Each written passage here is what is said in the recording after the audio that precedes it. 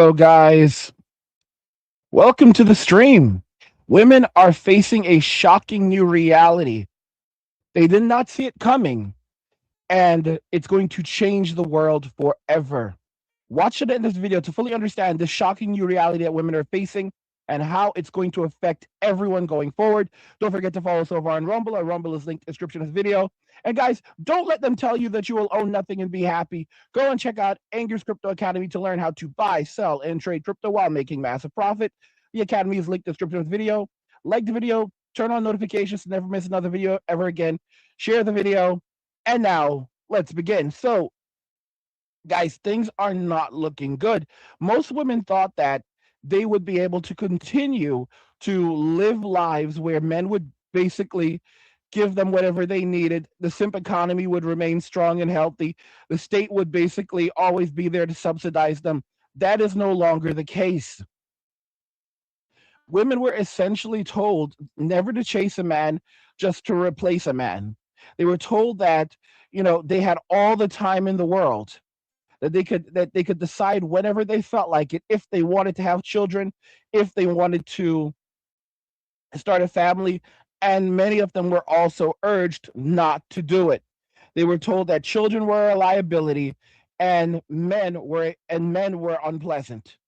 Okay, they were, and this was something that was not just done by their mothers, it was also done by their fathers, because their boomer fathers, they told them that they were perfect. They told them that they were special. They told them that they were a princess.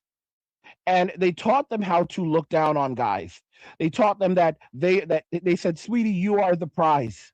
You're the prize." Okay? Women grew up believing this. They grew up believing that men owed them something, that the world owed them something. They go around now saying that they're ethereal beings, okay, and that every woman should know that, like, she's special, and and she should enjoy her time here on earth, and she was a goddess. So they believe that they exist to be served and men exist to serve them. This is a very bad belief. And of course, I'm not saying this is all women. It's 100% not all women, okay? It's women in Western society. It's women in westernized countries like China, South Korea, even Japan. Okay?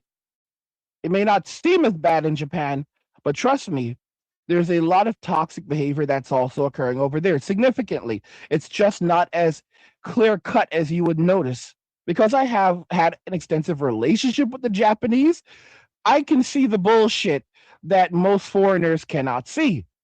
Okay?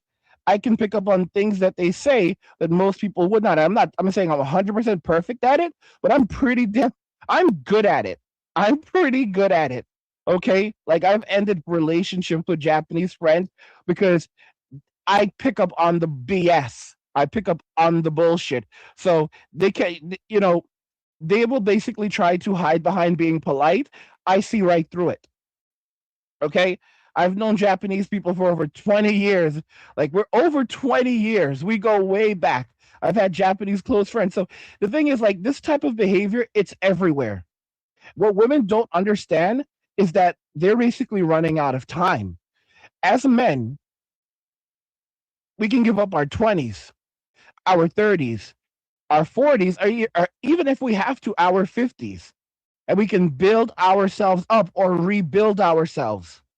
We can say, you know what? Forget about dating, forget about relationship, forget about all of these things.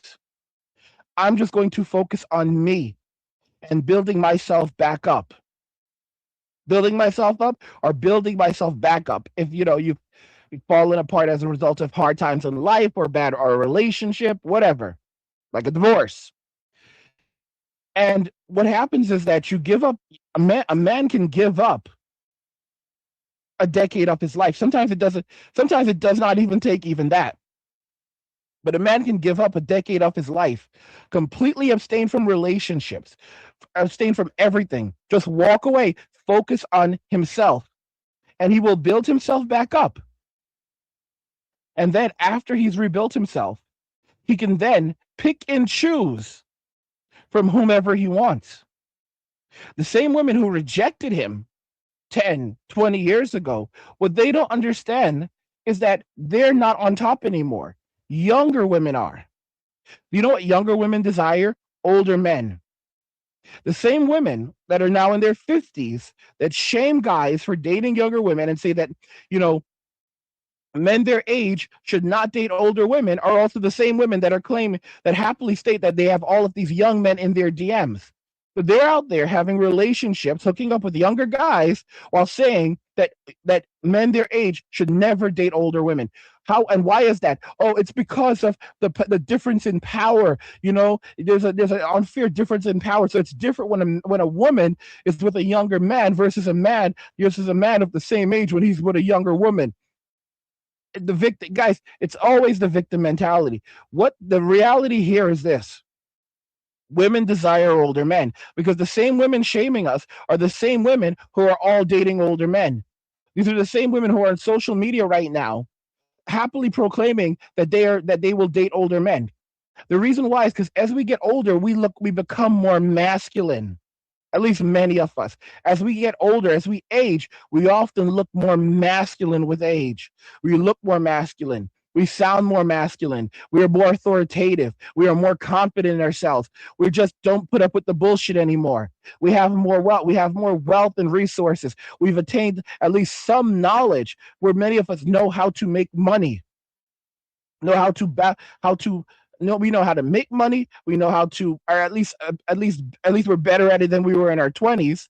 We know how to balance our budgets. We know the tricks. We know the traps. We've gained some wisdom, and we can pick and choose from pretty much anyone, from any woman that we want, any woman, any younger woman, and they genuinely want us and desire us outside of Western society because we are now more masculine. We're a great catch. And American women, they don't like that. Women from Western societies, they don't like that because they don't want you to know your value. They don't want you to know your worth. And the shocking new reality right now is that even as times get harder, if you listen, I've said this already. Elon Musk, Jensen, I forget his last name, the CEO of NVIDIA, they're all saying the exact same thing that I've been saying. They're basically saying that AI is going to wipe out all of these administrative jobs, but then they go on and say that people should consider the trades, plumbers, electricians, and so forth. So it's a major disruptor. All right, it's a major disruptor, but you have to understand something. As men, many of us enjoy doing homes and enjoy fixing shit ourselves. Okay, it feels so good when you grab a wrench, go under the sink, take off the drain, and swap it out or whatever. Women don't enjoy doing this stuff. As guys, we love doing this shit because now we're like, oh well, I did it myself. I learned how to do it. I gained a new skill, and look at all the money that's still in my fucking wallet. It's different. It's just a completely different thing. There's so many videos of women online who basically talk about how they have the skills to do things on their own. They watch the YouTube videos and they can do some electrical themselves, which is bullshit. You should not try to do electrical yourself if you don't have a background in electrical.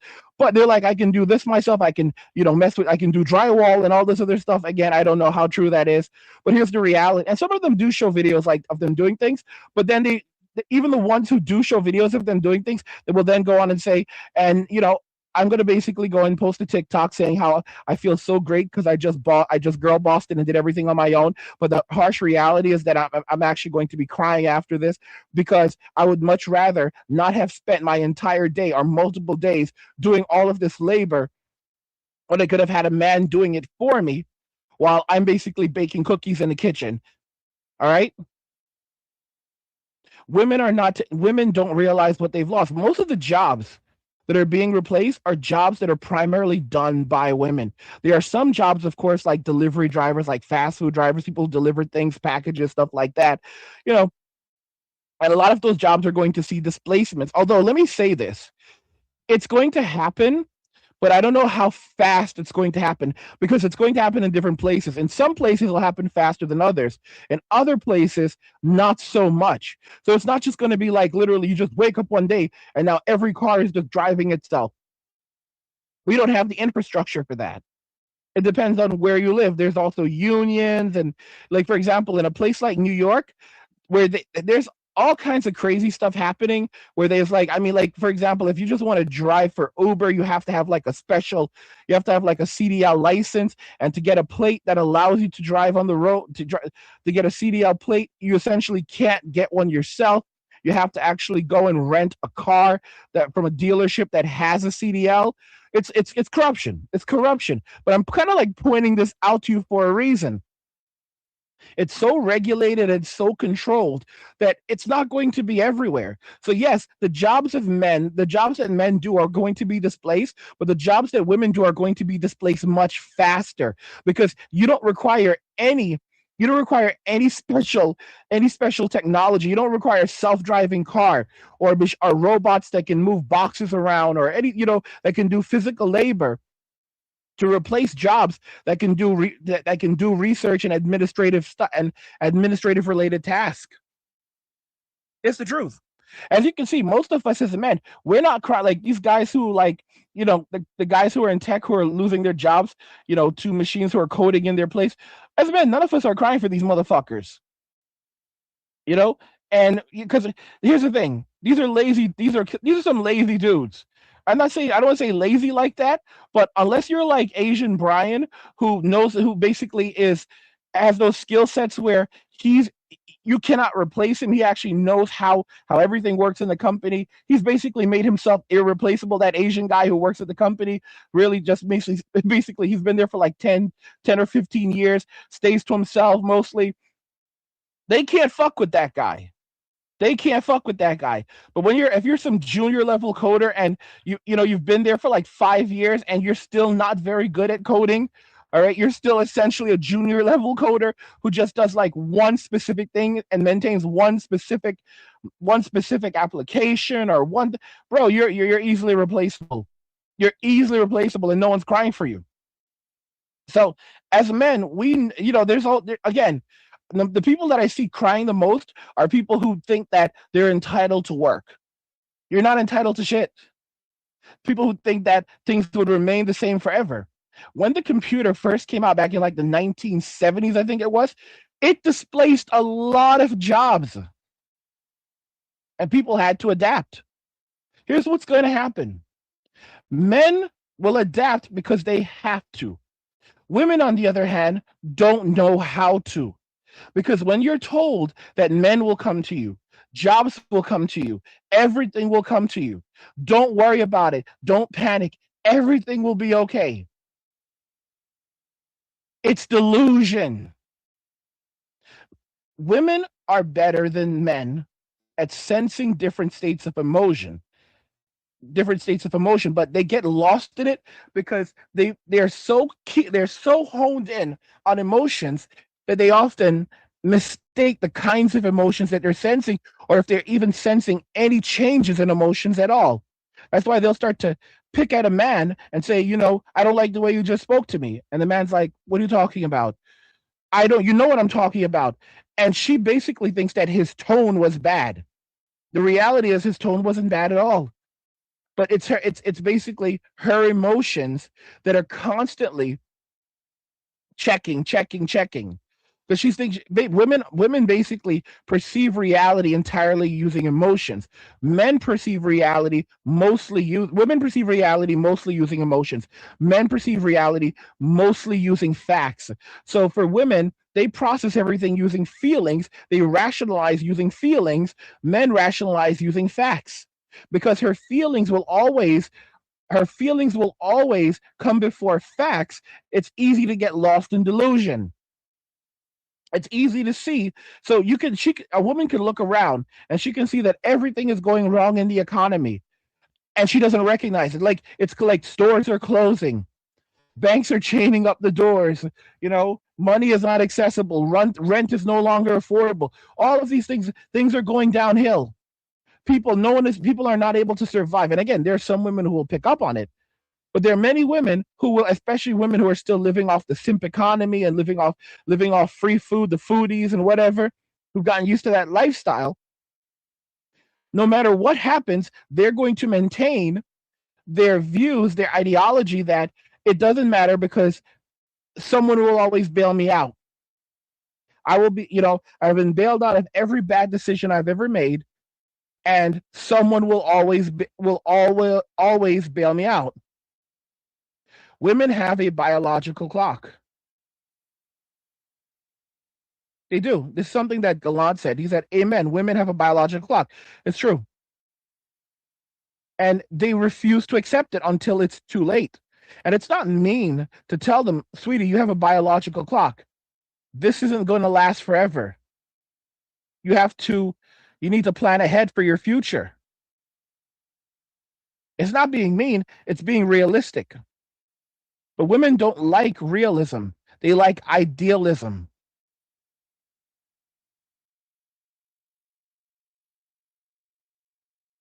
They like thinking about the way things should be versus accepting the way that things actually are. Guys, I'm kind of getting like it's kind of messing up a little bit. Give me 1 second while I refresh the screen because looks like things are like, yeah, just give me a sec, guys. Give me 1 sec. I'm not gonna abandon you. I'm not gonna abandon you. Just give me 1 sec. Give me 1 sec while I fix things. I think like one of my device drivers just failed. Some shit.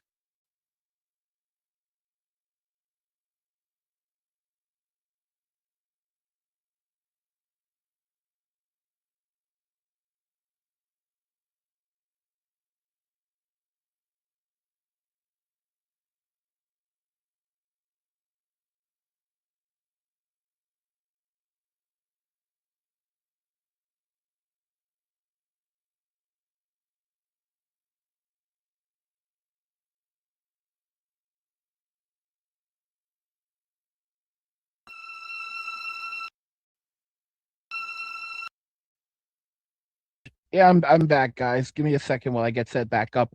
I don't know what happened there. Don't know what actually happened there. This is why you have to always have a backup in case. But yeah. Like I was saying, I think it looks like everything's back to normal. Like I was saying, so women refuse to accept that they have a biological clock. They refuse to accept that it's not going to last forever. Okay? No, it's like, sweetie, nothing lasts forever. Nothing lasts forever. All right?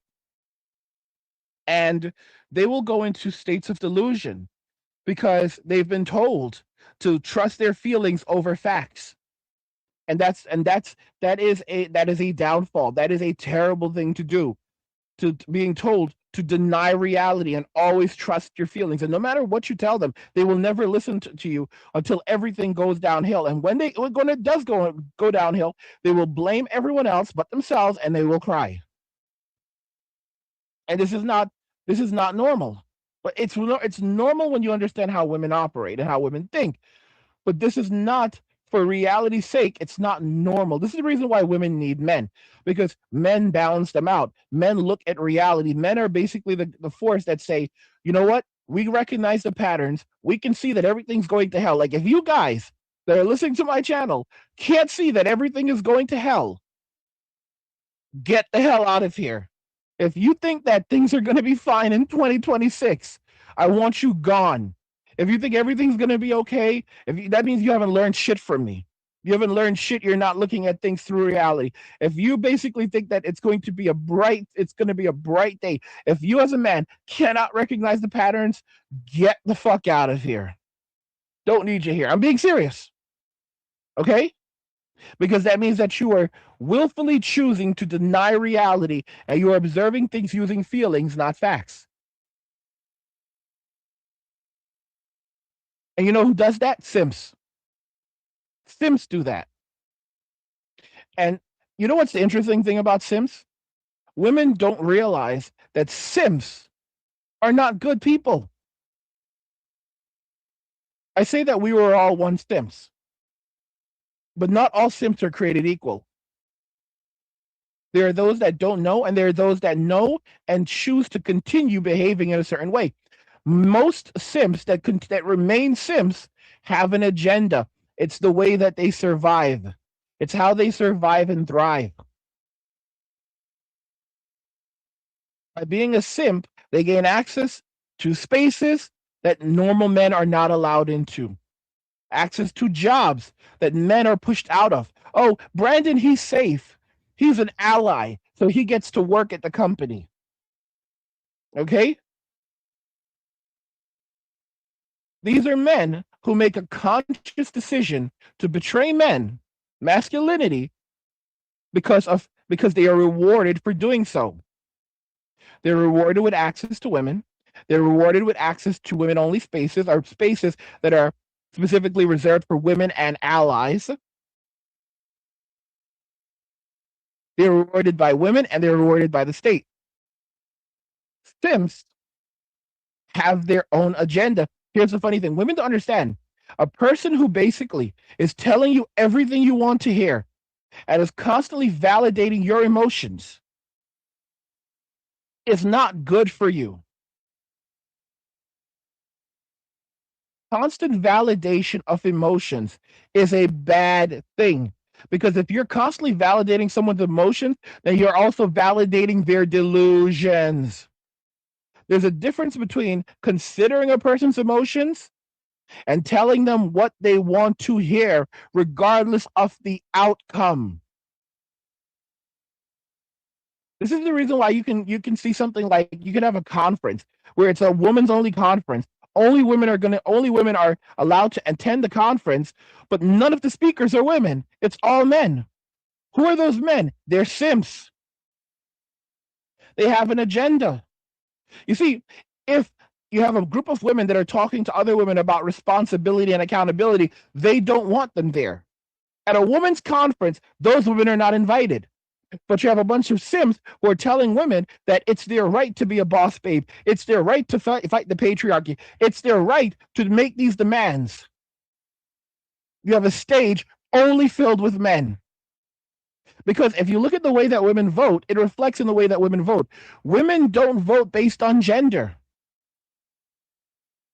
Look very carefully. People are shocked when they hear this. Women do not vote based on gender. In fact, gender often does not influence who a woman votes for at all. What ultimately influences who a woman votes for is the one that they deem will give them what they want. This is the reason why you can have 4 women running in an election against 1 man. And if all of those 4 women are talking about things like accountability and responsibility, while that 1 man is talking about privilege and securing more rights and privileges for them, they will vote for that 1 man. Jesus, not even 9. It's 10 out of 10, bro. It's not 9. It's 10 out of 10. 10 out of 10. He can be kind of creepy. He can be sleazy. He can have all of these qualities that would give men the icks, and they will choose this guy. 10 out of 10. 10 out of 10. They'll even tell you right afterwards that he kind of gives them the icks, but they figure they'll get a better deal with him. They can tell you all the different reasons why they don't like him. They can see all of his characteristics, why he's a bad idea, why he's not a trustworthy person. And then you'll say, why did you vote for him? Because ultimately he'll give me what I want. He'll give me more power, more privileges, more rights, more privileges, more resources. And so basically he's going to just give you candy, but you're not thinking about his characteristics as a person, even though you can clearly see he's not a very good person. Yeah, I don't care. Because he's basically validating my emotions and telling me what I want to hear and saying he's going to give me whatever I want. Versus these other ladies who are talking about responsibility and accountability, and that doesn't vibe with me. We're going to face the shocking new reality where they're not going to be able to go and pick and choose from the men from men anymore. Within 5 to 10 years, so many women are going to be completely aged out. Like, guys, I'll tell you something interesting. I had no idea that a woman could naturally enter menopause at the age of 45.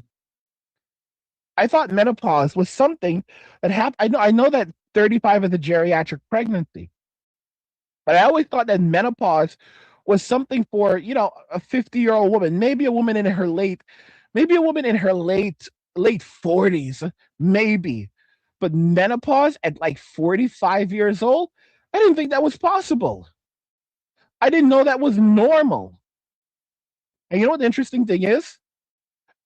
I know that a lot of women are just as ignorant to this or oblivious to this as I am. And you have to say, like, bro, you're a woman, though.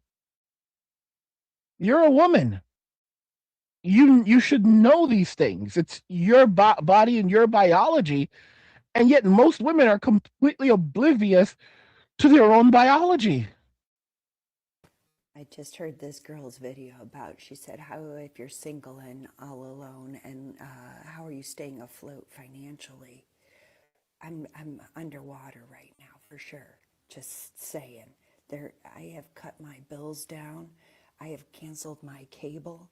I have a change jar for real backup with like $300 in quarters in my change bucket for emergency eating. Okay? We don't turn on the heater, the air conditioner. We turn all the lights off. Okay? Literally, I have menopause and I'm going to need that AC this summer, man. I'm telling you, it's St. Louis. It gets hot down here. But my food, I got my food whittled down to like barely nothing. I said, hey, it's okay to be anorexic. It's all right. I'm overweight by 45 pounds. It's all good. So, yeah, you make things happen. Every fucking boomer parent that, if you did have one in your life that's not helping you, they go, you'll figure it out. You're damn right you'll figure it out. You're going to freak out. You're going to start selling your shit. You're going to start selling your shit. You're going to start hitting up people for jobs, and during the interview, you're going to be begging, but you already have a full-time job. I don't actually have a job, and I don't know how I'm making it happen. So this is how it's going to be, and it might not get easier. You know, I don't want to be a pessimist, but I'm 40. I'm almost 46, and the the corporate world, that's hard to be in there after 40. Restaurants for sure over 40. I'm 46 trying to get a waitress job. Nobody's. So this woman she's a Xennial like me. Xennial are just are a Xennial like me are just right on the edge. And I had no idea. I had no idea that a woman could have menopause at 45. What the living hell? But we were like, guys, this is, and she, how are you single and surviving? And she basically said, I'm not. I'm like, there's no, like, there's like, we have to keep the, she's evidently, she said we, but she also said she's single. So I'm assuming she's a single mom because she is single, and she's basically living hand to mouth. And it's like, I've had my ups and downs, but even when I was a broke, even like, there was a couple of years ago when I got really sick, I still was able to find money to keep Crunchyroll going or Netflix if I needed it. You know, I suffered, I struggled hard financially, but it's just it's really interesting. It's really really interesting. Like, as men, we can do so much. It's weird. We can do so much with less. Like, when I was really ill for a couple of years, I had to come back. I was living overseas. I had to come back to the US. I had to leave everything I owned behind. I had exhausted my savings. I wasn't working anymore because I was just so sick. I was bedridden. I was in so much pain.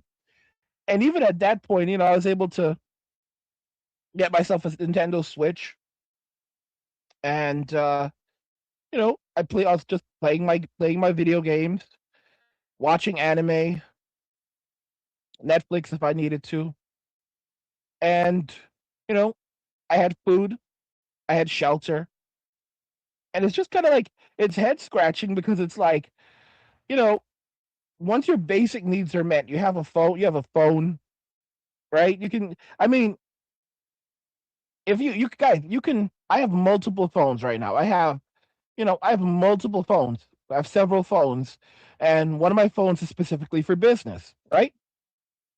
I have an iPhone that I use for business, and I have Mint Mobile on it.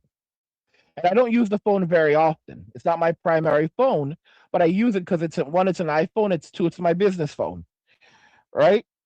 And on that phone, I have like it's like the like I think it gives me like 5 gigabytes of data per month because I don't use the phone. It's not my primary phone. My primary phone has unlimited data, right? And then multiple multiple home internet connections. I've got T-Mobile home internet. So I've got T-Mobile home internet is a wireless internet connection. I have a cable internet connection, which is actually my backup internet connection. And I also recently picked up Starlink over the Best Buy over in November during the Black Friday period. I was able to get one for like 200 or 250. I don't know. It's somewhere around there. I got it really cheap compared to being usually 500. 500 I picked up a Starlink Mini, and you can actually put them on. There's like a $5, $10 plan, which basically lets you put it on kind of like a reserve. So it's standby mode, so you get like a tiny amount of data, but it still works. So, and I need to set that up quickly. One of you guys actually pointed out that you have the main dish, and it's pretty good. And I don't know. It's just mind-boggling for me when I look at how hard women are having it right now who are single. And maybe and you want to say, well, it's because maybe she has children, but single women are suffering, right? Single women right now, single women, young single women are fucking broke. Month I won't be able to afford rent. I'm not a rich person. I don't have a lot of stuff. I have basic household necessities, a couch, a bed, washer, a dryer. That's about it. A car. I don't have a lot of lavish things. I don't go on vacations, and I don't spend a lot. Rent's increased from $1,300 to $1,800.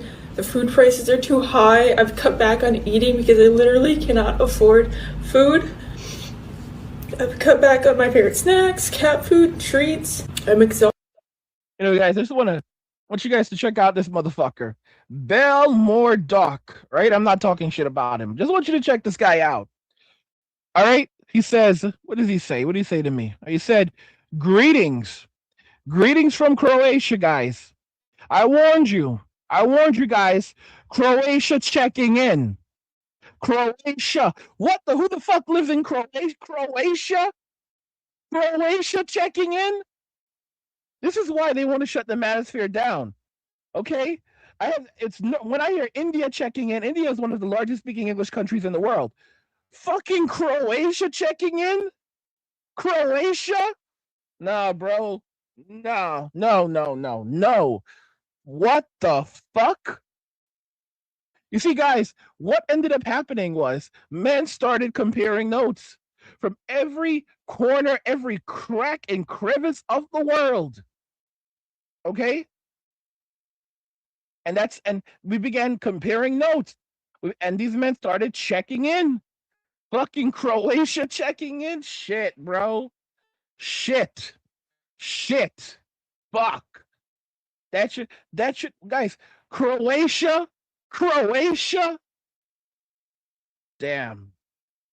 Women don't understand just how badly they've messed up, how serious this reality is, where men all around the world have collectively walked away. Men are not boycotting. Women think this is a boycott. This is not a boycott. Men are not boycotting women. They're not trying to spite them. Women don't understand. Men have retired. Men have retired from relationships with women in these societies. They don't get it.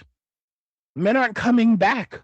Men don't want these so-called baddies anymore. These baddies bring bad things into your life.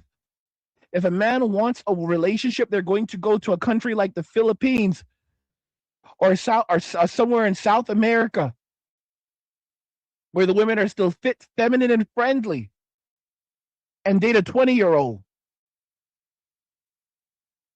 who cooks breakfast for them in the mornings and wakes them up in a very, very loving sort of way, if you get what I'm hinting at. Okay? Let's just say that the pipes are never clogged. The drains are always clean. So women don't get it. Men are not boycotting. Men are not trying to spite them. Men are not trying to get revenge. Men have retired from the game in Western society. They are enjoying their peace and solitude. And what they're realizing now is that now by walking away and slamming that door shut, because saying they don't want to have anything to do with relationships in these societies anymore. Now it's opened up new possibilities. It's changed the way that they think. It's given them lots of freedom, and they've looked at it and said, "Well, since I'm done with these societies, if I do want a relationship, I'll go overseas whenever I feel like it and mess around over there. And I'm in no rush to go anywhere." These men are in no rush. That's something that women don't get. These men are in no rush. They are at peace. They are at peace. They are happy. They're relaxing. They're at peace. And there's all these women like, oh, I don't need, I'm happy. I'm at peace too. I'm having a great time too. Someone like, I'm playing games. I'm like, bro, I'm happy for you, but they're telling lies. They're telling lies. What they're conveying is that they're miserable, but they're trying to put up a brave front because they're basically playing to their egos. And if they were honest with themselves, they would be doing better. If they were honest with themselves, they would feel better. Okay? Maybe not right away, but they would feel better in the long run. Because it is torture lying to yourself. And women would rather lie to themselves to validate their feelings than accept the reality so that they can work on themselves. Exhausted all the time for being overworked and underpaid. You don't catch a break when you grow up poor. I don't need much to be happy. I just want to be able to live comfortable. I just really need to catch a break right now. I'm trying so hard and I feel like I'm not doing enough. I don't have family. I don't have anything to fall back on. I don't have family. I don't have anything to fall. A lot of women don't have. That's another good point. Is a lot of women don't have anything to fall back on. All right. And it's so interesting because so many of these women, they bashed men and shamed men when men chose to still live with their parents, and now many of them are facing homelessness or living in vans and RVs. And it's like you're shaming a man for living with his parents. He's saying, like I heard from a guy recently that said that he's 45 years old, is living with his parents, and he's probably never going anywhere. And there's a lot of these guys who are like, yeah, I have a good enough relationship with my parents, so I'm fortunate that I can just live at home. And these women are these same women who are homeless, bro, facing eviction, homeless, having to do insane things, trying to survive, are shaming men who are their age for living with their parents, saving their money, not paying psychotic rents. You know the reason why? Because women believe that the sole existence of a man is to serve women. If he's not serving women, then he shouldn't be allowed to exist. That's how they view us. It is such delusion. And I don't blame them entirely because that's what they were raised on. They were not taught how to support a man. They were not taught how to love a man. They were told that they were better than us. They were told not to chase us. They were told to replace us. And now they find themselves living in very hard times. And I don't know what to do. Don't even know how to treat men because yeah, they don't know how to treat men. They don't need treatment. They don't know how to treat men because they weren't raised to do so.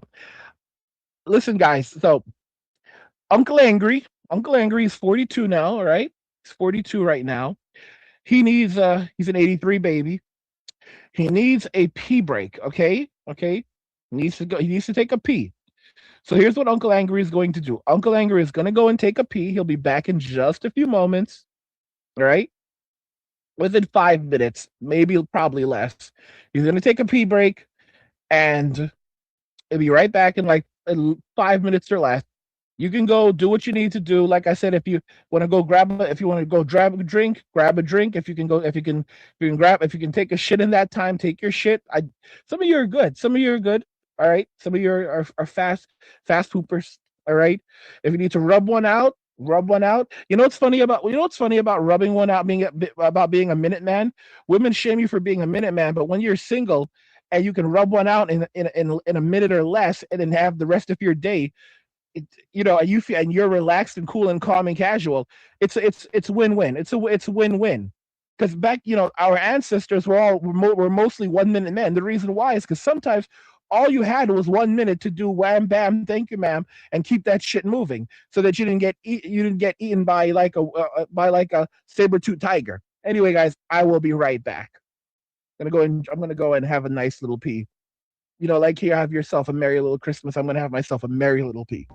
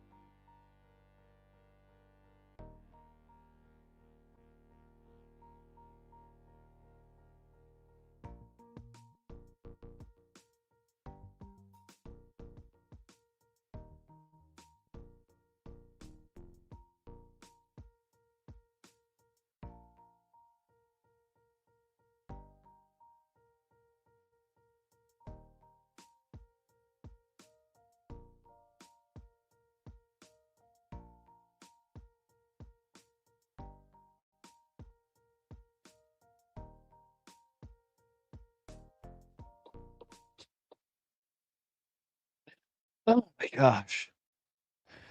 Y'all remember Two Girls, One Cup? That was back when the internet was still funny. That was back when the internet was still wild. Those were the more innocent days. The more innocent days. Women don't even know how to treat men because they were never taught how. Boys grew up being trained from day one. Be a gentleman, open the door, protect her, provide for her, be understanding. And if she hits you, you don't hit her back. Everywhere we looked, the message was the same. Movies, books, fairy tales. The man rescues the woman. The man saves the day. The man risks his life. The man carries the burden. And women, We're always the princesses, right? But there's a problem with that. We never saw the reverse. We never saw stories about how women should be treating men. No novels teaching girls how to respect a man. No movies demonstrating feminine loyalty, softness, or devotion. Parents don't even teach it. School doesn't even teach it. And society. Yeah, I'm gonna interrupt a little bit because you guys are getting wild in the comments. All right, Galan said you'll get people from all over the world. Feminism has metasized the end stages, and then people then we have then again, Galanta says Wisconsin checking in. Who the fuck lives in Wisconsin? Melbourne checking in. Holy fuck! All right, so that's Australia. Yes, Australia has lost its mind. Yaj says Ontario, Canada, Canada checking in. Canada checking in, guys. All right. FL says angry. I had a feeling you would wander back into the fold. I never really left. I was being censored. So yeah, guys. I was being censored. I'll tell you. I'm just being straight with you guys. I was being censored. Okay. I was one, and if you guys were like following me over on Rumble, you know what's up. I was being censored. I was basically not able to say the things that I wanted to say for many years. Like even these videos right now that I'm making, you could not certain things you just could not say 2 years ago, even 2 years ago. So even though I'm not necessarily happy with everything that's happened with our current administration, we could not have some of these conversations 2 years ago. I couldn't even sit here, like even being able to, use many of you know this, like a year ago, even like earlier this year, I would never be on here just casually dropping the F bomb. You know, I mean, obviously there's still certain things that you still cannot say, but it's just such a big difference. It's such a big difference, right? And there's also like there's a bit more of like, you know what, fuck it. Fuck it. I'm just gonna do me. And be a bit mindful.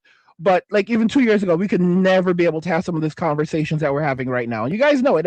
I've kind of learned how to kind of toe the line a little bit still. But it wasn't so much that I had left the fold. It's just that there were some things I just could not say. I had to wait until some of the heat was off. There was heat. There was 100% heat. Like, I mean, guys, like it was hot in that fucking kitchen. Hot, hot, hot, hot, hot in that fucking kitchen. Okay. So I had to basically walk the line for a couple of years, more than a couple of years, like 3, 4 years. And then I was also sick. But you guys get the idea. I mean, I'm one of the OGs of the manosphere. I don't know if I'd call myself an architect, but I was definitely one of the people who helped to make the manosphere prominent. I'm one of the OGs of MGTOW. I helped to build it. I was one of the OGs. There was nothing. There was almost no one else like me. There was one other guy back in those names named his name was SEXY I think that was his name, and he was basically the closest thing to me during that era. Okay, and guys, you know what's crazy is over 10 years later, I'm still here. Over 10 years later, I am still here, and that's God right there. That is God, because I've been through so much shit. All right, but yeah, guys, I was basically shut down, and I had to basically really like. I mean, guys, it happened to a lot of people. Look at Dave Chappelle. Look at what happened to Dave. He was like, they shut his ass down for like 10 fucking years. How many times has he been canceled at this point? Like, he was shut out of like television and movies for like 10 years, and then they canceled his ass again in like 2018, 2019. And then they canceled his ass again like, this guy's been canceled so many fucking times, you know? But it's just how it is. It's really, really just how it is. But like this goes back to what I was saying. It's like women don't know how to treat a man because they were never raised that way. They were never taught that way. Let me check this out. Jeff says earlier this year I got out of a 10-year relationship. Relationship. Oh, fuck. And I haven't had this much peace in years. If you're lonely, when you're alone, you're in bad company. Protect your peace, gentlemen. That's it. Thank you for sharing that, Jeff. 10 fucking years of misery, man. God bless you, bro. God bless you. Glad you're free, man. Glad you're free. Hope you never go back. If you need some action, go overseas. Do not get married. Don't try to do the whole bring them back. Just basically play the field and have a good time. If you want to have a girlfriend, but do not commit and do not start handing over your cash. Yash says, I know of two women living in cars. It's such, guys, they started to do the whole, like, this thing with women has been massive, like the whole van life thing. All of these women living in their cars, like, and saying like this is luxurious. Nah, bro, it's homelessness. Sweetie, it's not luxury. It's homelessness, babe. Boo, it's homelessness. It's no. It's not. You're not a van life girly. You're a homeless girly, sweetie. You're a homeless girly, okay? You're a homeless girly. That's not luxury. It's poverty. It's poverty that you're trying to mask. It's poverty, all right?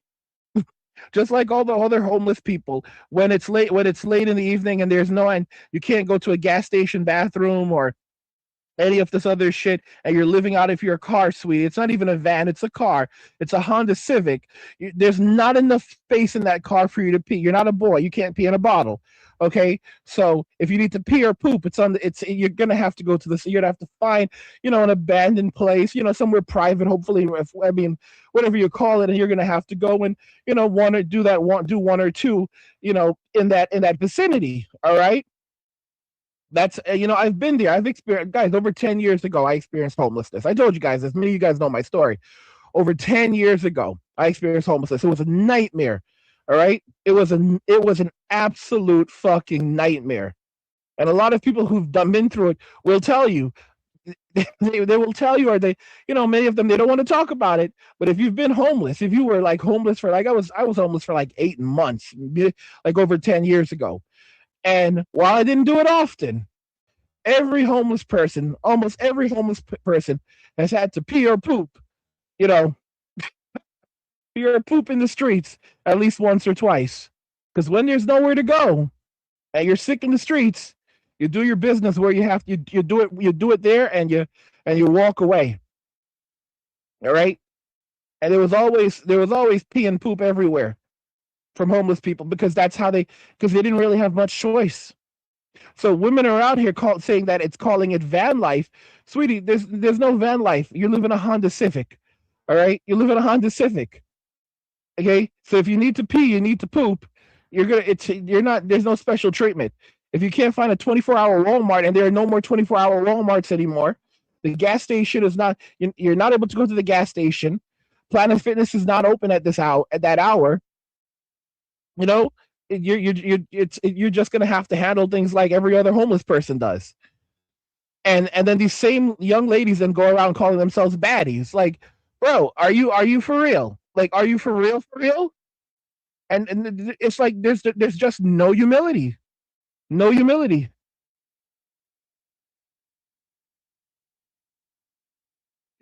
Michael said, he's right. Michael said what they did, angry is being too nice. What they did was they used women's own nature against them. They absolutely did. Women were betrayed, but they used their own nature against them. I've said this plenty of time. If you want to destroy a country, destroy the men. If you want to destroy the men, use the women to destroy the men.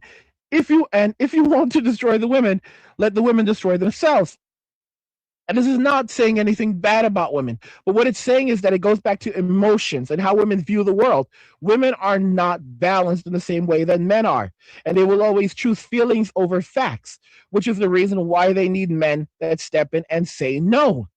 Because you will have a group of women, it can be the apocalypse, and they will let the world come to an end. Instead of solving the issue using facts, they will choose feelings, and everything will go to hell, because they are choosing their feelings over facts.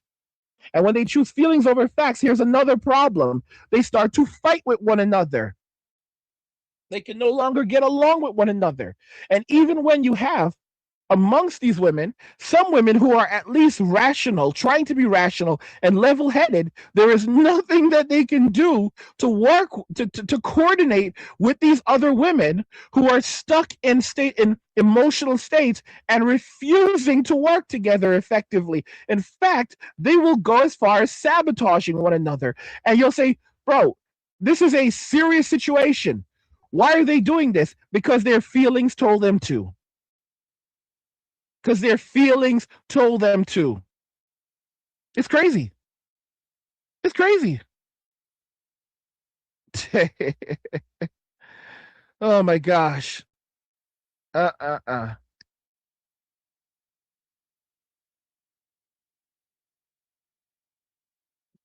You guys are saying, Lord says from New Mexico to the East Coast, I see all kinds of all kinds of ladies with help homeless, will work for shelter signs. It's despicable. That's so unfortunate. I do not celebrate homelessness for anyone. I do not celebrate homelessness for women. But I am mindful that so many women are struggling financially right now and they are not confronting reality. See, like I said, if you're listening to my content and you're like everything's gonna be okay, get the fuck out of here, bro. You haven't learned shit. If you're listening to me and you've learned nothing from me, get the fuck out of here. Our man says 43 is a good age and still have energy to enjoy life. Envious. Yeah, no, it's not terrible for me, right? I mean, I'm 42, going on 43. I just turned 42 a few months ago, so like 2 months ago. So I mean, for me, it's like this is kind of like a place in my life where I'm more focused on getting rid of debt, focusing on building my wealth, focusing on my health, like getting my health back to where I want it. I'm not interested in any relationships. Okay? My whole ideology is literally, well, maybe in 10 years, 5, 10 years, maybe I'll go overseas and, and find a Filipina or something. Like my optimal woman is a Japanese woman.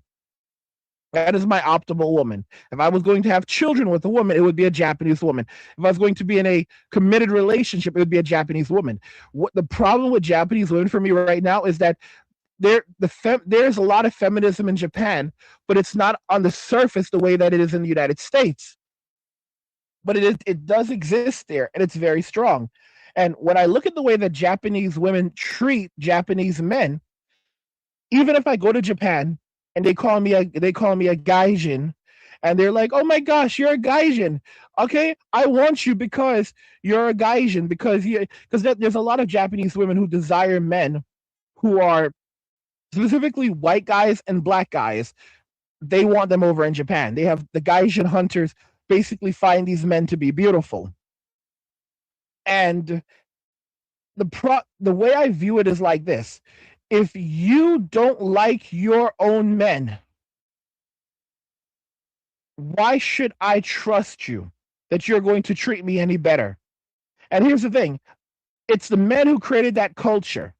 So the only reason why I want to be with you is because of the culture that was created by those Japanese men. So if you start disrespecting these men, and I've had Japanese friends, female friends who've done this garbage, and I don't tolerate it, where they start putting down the men in their country and saying how they prefer for foreign men, and they call these men grass eaters, and they are basically they think that they think that they're gonna make me feel good shaming these men. No, bro, if women start shaming men in their country, there's an automatic turn off. Automatic turn off. Because if you can treat your men like that, you can treat me like that. So I don't play that game. I don't play that. But for me, at being 42, at this point, it's literally about just making my money, continue to build it, different passive streams of income, grinding, putting out my message, kind of like focusing on a purpose. Like, for example, I did not have to jump on here. I literally did not have to jump on here. I could have just been chilling, doing something else, but I was like, nah, I feel like streaming. I feel like fucking streaming, which is crazy because like the Christmas stream only had something like 50 people watching, And now this random stream that I just cooked up for you has like 80 fucking people watching over on YouTube. While it's not my all-time high, it's really good compared to where numbers have been in the past couple of months. Granted, I wasn't really streaming much in the past couple of months, but even for the year, it's like this is like 80 people watching right now. It's pretty good. And it's like I would much rather, like, this is more pleasurable to me. Like, sitting on stream with you guys talking a load of shit is more pleasurable to me than spending time with a woman right now. I would, even though like the lizard brain is like, well, I mean, you might get laid, and it's so stressful. It's like I don't want to. This is enjoyable. Like, oh my gosh, I'm gonna go sit on a couch and listen to some girl for like, even if she's cool, like listen to her for like, give her my time for like an hour, and then maybe I get laid, and then I've got to spend some more time with her, and then it's like, what? Now we're supposed to go back and forth and back and forth, and maybe, or I can just basically jump on here and talk shit for a couple of hours with the boys, then rub one out, have a nice meal, and go to sleep. Yeah, I like that option much better, much better. And I didn't have to share any money. I don't, and in fact, and not only did I not lose any money, but some of you guys might even buy me a Red Bull. By the way, guys, don't forget, if you want to buy me a Red Bull, the link's in the description of the video. All right, you enjoy the content I'm making. Buy me a fucking Red Bull. Buy me a Red Bull. I know some of you are like, Angry, stop drinking Red Bull. Listen to me. You're not my fucking mom. You're not Steve from Stranger Things. You're not mom. You're not mom. If I want to drink a Red Bull, let me drink a fucking Red Bull. All right. Let me drink a fucking Red Bull. Jeez. Okay. Oh, it's about your heart, Angry. Listen to me. You only live once. YOLO. I hate YOLO. I take that back. I apologize for that. But you get what I'm trying to say. All right. God, do I hate YOLO. God, that's not like I hate Drake. Evidently, he's the one who coined the term YOLO. I don't hate Drake, but I fucking hate the term YOLO. Fucking, that's like younger millennial garbage lingo. Like, damn, like that felt like so Gen Z of me. It's a millennial cringe, but oh my gosh, I feel like I need to. What is it, like Sempoku?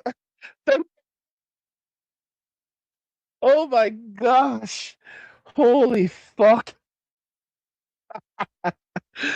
Oh my god, it felt like repentance, like simple repentance was not enough. Like, to fully repent, must draw the blade. Draw the blade. Draw the blade. Sempoku.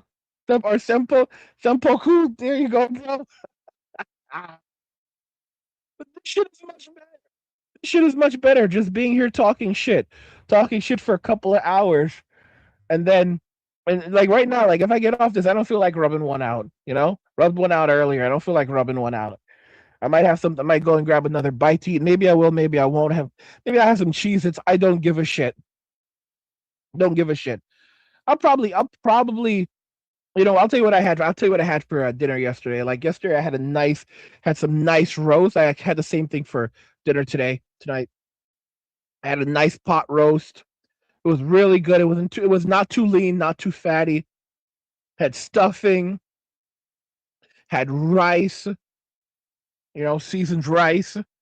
Oh gosh, it was good. I had egg salad. It was a good fucking meal. I had the same thing again this evening. All right. Really enjoyed myself. Really enjoyed myself. Surprisingly, did not give me the shits.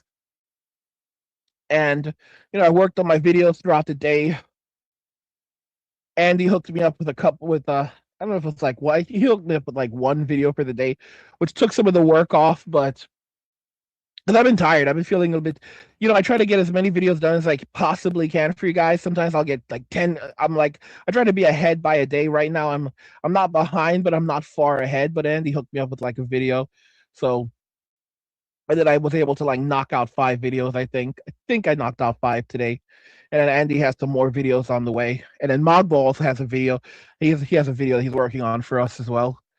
But it's a lot of work managing the channel. Like, I mean, like, just to set up the streams for you guys, holy shit. Just to set up every stream I set up, I tell myself, okay, I'm going to get it done in like 10 minutes. I'm like, because it takes, guys, I have to, so the stream starts, the setup process starts in Rumble Studio, right? So I have to go into Rumble Studio and I have to basically create the stream in Rumble Studio, and basically it's so multifaceted. Rumble Studio connects to YouTube and Twitter, so or Twitter X. It connects to YouTube and X. It can also connect to Kick, and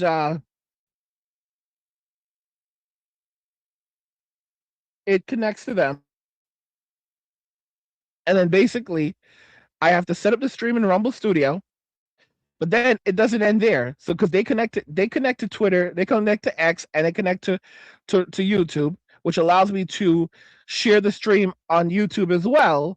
But it doesn't end there because I'm not connecting it. I'm not connecting it, even though it's connected to YouTube. It's not. It's also has to be connected to StreamYard. So StreamYard is the command center for the stream. So I have to connect Rumble first, connect Rumble to YouTube and then X, and then connect StreamYard to Rumble, and then after I've done all of this, I have to go into YouTube and make changes in YouTube, like uploading the thumbnail directly to YouTube, because even if I upload the thumbnail on Rumble, it doesn't upload from Rumble to YouTube. It's insane.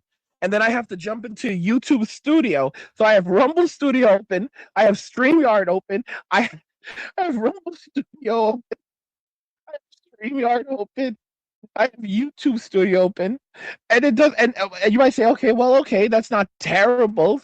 It's technically three different studios, but then on top of that, certain things don't work in the studios. Like if I want to respond to a message, like to a specific message, like type at so forth, I have to do it. I have to do it in a Rumble window, not in a Rumble Studio, okay? Or else you guys don't see it. So I have to also have windows open for Rumble and for YouTube in addition to the studio. So I actually have to have, like, just like how you're watching on YouTube, I also have to have one of those windows open for YouTube, one of those Rumble. So I literally end up having with 1, 2, 3, 4, 5. I end up having 5 tabs open. I closed all the others, and I have to jump between them so that I can basically navigate everything. And here's the thing, like for example, like when I put your messages on the screen, you would think I could do that in StreamYard. Usually I could if I was just connecting to YouTube, but because I'm connecting through Rumble Studio, I have to basically, your messages are controlled. Jeff says, Drain the Lizard. Your messages are basically controlled, like on-screen messages are controlled in Rumble, not through StreamYard. It's because of the way that it's set up. And here's the thing, I had to learn all of these different things so that I could do this. But you know what? I don't give a shit, because it's so much more fun and it's so much more pleasurable just hanging out here with the boys talking shit than having to deal with a relationship. All right? I'd rather talk shit with the boys than have to deal with a relationship. All right? Because most women don't know how to treat a man. He definitely doesn't teach that. So guess what happens? We have generations of women who expect everything, but were never taught to give anything back. And feminism made it worse. Instead of teaching women how to understand men, how to work in synergy, how to create polarity, it taught them to compete with the men, to fight with them, to become a man, to see softness as weakness and masculinity as toxic. So how can a woman treat a man well if she was never shown what feminine contribution even looks like? And how can she respect him when all she grew up hearing was men are the problem? How can she love him correctly when she was taught that he owes her everything and she owes nothing in return? Men today are paying the price for a script that they didn't write. They were raised to give everything. Women were not raised to reciprocate. And the only way we fix this is by teaching the truth. Polarity is freedom. Synergy is power. Relationships only work when both people know how to love each other and live in their masculine and feminine energies.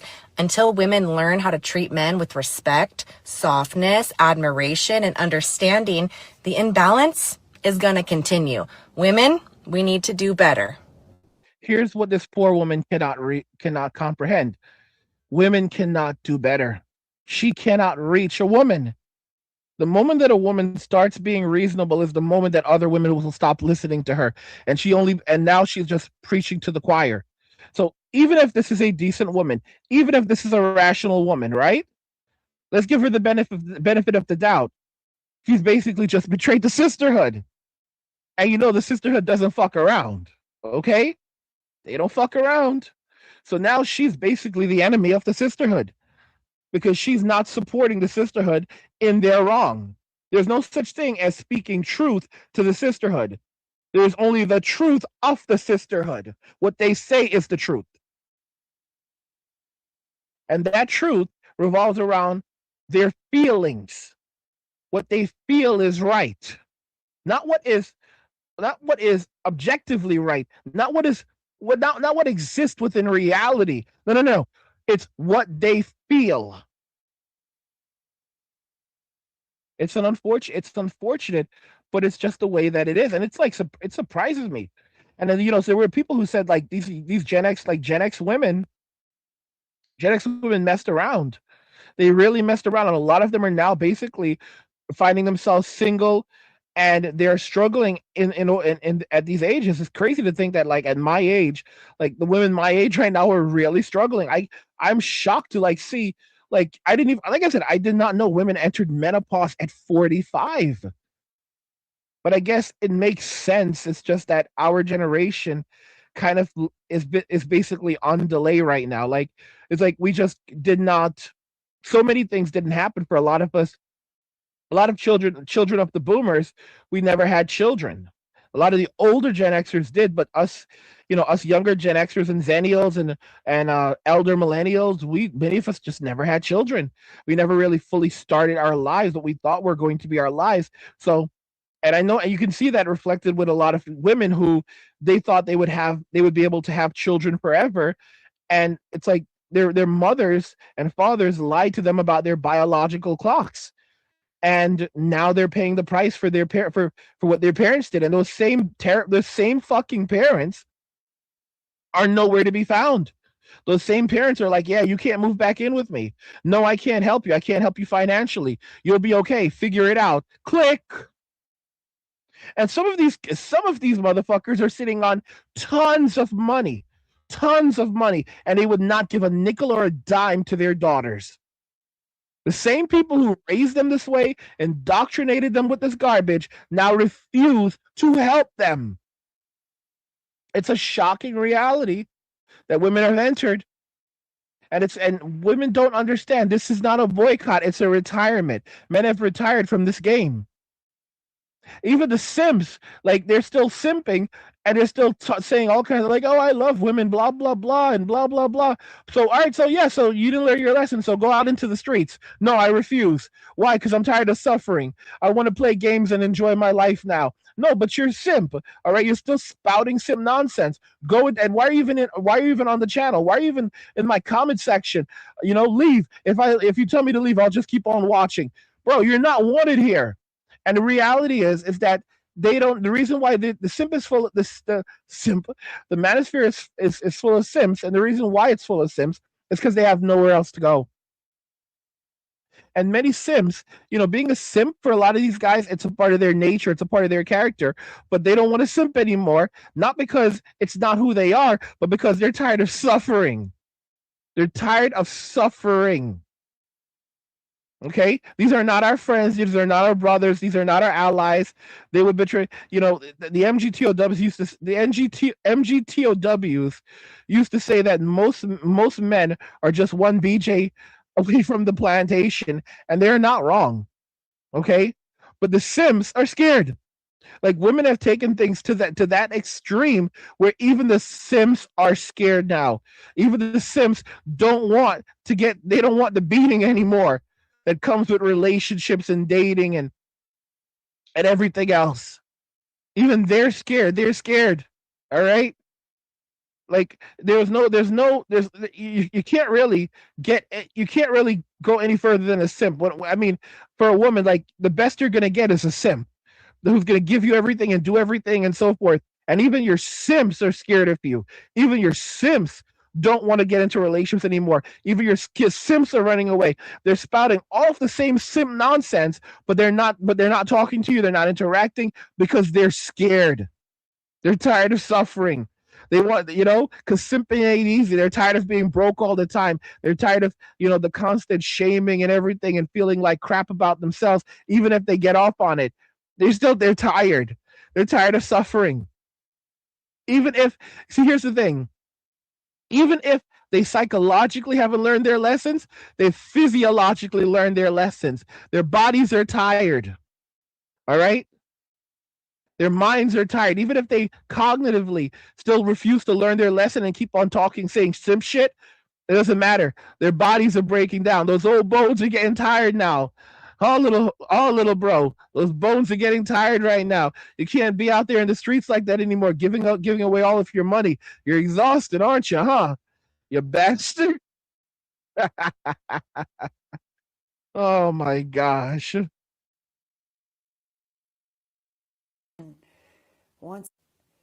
Nobody wants a piece of this. All right. Maybe a casino. I don't want to do anything. You get on such a high horse as you get older. You don't shitty. Okay. You don't want to work at Kmart. You want to work at Nordstrom's. All right. If anything, but these shitty places that want me to work like 2 days a week, low man on the totem pole. It's never gonna. Nordstrom, bro, isn't that Nordstrom? You don't want to work at no. What the fuck? Isn't Nordstrom like is a store? What is Nordstrom? Yeah, it's an online so it's a store where you can shop online and in store. So she's 45 years old saying that she doesn't want to work at Kmart, she wants to work at Nordstrom. It's like, sweetie, you should be working at JP Morgan. You shouldn't be saying Kmart. No, I don't want to work at Kmart. I want to work at Nordstrom. Bro, you should be working at JP Morgan Chase, bro. You're supposed to be an analyst or a broker. Pay my bills. I have to get every single fucking thing down to almost nothing. I have to live almost nothing. I'm doing my own hair. I got my sister to cut my hair, dye it with the box dye. All right. Even homeless people can scrounge up a fucking suit to wear. Okay, I've seen it. Yeah, you just no more. She legit said that she is struggling worse than a homeless person right now, bro. Struggling worse than a homeless person? This is what I told you, that women were not designed to live without a husband, okay? Because it's just men are designed for survival and protection. Women are designed to be caregivers and nurturers. And I believe that's the reason why they have so much emotional sensitivity, because that is effective when you're in tune with motherhood. That makes it very effective when it comes to raising children and relating to children and playing with children. But they are not optimized for real world, for the harsh realities of the real world. If they don't have a man as a backup plan, if the state isn't going to bail them out, and even if the state does bail them out, the state cannot entirely be their husband. They traded men for the state, but while they were able to live a certain way when they were young, without a man in the house to help them rationalize and reason using facts instead of feelings, it's hard. Men are better at budgeting. And there's a thing called a single person's tax. Women don't comprehend this, but the amount of value that a woman receives from simply being married a lot of the time, they don't understand that if you were single, all of these things would cost money. Because you have a man in the house, the drain is clogged. The man goes in, grabs a toolkit, and starts fixing it, or he says, "Oh no, I need to go and change this drain." He goes to Home Depot, grabs a brand new one, replaces it. The woman doesn't think anything of it. She thinks nothing of this. And he does this constantly throughout the year, changing drains, fixing simple electrical wiring things, doing, fix like changing her brake fluid and even her oil and all kinds of other stuff. She gets a flat tire. He changes the fucking flat tire. He does all of these things. She doesn't pay any attention to this. He's doing all of this maintenance around the house. He's doing all of this car maintenance. He's doing all of these other little things. He helps with the laundry. He helps with this. He helps with that. And on top of that, he's covering these. He's covering bills. He's helping to sub. He's paying the vast majority of all the bills in the home. She doesn't understand that when you're single, there's a thing called the single people's tax, and single people have to pay more for everything because they're not sharing resources or sharing responsibilities. When you share responsibilities, you have more energy because you don't have one person who has to do all of the cooking, all of the laundry, all of the taking all of the gardening. People share responsibilities. You know, you may not even need you don't need daycare all the time because there will usually be at least one parent around some of the time. But when you're a single person, if you're a single mom, you always need daycare because you don't have family to take care of those kids for you. You will always need daycare. Which by the way is not normal because prior to the boomer generation, the baby boomers destroyed the family unit. Prior to the baby boomer generation, it was normal for multiple generations to live under the same house. So you didn't need daycare for your kids because you would always have someone around. You would always have your parents to watch your kids, or you would have nieces and nephews that are older. Or no, I'm just being so honest. There were multiple generations living under the same house, and it was normal for not just for your parents to be living there. It was also normal for your parents to be living there. It was normal for your siblings to be living there. It was normal to have a multi-generational house. I told you guys, like my father, he never took me to it, but they have an estate. And all of his siblings, they all go back to the fucking estate. Okay. And some of you have theorized about why I've never been there. I haven't seen the bastard in over 10 years. It's like pushing 15 years.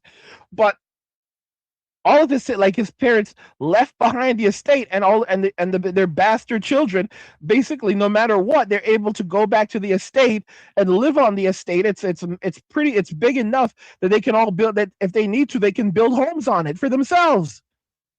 The boomers stole everything from us. They stole everything that our grandparents left behind for us. They stole everything that our great grandparents left behind for us. They stole everything.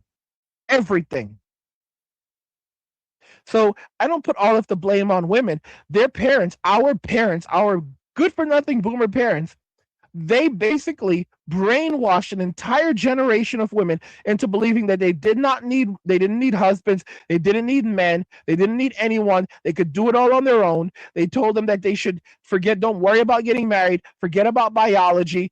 They brainwashed their daughters, and I put a lot of what women are going. I say young women, all these women like are in their mid 40s or going into their 50s now, are in their 50s now. They were brainwashed by their parents. Okay? And of course, the boomers are never going to take an ounce of responsibility for it. You'll quit drinking if you drink. You'll quit smoking if you smoke. You can't afford those things. Cigarettes, alcohol, going on frivolous trips to Home Depot to go buy plants for the front of your house, that's out. Okay? You're going to start figuring out, like, maybe be a dog walker, all right? There's not a lot. There's a lot of choices, but not good ones, you know? You could get hurt in an older age being a dog walker, being a FedEx delivery person. You ever see those people jump out of the cars and run with a package and outrun a dog and hop over a fence? I'm not doing that shit. Hell no, I'm going to bust my ass. Working at Costco, I mean, there's a lot of older people that work at Costco, like not the little kids. You gotta move a lot of shit over there. You could get hurt. I pull muscles on a regular basis. I went out job hunting today, and I came home covered in bruises. I don't fucking know how. Okay, you gotta keep that fake smile on. And So, guys, I mean, this is where I'm not. Listen to me. Here's the problem. A lot of if people go, "Well, Jesus is the way." I do believe in Jesus. I love Jesus, but you have to live within reality. And a lot of people, they start talking about Jesus while getting stuck in delusion. Like, Jesus is not magic. You have to live within a realm of reality. All right. Lord says the only way to fix this is to find God, get his help to combat the demonism of feminism. Feminism actually originated from bad things. Feminism originated from socialism. Let me make that very clear. Feminism originated from socialism, so that's where feminism actually originated from. All of the isms came. All of the isms came from socialism and social. Okay, feminism originated from socialism. Socialism originated from communism. Communism communism originated from Marxism. Marxism originated from authoritarianism. Okay, that's where all of this stuff originated from. So they all go back to the isms. They're all just one and the same. Okay, feminism is just socialism, where feminism is just socialism wrapped in a bow. Socialism is just communism wrapped in a bow. Communism is just Marxism wrapped in a bow. Marxism is just authoritarianism wrapped in a bow. Okay, let me see. Let me see. Come on.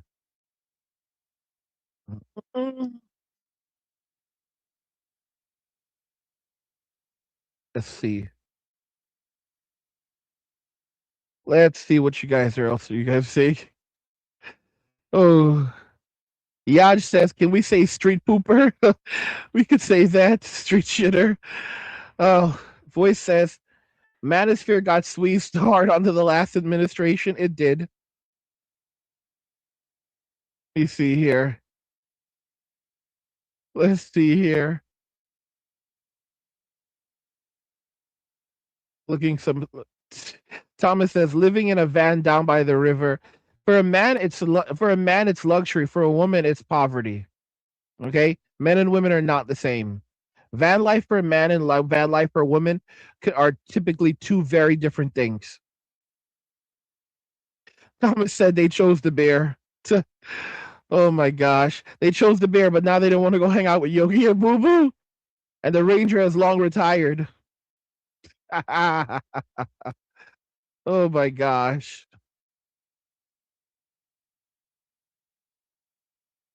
Oh my goodness. I'm going through the comments as quickly as I can. Ashley said, this is true. Women dislike each other just as much as they dislike us. It's true. It's 100% true. All right. Let me see here. Yaj says that $40 is the new 100. Now, $40 is the new 100. No, no way in hell, bro. 100 is the new 20. Listen to me. I grew up. I was born in the 80s. I grew up in the 90s.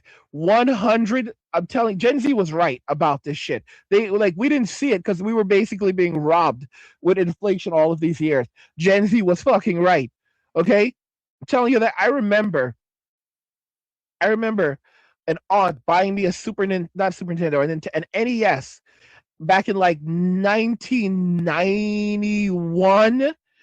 And I think she spent just like 100 or just a little over $100 for an NES for me. An NES. And back then, it came with the NES, if I recall. It came with the console. It came with the light gun. It came with a controller, and it came with a game. It came with a game cartridge that included 2 games on it, which was Mario World. I think it was Mario. I don't know if it's Mario or Super. I think it was Mario World and Duck Hunt. So you're telling me for less than $200 in like 1991, you can buy a console for like $100. You can buy a pretty recent console for like $100. Get 2 games 2 games packaged with it, and a light gun, and a controller. You've got to be shitting me. Guys, The 100 is the new 20. The 100 is the new 20. I'm telling you right now. Look at how much grocery prices have changed compared to just 5 years ago, 10 years ago. The 100 is the new 20. And it's only getting worse. It's only getting way, way worse. You keep reading. Oh, I know I'm like trying to catch up on your comments. I know I'm like going through some of your older comments because it's like you guys have left so many comments, and then I'm like watching the video, so like you gotta forgive me. Let me see here.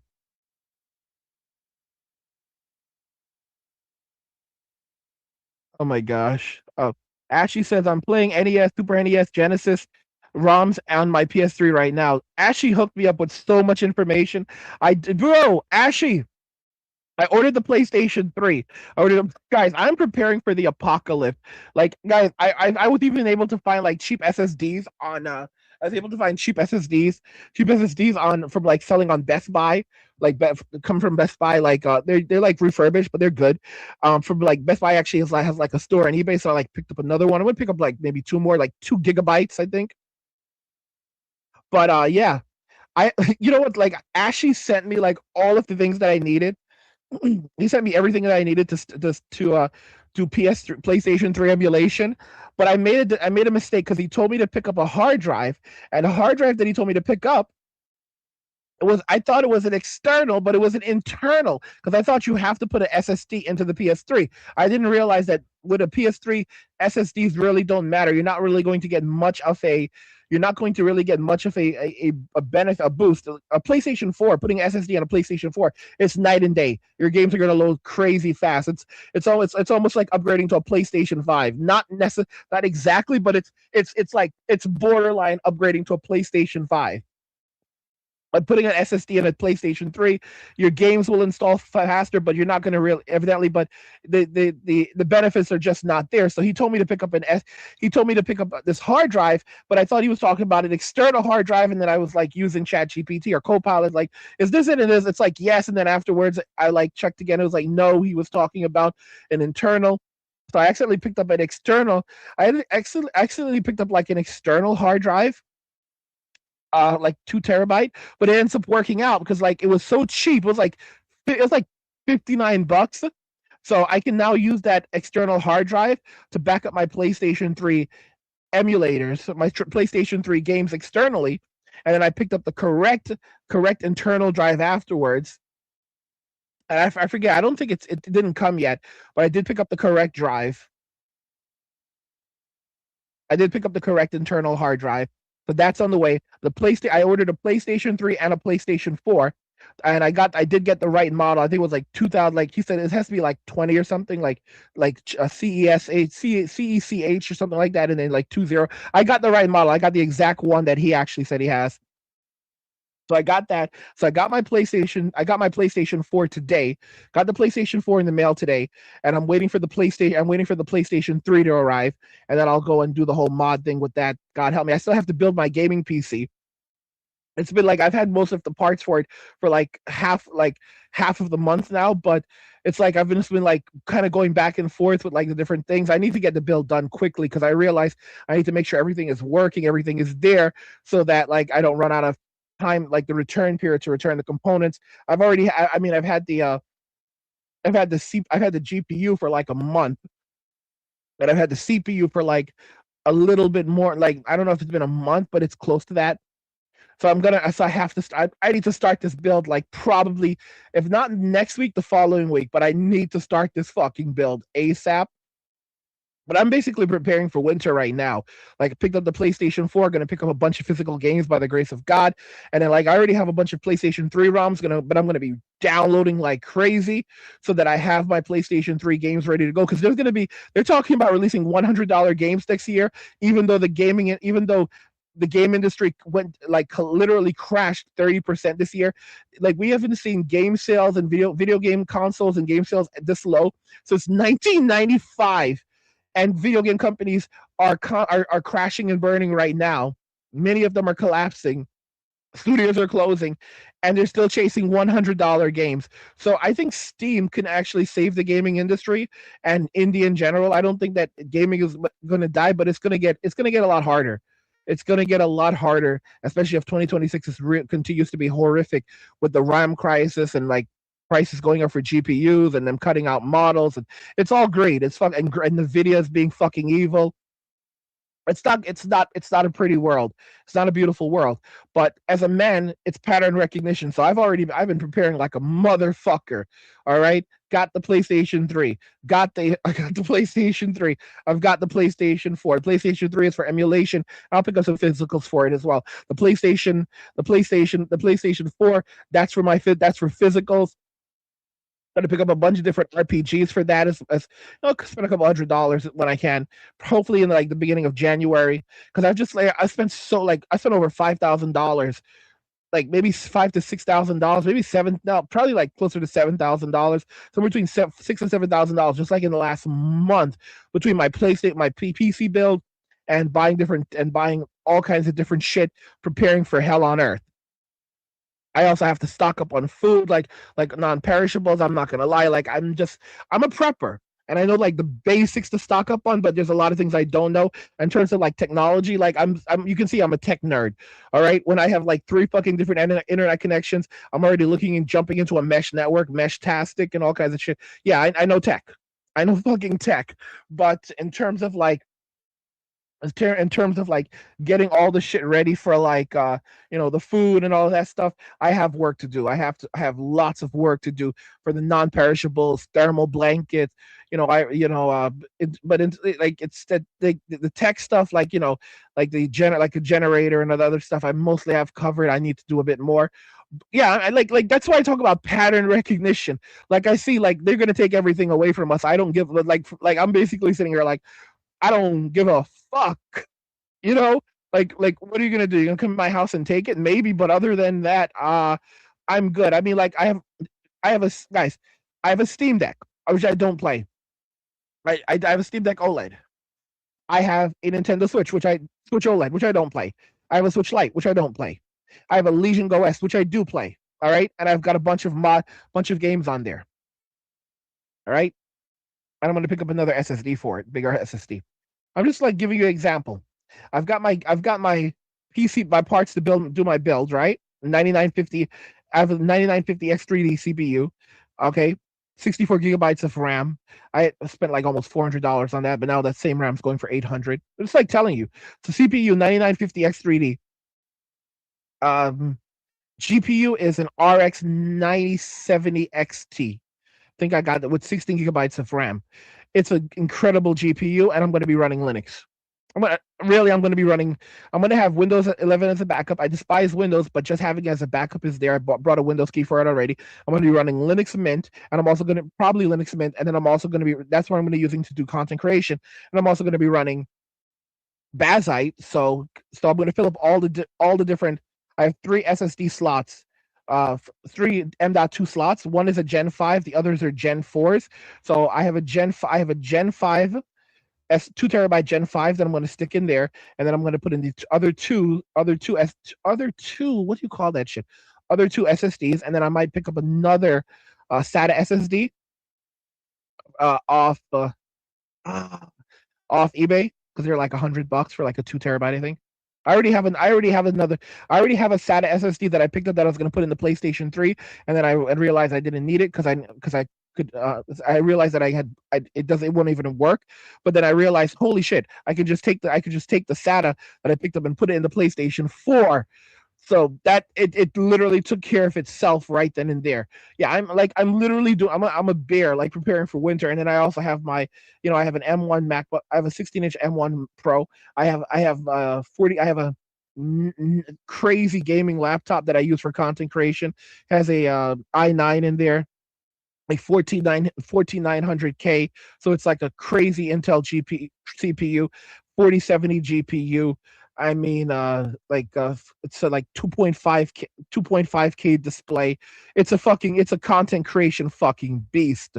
Content creation fucking beast. I know some of you guys are like angry. Your microphone is kind of shit sometimes. Here's the thing about the microphone. this is a condenser microphone that I'm using right now, but it's easier for me to use right now. But I also have multiple microphone. I have multiple condenser, not multiple. No, I have multiple XLR microphones. XLR is different from condenser microphones, so they're more studio quality. I have multiple of those microphones, so I can always jump to another mic if I feel like it. So I have over 80. I have over 80 Nintendo Switch games that are not open. 80. I was planning to sell the collection. Maybe I will. Maybe I won't. All right. And on top of that, I have like 80 digital games. So I'm not worrying too much. I'm not worrying too much about that. I have a solid roof over my head. I have access to food. I have, like, I'm prepared. Like, that's what men do. We prepare for fucking winter. Guy, I've got cash sitting. I've got my just picked up a new I just picked up a new wallet, crypto wallet, so because got to start moving those coins off the exchanges, and I also have cash on hand. I've told you this. I always have cash on hand. Got cash on hand, so in case the banks fuck around, they're gonna find out. Okay, have cash on hand. Have crypto on hand. I'm not fucking around. My passport renewed it. Got my renewed passport. I think it was back in like September or October. Brand new passport, good for another 10 years. I've expedited travel, renewed for another 5 years, like 2 months ago. All right, which means that I can slip in and out of the country at border crossings rapidly, and rapid global entry, like expedited global entry, trusted traveler. I'm not fucking around. I'm not fucking around. Like medication, I've already picked up, like, started banking up on like natural remedies for things that I may need for any health conditions or whatever. All right. Like, this is what men are doing. Women are basically out here crying, like, men are being mean. I can't find a boyfriend, but I don't need a man. Blah blah blah blah blah. And it's like men are out here like, this is Sparta, because men, we have pattern recognition. Women recognize emotions. Men recognize environments. We recognize that shit is fucking falling apart out here. So we are preparing for hard times. We're preparing for the shit hitting the fan. Okay, while women basically, they don't have that type of recognition, and they're not designed. Women are not designed. A woman is not designed to live without a husband. Women are not designed to live without husbands. It's just how it is. They're not designed to live without husbands. They're not designed to live without the support of men. Okay, without the provision and protection of men. They're not designed to live outside of communities. It's the truth. But they were told, they were betrayed by their parents. They were betrayed by society. They were told that they can do everything on their own. As men, we know that there's things that we cannot do on our own. We cannot do everything. We cannot do everything as men. Women were basically conditioned to believe that they were better than men, and a woman is better. They were basically conditioned to believe that, that a woman can do anything that a man can do and better. And this is crazy. This was absolutely crazy to tell them this, because they basically believed it, they internalized it, and now they're finding themselves struggling. And I empathize for them. I empathize for those struggles. I realize they're human beings, but they were, they embraced illusion, and then that illusion was reinforced by people who were telling them that they care about them. And it's very easy, like I said, for a woman to choose what feels right versus reality, because reality hurts. And while emotions can just make you feel good all the time, but that doesn't mean that it's good for you. Losing, you got to keep up with the times. Then you got to get a laptop, which maybe you'll probably already have one, but I know I don't, because I've been a waitress my whole life. I haven't needed a laptop or a computer or anything. All right, it'd be nice to have one, but I don't have one. I could learn some sort of day trading, some sort of like consultant shit, some sort of, working at home off the computer while you're trying to be a part-time waitress. I mean, that's all I could hope for. I mean, being a dog walker, it's not out of the question, but it's also like, I fucking don't go running anymore because I get hurt every time I leave the fucking house. All right, so we're going to figure out what the fuck we're going to do in our Gen X retirement age, which are, they say as Gen X's are, aging really well, and we look cute and young still, and, people like the Golden Girls, they filmed Golden Girls when they were our age. Okay, like we look physically better than them, all right, but it doesn't mean that we're superheroes or anything. Those golden girls that are retiring at 45, all three living in one house, that's exactly what needs to fucking happen. All right? And you all got to get rid of your fucking cats. All right? So we can live together. I can't deal with cats. No one else is. Guys, do you see this shit now? This is what we're gonna have to do. We all need to start living together, but no fucking cats. Guys, women can't live with one another. Women can't live with one another. They can't do it. This is the craziest thing. Women don't realize it. How many women do you know that are able to live with each other indefinitely? They can't. Women who are close friends, all right, have been friends for decades. A secret to maintaining that friendship is distance. They can't live together because they can't put up with each other's shit. It can only a man can indefinitely put up with a woman's shit. All right? Only a man. Women cannot put up with women cannot put up with they don't have that kind of patience because they don't realize how difficult it is to always put up with another person's shit. A person who is basically constantly using an emotional response. But when you don't have men anymore and you're surrounded by other women, it's going to be constant fights, constant money issues, no one taking responsibility or accountability for anything, constant, everyone's going silent while everyone's trying to like everyone's acting like they like each other on the surface, but they all hate each other and talking shit behind each other's backs. And no one wants to do anything. No one wants to fix anything. No one wants to step up. Even if it's something simple. And by doing nothing, it just makes things continuously get worse. And then they blame each other and keep on shuffling the blame around. And then they all have a good cry, and then they're back to square one. And then, of course, they're all thinking the exact same thing. I need a man. We need men. We need men. We need men to come and save us. We need men to. This is how crazy things are with women right now. They'll start going, I need a man. I need a man to help me financially. I need a man to fix the things in this house. I need a man to cook food, to feed me, to cook for me, to take care of me.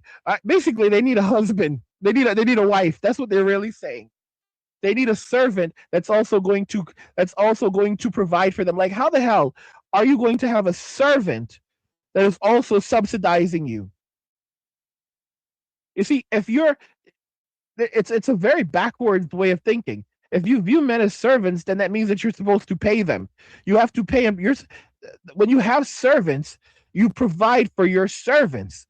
The way women view it is they want men as servants, but these servants need to provide for them, and what they get in return is the presence of these women like they are gods because they say they're ethereal beings. But that's not how it works. It's basically one claiming to be a false god. And I said this before, that God allowed them to reach the highest mountain so that they would fall from the highest peak. Okay, I said that we are going to soon be entering into I call it the great humiliation, where these people who are on this high pedestal for decades are now going to fall from that from privilege, a position of privilege, and once they return to earth, it's only going to it's not it's going to be really hard, and there's no one coming to save them. Gonna want to deal with your cats. People don't want to get scratched and get a fucking, septic arm from that shit. Get rid of the fucking cats, okay? I mean, my dog died after 18 years. She was a Shih Tzu. I would love to have one, but it's like, if it means me living with a group of women in a very cute house where we're all like cute and organized and wear muumuus and we all can save money by living together, I'm not gonna have a fucking dog just so I can survive, okay? Once I get my feet fucking planted, then maybe I could think about getting a dog. We'd have to get a communal one though. That's one of the biggest problems I've had with living with other people is they're always like, can I bring my cats? I'm like, well, how many do you have? 3? No. Like, get rid of the cats and then we can fucking make a deal. All right. Sorry about this. Couple more things I've done to cut corners is I've cut rags into like towels into like smaller rags, and I We can all live together, and it can be really cute. Do you see the mental? Do you see the mental state? At 45, we can all live together, and it can be really cute, and we can wear muumuus, bro. Bro, not living in literally not living in reality. I told you guys, hot girl summer is over. Broke girl winter has arrived. Broke girl winter. Kevin Samuel said it. Ladies, winter has arrived. I used to think when he said winter has arrived, he was talking about actual winter, but evidently it's something from Great Game of Thrones, and it's related to like something, a really bad event happening in the series, like something really bad, like winter. Like you can tell me what it means in the comments. I still need to watch Game of Thrones, but yeah, evidently it was without too many spoilers, but evidently it was related to something really bad. Winter in Game of Thrones was something, it references something really bad. But yeah, winter has arrived, ladies. And I thought it meant like a blizzard, but evidently it means even something worse than that. You can guys, I need to pee again. I know I need to pee again. Angry needs another little tinkle. Okay. I think I'm owed that, so I will be back in just a moment. I'm gonna go take another little tinkle. Be back in a few minutes. All right. And like I said, you can go and grab a beer, take a piss yourself. If you can poop in 5 minutes, or you poop, it might be like 2, 3. If you can shit shower, shit shower and rub one out in that time. I don't give a fuck. Do what you got to do. I'll do me, and then I'll be back in just a little while.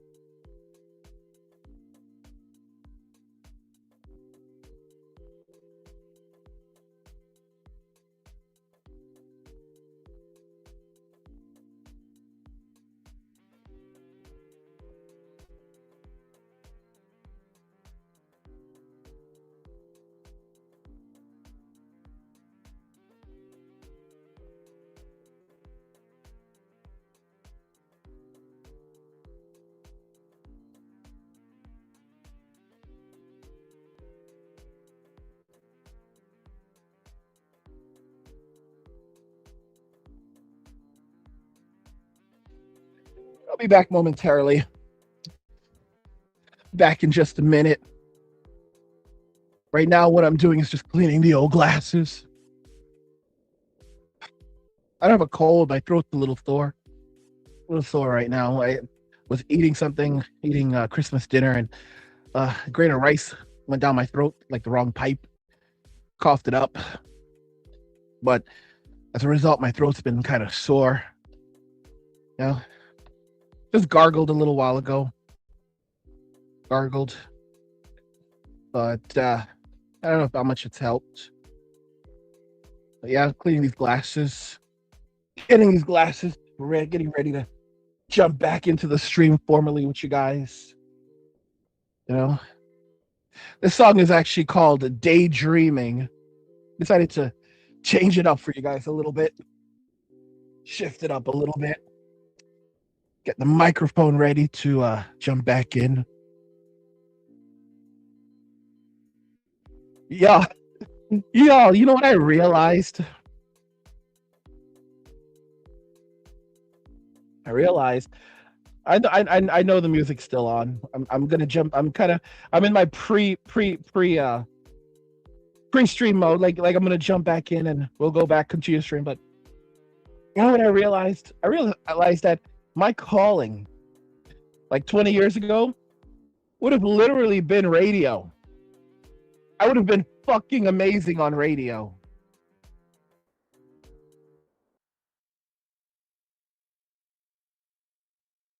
Gotta clear the old throat. I would have been fucking amazing on radio. I mean, that's what the modern podcast is, right? Modern podcast has basically replaced radio. I would have been a fucking boss on radio. I would have been a boss on radio. I would have been made for radio. Someone once told me I had the gift of gab, the gift of gab. My introverts, my introvert. I hate introverts. I hate it. I don't hate them, but my introvert self, my extrovert self.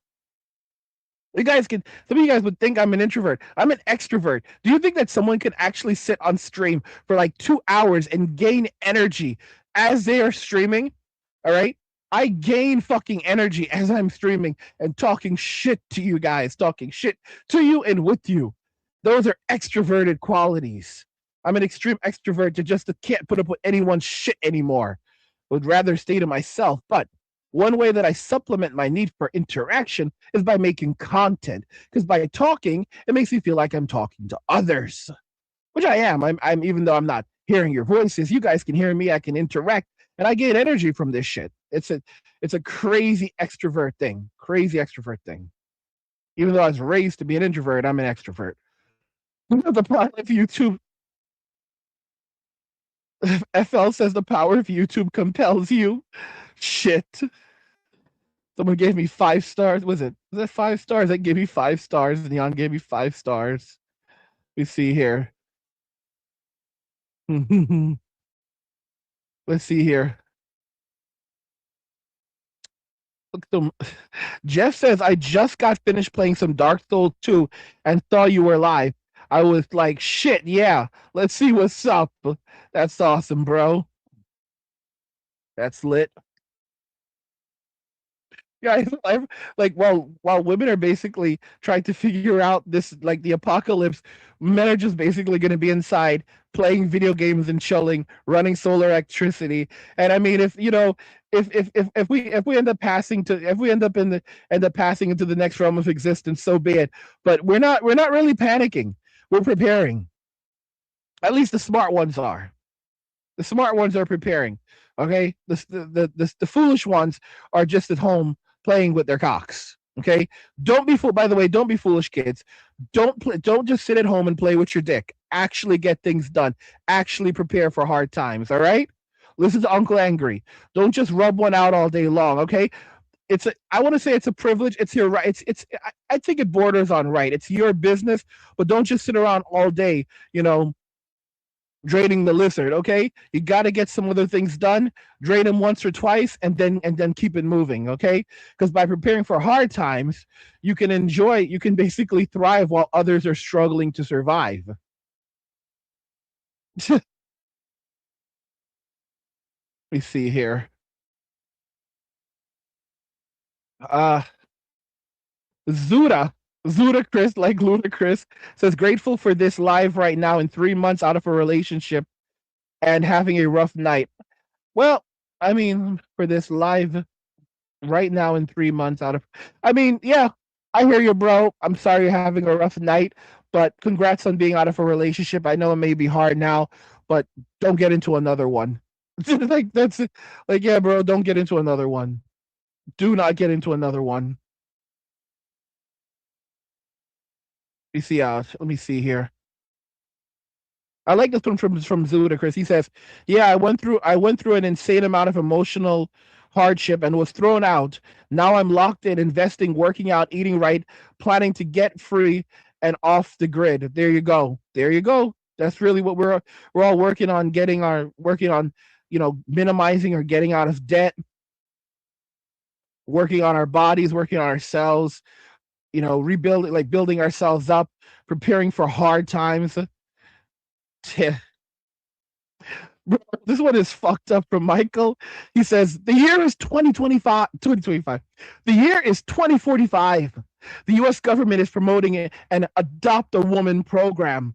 That's so fucking hilarious. You want to say it's clown world, but like, and guys, they won't call it adopt a woman. They'll mask it something like, they'll mask it and they'll say basically we'll give you, it's a tax incentive. Like if you take one in, we will, we'll give you like 10% off your taxes, and we'll give you all of these. Basically, it's like a backwards way of trying to get you like locked into marriage, because men aren't doing it the other way anymore, and they're not going to fool us. They're not going to fool us. Imagine to go from a status where you were basically, go from a place where you are basically seen as better than men to a place where you're being adopted like a puppy. That's some fucked up shit, bro. Bro, you get puppy status. You get puppy status, and even then, dudes are like, "Yeah, bro, it's gonna be me and my dog. I don't want this. I don't want this untrained. I don't want this untrained individual in my home. All right. I mean, they were like 45 and still not housebroken. Yeah, not happening. Not happening." Says my mom is becoming more delusional at 70. Yeah, yeah, it's the same for me. I have same for me with my boomer parents. They become, they never it's like you think that they would mature, they act like children, like little girls. It's like that's when you realize, like, you go through a lot of ups and downs and abuse from your parents, and then you realize when you get older that your parents didn't know better than you. They were just full of shit and completely and insane and emotionally immature. All right, they were they didn't mature, they did not mature into proper functional adults, and you see that as you get older, and then they demand forgiveness. You have to forgive your parents. I don't have to forgive shit. Well, then God will not forgive you and you will not have salvation. That's where they bullshit you. Your salvation is not conditional to God. You see, the Bible says honor your parents so their days will be long upon the land. But you have to remember that the parents of those days were different. The parents of those days lived in multi-generational households. The parents of those days, if your parents survived, if your parents were alive, you would have people to provide for you and protect you and guide you and share wisdom with you over the course of your entire life. Back in those days, it was not the child who provided for the parent, it was the parent who provided for the child. And they set up, and it was passing generational wealth. It was passing knowledge and generational wealth and community and family. Even if you were not wealthy, your parents still left you with property. They left you with community. They left you with family. They taught you, they gave you at least some wisdom, right? Our boomer parents told us to get the fuck out at 18, some younger. My father told me 14. He meant it, the bastard. And then they basically went and started trying to live their best life. These were narcissistic people. And they basically choose the Schofield interpretation of the Bible, when the reality is that the Bible is not saying that you're supposed to honor these types of parents. The Bible is really just instructing you to order good parents, all right? Parents who provide value. If your parents are bad people, you should get the fuck away from them. You don't are it's still your mother. So you're supposed to sacrifice your life for someone who would cost you your life? Yes, because God wants it that way. He mandates it. They're still your no, that it doesn't work like that. The Bible also says, parents, do not bring your children to wrath. You know the reason why? Because if you bring your children to wrath, if you are terrible and despicable to your kids, it will eventually come back for you. Your kids will eventually turn on you, and and in many cases they will point their wrath against you. That's what that shit actually fucking means. I use those. I haven't had paper towels in like 2 months. With my dishwasher, I squirt a little bit of Dawn in there now because I've been out of tabs. It's fine. I threw a little bleach in there too, like just a little capful, little bit of bleach, and I'm making my own freaking dish tab shit. All right. When I do my laundry, I mean, I'm using a lot less detergent than I usually do. Um, I have used baking soda and And this, how can someone be in this state of poverty where you haven't had like detergent in a couple of months? Like there's such a thing as like public assistance, right? Like I just don't understand it. You haven't had detergent in a couple of months. You haven't been able to afford like some fucking detergent. I understand times are hard. I mean, like, and there's things called like food pantries, and there's places where you can go to get help. Like a lot of guys, you realize a lot of women won't even waste the time. They won't even take the time to drive to a food pantry or to go to a or to go to these places that where they give out food and supplies and all these things. They won't spend a man. See, this is the difference with a man. A man who has nothing better to do will visit food banks, pantries, and these other places. They'll basically map them out that are giving away supplies, and they'll go to these places and they'll get the shit that they need, and they're not too proud, and they'll get food and all this other stuff. Bro, 45, and you're what? Are you too? You're too proud to go and get these things? Like seriously, sweetie, are you scared of someone seeing you because you're putting yourself online? And you're making videos talking about how hard life is and how broke you are right now. So if you're comfortable sharing these videos on, I assume, TikTok, then you should be comfortable going to a food pantry or a food bank or whatever else you can find in your area and getting some fucking help. If you don't want them to see your face, put on some shades, put on a mask, and go and put your hair in a ponytail, put on a black hat, do what you guys do, wear some sneakers, leggings, or jeans if you feel like actually putting on some proper pants, and and go take care of your business, sweetie, because this is insane. I have no laundry detergent. I'm mixing Dawn. Like I'm mixing things with bleach right now. Like bleach. Like how? Like I just, guys. I don't do not comprehend. Do not understand. Is it the rent?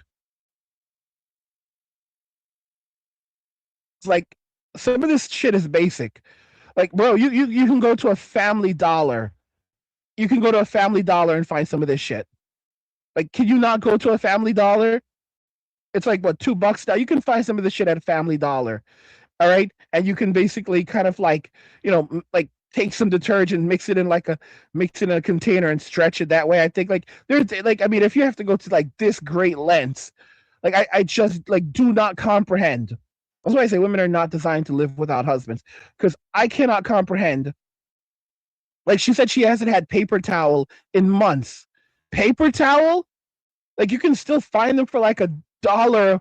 You can, if you do like, you can find them a lot of times for like a buck a piece. If you look hard enough. Not even hard, like what is going on? What is going on? You canceled the cable. Like, are you literally living on no money at all? Like, do you have like literally no money at all? Or you're living like this for an extended period of time? She said that she's single, but she said we. So are you? So I'm assuming you're a single mom, but then you're talking about living in a house together with other women. How the hell does that actually work out? And here's the thing: when they're all either on their cycles or they're all menopausal, that's when they're all basically going to start fighting with each other too. vinegar before. It's not my favorite thing to use at all. But there's ways you can make your own shit and get everything from the Dollar Tree. and I had to buy shampoo today, and I got it from the Dollar Tree. I don't know. I used to buy Olaplex and all the good stuff for a very long time. For at least 7 years, I've been using nothing but Olaplex. All right, that shit for the big one is $80. I'm down to like $3.99 shampoo, from $80 shampoo to $3.99. Okay, toothpaste. I mean, you Do you know what I'm talking about? And then you want, guys, this is the difference between a man and a woman. So, like, this is, guys, she was using $80 shampoo. $80 shampoo. $80 fucking shampoo. 80 fucking. I've never heard of this shit before, but I guess I really did not know women. I know, but like 80. What? Who the hell uses $80 fucking shampoo? What? What the fuck? Is this shit? Now I'm down to like $3.99 shampoo that costs $3.99. And do you want a cookie? Jesus fucking Christ. Now I understand why you're broke. You basically kept living out of your means, and now you have the nerve to say I'm using $4 shampoo. And so what? You don't understand. My hair has special needs. Clearly it doesn't. Your hair looks just fine now.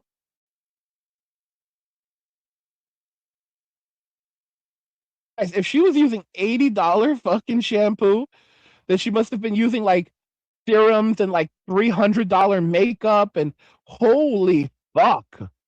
If just a shampoo costs $80 a bottle. I use baking soda, and I mean, it works really good. It gets my teeth white. I use coconut oil and do coconut oil pulling. I haven't had a cavity. I don't have any tartar.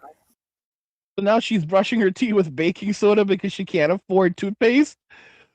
Holy fuck. And it's not me laughing her circumstance. Guys, it's hard out here for these ladies. It's hard. Like, that's why I said they're not designed to survive without men. I've never seen anything like this in my entire life. Like, I know homeless dudes that are doing better than this. Legit, I've known homeless dudes that are legit. I'm telling you, legitimately are doing way, way, way better than this. I've never. I'm being real. I don't understand how this is possible. No, there's nothing bad going on. It's okay. I'm using coconut oil. You can get it from the dollar store. I hate to say it. I use coconut oil as my moisturizer. Literally, I am putting all the makeup I've ever had. I save every single container, and I use a paintbrush. I put a paintbrush down into the container to get every last little fucking drop out of it. You know, it's crazy. My sister, I went over to her house. She had like 30 blush brushes. She had, an amazing amount of selection of makeup to put on. Yeah.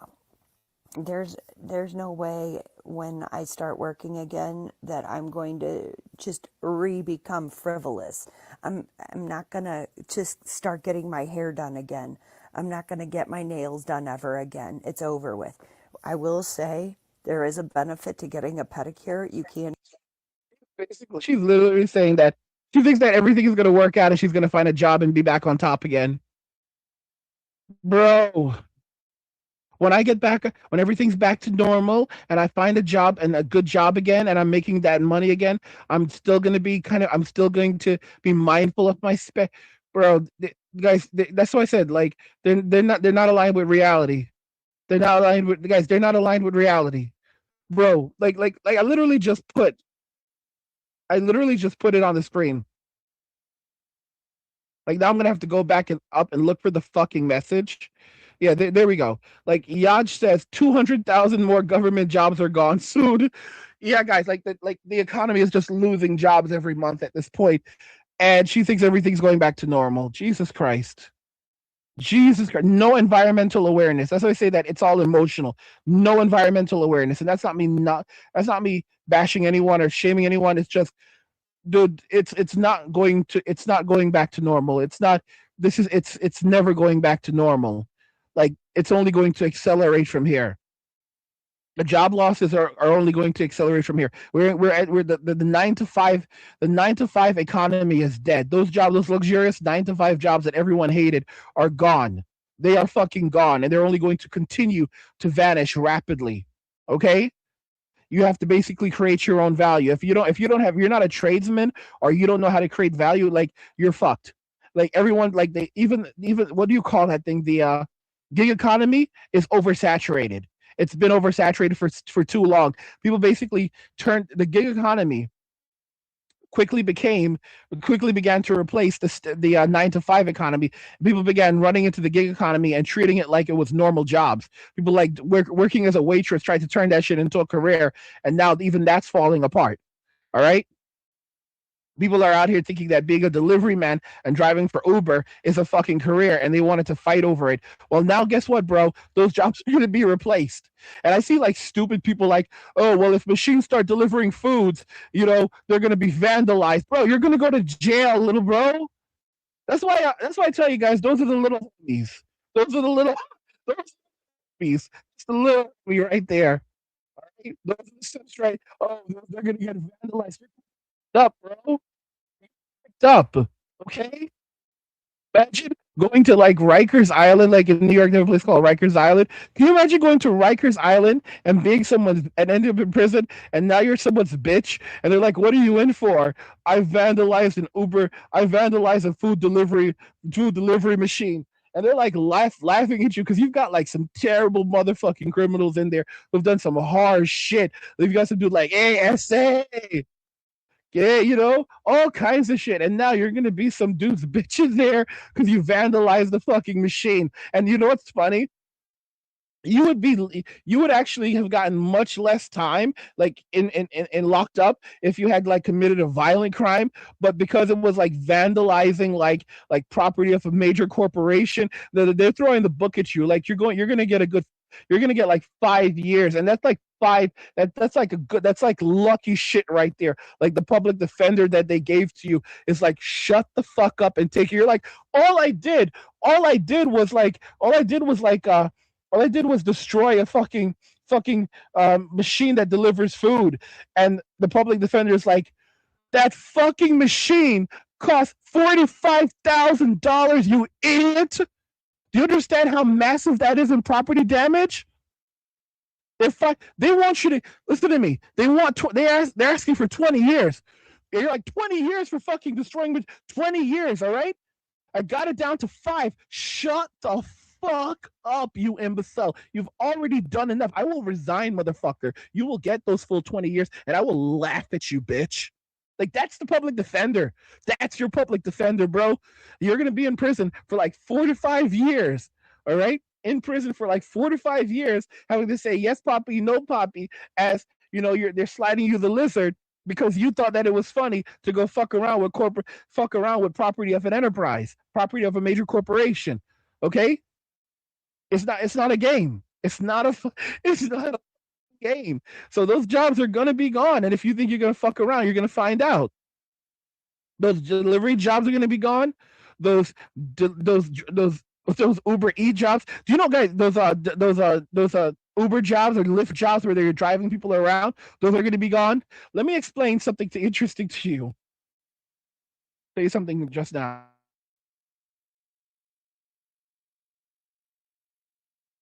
So when asked, like, when Google was asked, like, I think it was Google, when Google was asked, because they already have these self-driving cars in, like, different cities already. When Google was asked, will self-driving cars make it cheaper to drive, will it make it cheaper because you won't have a driver in the car? So will self-driving cars actually make it cheaper, more affordable to use these services? They said no.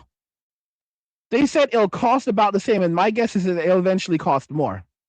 So the question was then asked, well, if it's not going to be cheaper to use a self-driving taxi instead of a taxi, an Uber, like, an Uber or a Lyft that has a driver, why would anyone use the service?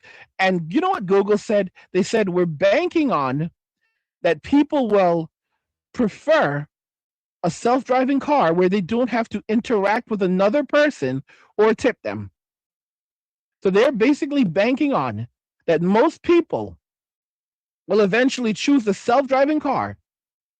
They would rather choose a self-driving taxi and pay the same amount or eventually more than have to pay for a taxi with an actual person who will cause stress, because we're moving so much further away from one another. And society has become such a miserable place that, that's another issue with like social credit score systems. With social credit score systems where people can just give you a bad rating just for any reason whatsoever, what companies are doing is they're basically creating a system where this is their trick. This is the trick to the whole social credit score system, where you will pay a premium not to interact with a person because a person can give you a bad review. A person can give you a bad social credit score. Okay? We already have social credit scores. We have them when we order food from Uber, when we get a lift. That's a form of social credit. Think about that. And with Google having that in place where you start using their cars, that will all now be tied to your Google account. So your conduct online, your conduct in public, all of these things will be flagged. But here's what's interesting. They can now leverage a system where, hey, if you don't have to interact with a person, for example, you have a couple of choices. You can talk to a person. If you want to talk to a representative on the phone, you can talk to a representative, but they're also going to rate you. So that could actually affect your social standing. Or you can, if you really want to talk to a person, or you can talk to a machine, and the machine is more likely to treat you fairly and not rate you poorly. So if you want to avoid being rated poor, and guys, that's another reason why men will now interact with machines and interact with robo girls, robo babes, because it's much safer to interact with a machine than it is to interact with another person who could fuck up your social credit score, destroy your reputation, and result in you losing access and privileges in society. Women don't realize what they've done and what they've lost. I invested in Lululemon years ago. I have 11 years worth of Lululemon stockpiled. I'll be wearing that even though it doesn't fit to the day I die. I am not going to be buying any more clothes. I mean, I haven't bought clothes. I bought this from Target for $5, and I'm wearing my Lululemons that are $160 that I got fucking 10 years ago. Still wearing them. My shoe collection on the wall, Imagine if she had just gotten married, had children, and stayed with her husband. Imagine if she was, just decided to be fit, feminine, and friendly, agreeable, and lived with her husband and did whatever she had to do to make sure that he wanted to remain in a relationship, and she would be avoiding all of this. And she wouldn't have to go and live with a group of women who will ultimately eventually turn on each other and talk shit behind each other's backs. Like this is the reality that women are now heading into. Okay, where like they cannot afford literally anything, while a lot of you are buying steaks and talking shit about like, yeah, angry man, I'm cooking up some good fucking food here, bro. All right, like chicken alfredo, just put some steaks on the grill. Boy, like, bro, you better believe how good this is, man. It smells so good, it's sizzling. I have some of you motherfuckers who say shit like you don't play video games. I'm like, what do you do? Honestly, angry. I got out of bed. I just took a piss, and I'm going right back to bed. I'm like, how old? Like, what do you mean going back to bed? Don't you have work? No, man. I was in the military for 20 years. I'm retired, bro. I'm collecting money from the VA right now and other sources. I'm not doing shit. So what do you do all day if you're not gaming? I just lounge around the house, man. I'm just gonna be real with you. Don't you do anything? Watch like TV? Honestly, man, I'm just chilling. I'm just relaxing and maxing, and that's it. There's so many men who are just holy shit. Women are like, take video games away from men. What happens when you take away? What happens when you discover that there's an entire segment of men who don't play video games, and they're worse. The guys who don't play video games are worse than the guys who play video games. That's what women don't understand. Women hate video games, all right? But what happens when you're dealing with a man who doesn't play video games, but also still doesn't want to talk to you? So you're like, he's not playing video games, he's sitting on the couch, and you want to talk to him, and he doesn't want to talk to you, and you're like, you're not doing anything. He's like, I'm relaxing right now, but you're not doing anything. I'm enjoying my peace. Basically, there's so many guys who can sit around, do literally nothing, and they're happy with the world inside of them. These men exist. These are some fucked up dudes. There are these fucked up dudes, and there's a lot of men like this. When I say the average man, there's a lot of men who don't even need entertainment. Like they can, when I say entertainment, like they're entertained. They can just, don't ask me how they do this shit. They can just sit and do nothing, like every day, and they are happy as shit. Give them a dog, cool. Some dudes don't even want the dog. They just want to be alone in their solitude, and they're relaxing. They don't want to hear music. They don't want television. They don't want games. They don't want books. They just chill. They take care of themselves. They wash their ass, keep their clothes clean. A lot of these dudes are minimalist. They have just what they need and no more. They've got cash in the bank. They're not spending that shit. They eat well, sleep well, poop well, and they chill. Some dudes don't even need, while some of you are like making great meals and all this other shit, there's a lot of dudes that are more than happy to make a sandwich for themselves, crack open a fucking beer almost every fucking day, and these nasty motherfuckers will literally thank God for it. That's how they listen to me. These are some terrible men. These are some terrible fucking men. I'm telling y'all. They will literally go and make a sandwich, a fucking sandwich with Wonder Bread, some bologna or turkey, or sliced turkey pieces, whatever. All right. Maybe a little mayo. Not all of these motherfuckers. Some of these motherfuckers will say, "Look at you. Look how fucking fancy you are with that fucking mayo. Look how fancy you are with fucking mayo. Look at you. You must come from privilege." All right, guys. I'm gonna tell you something. I'm not playing games with you. I'm gonna share something with you. I don't think MK Fitness is around. There was one major disagreement that me and MK Fitness had. He doesn't even know we had it. I was so angry at him. I almost wanted to stop talking to him over this. I hated him for this. MK Fitness, he's a good guy. I literally hated that motherfucker for this. You know what I hated him for? He literally used to talk about drinking warm beer, and he started shaming men who don't want to drink warm beer.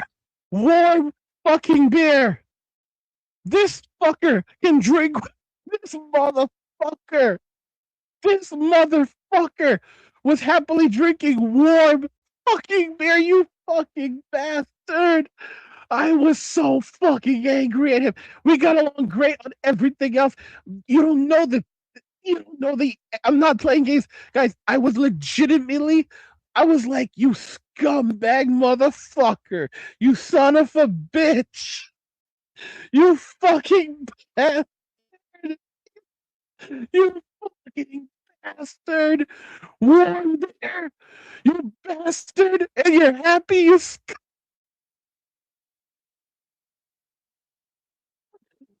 warm there. Guys, some men are out there. Right? They can live on literally nothing. A man that drinks warm beer, Jesus Christ. All right? These men, they don't need shit to survive. They can walk around with I've heard from these guys, they live out of a backpack. I say, well, when they lose the backpack, if they insure it, they're like, no, bro. If we lose it, I'll just replace what's in there. This means it's time to replace new shit. These men don't give a fuck about anything. They can lose everything that they own, and they don't care. They just don't care. These are horrible dudes. Women don't know what they've done because a man who will not fight for family or love of country will only fight for his peace. There's too many of these motherfuckers. I have a lot of you guys in my comments right now that live this life, while me and Ashy and maybe Gallant like to play games. I don't know if Gallant's one of them. There's so many of you motherfuckers who don't want to do like you don't need shit. You don't need shit. Like the way you will live. Like I'm a guy who basically, I don't know. I wouldn't say I'm an ultra minimalist, but there's some of you guys who just you don't need nothing at all. All right, give y'all fuckers 2 hots and a cot. Many of you sleep. We used to have the floor gang. There's probably still here a group of guys on the channel who sleep on the floor, and they will never stop sleeping on the floor. There was an entire group. I used to shout them out regularly. The floor gang. The floor fucking gang. All right? They sleep on the fucking floor. Some of these motherfuckers with no mattress, and they have all these. They're like, listen, the way you're supposed to actually sleep is perfectly flat. You're not sleeping on a mattress? Listen to me, Angry. You cannot beat sleeping on the floor. You can't beat it. You're not on a mattress. Listen to me, Angry. Don't knock it until you've experienced it, all right? I will never stop doing it. I've heard of these dudes who own dude owns a condo but sleeps on the fucking floor. Owns a condo, is retired, owns like another property that they're collecting passive income from, and they refuse to upgrade their life. They refuse to buy anything. They refuse to do anything with that money. When they die, if it goes to the state, it goes to the state, but it won't be going to women or kids. It won't be going to a wife or kids because they don't have any. And they just refuse to spend money. And it's like, it's like when I say refuse to spend money, it's not even, they're not cheap. They're not cheap. Let me explain. Women will say, oh, this man is cheap. Women will say, this man is cheap. No, they're not cheap. They just don't want shit. Sweetie, he doesn't want it. He's not cheap. He doesn't want that car because he doesn't want the car. There's nothing. Of course he wants the car so he can drive it fast. And no, he doesn't. He doesn't want to do any of that. What do you mean? He doesn't even want a PlayStation. He doesn't want video games. Good. So now he can talk to. No, he doesn't want to talk to you either. I don't understand. He doesn't want shit. He just wants his peace. He wants food. Nope. He's actually he's good with eating. He's good with eating ramen noodles. In fact, he's actually good not eating some days. He picked that shit up in the military. All right, he can go days without eating, and he likes it that way. There's like I used to do it. I used to literally eat only 1 meal a day, but there's some people who do extended fast, and it's not it's not so much as a fast as it is just a lifestyle, because it helps to control their metabolism. It gives them more energy. It's luxury for them, and they're not going to starve. We have lots of fat on our bodies, so when we stop eating, our bodies start to repair themselves, and they kind of basically go in kind of like a stasis. So we don't need to eat, as human beings, we don't need to eat every day. Many of us, you're going to say I'm crazy. Many of us can get by probably eating every 2 or 3 days once we learn how to do it. Some of us can get by eating only once a week, as long as we have water. You think I'm crazy? I'm not. I'm absolutely not. Women do not understand just how little a man needs to survive. There's a lot of these terrible boys out here who literally, it's just the clothing on their back and nothing else. And women get pissed off. But the thing is that from a man's perspective, it's different. A woman will look at a man who doesn't want any real worldly possessions, and she thinks that something's wrong with him. She'll say he's depressed. However, if you speak to these men and they explain it to you, you suddenly realize that he's the wealthier one. You'll realize that he's living a better life than you. He explains that, one, I enjoy sleeping on the ground. It's something that I'm used to. So I don't need a mattress or want a mattress. I'm more comfortable this way. And you need to simply accept that.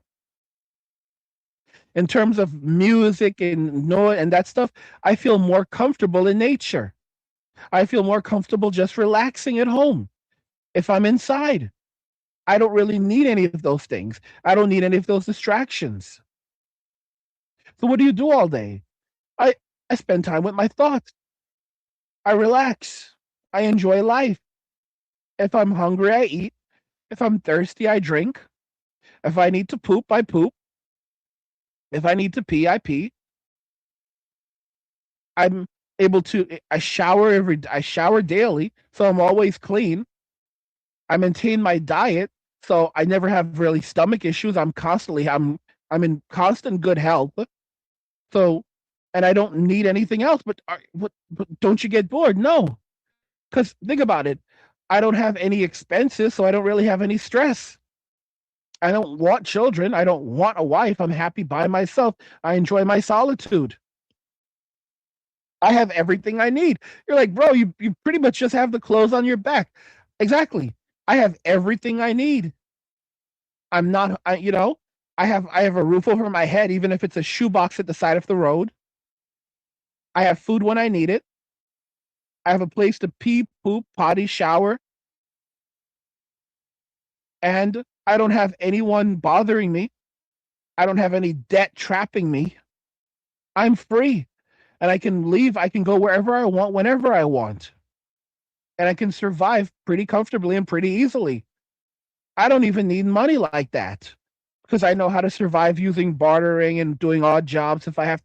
I know how to live. I know how to virtually live off the land within reason because I need so little.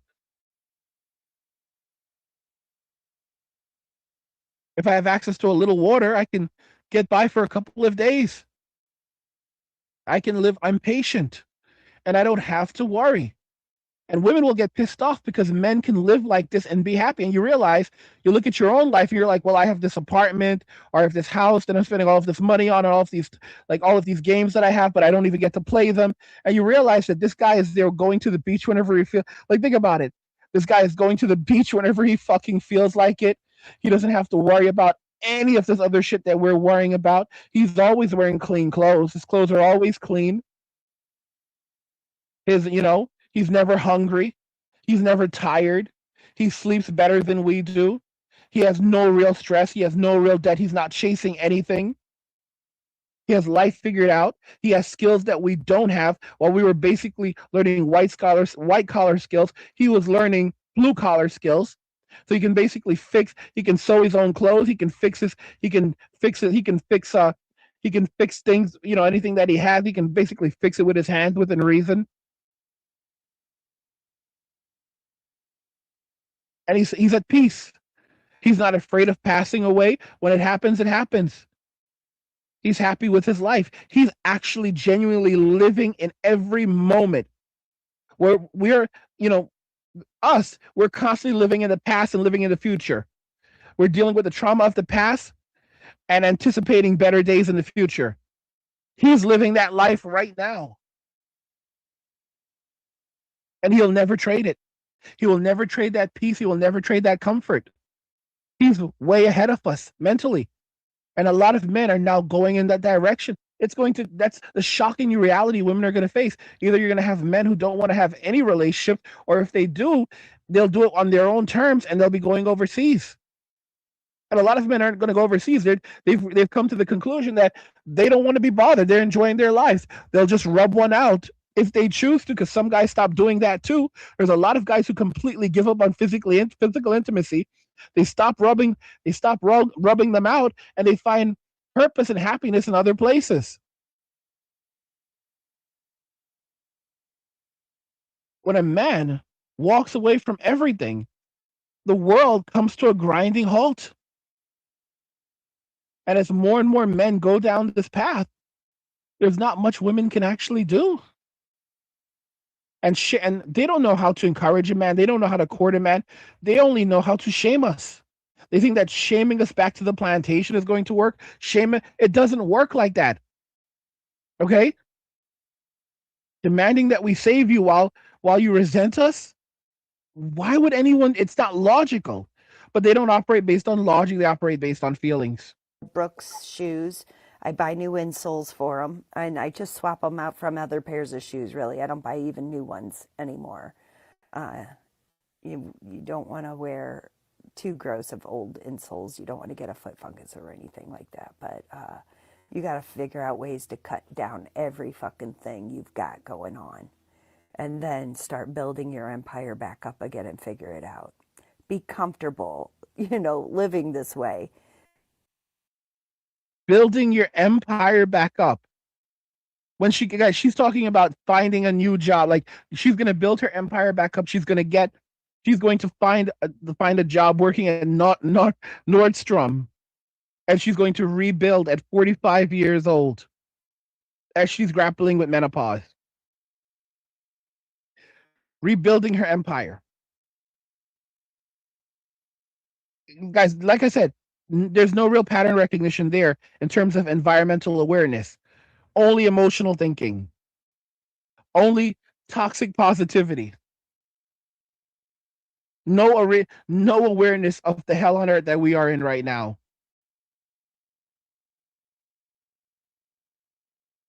This is an insane shit.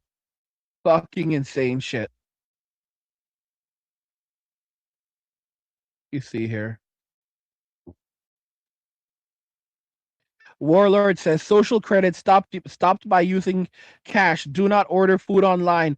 Graphene OS on my phone. Damn, bro, you're rocking graphene. You're fucking rocking graphene. Yeah, guys. So I picked up another. I was like, you need to use like a pixel, I believe, a pixel to like do rock graphene. I might pick up a cheap pixel. Maybe, you know what? Maybe I'll look on eBay and see if I can pick up a cheap pixel and put graphene on there.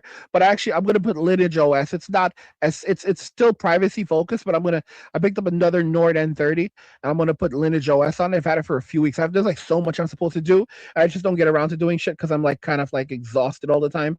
But it's like an excuse. It's an excuse because even if I wasn't doing it, it's like, oh, I don't fucking feel like having taken time to go and spend hours installing Lineage OS, but I need to do it because they're gonna like lock down the app store so that you can't like do side loading anymore, or it's gonna be really hard to do side loading. So I gotta hurry up with that shit. Let me see here. Let's see here. Austin says 20 pounds of crap jammed in a 20-ounce sack.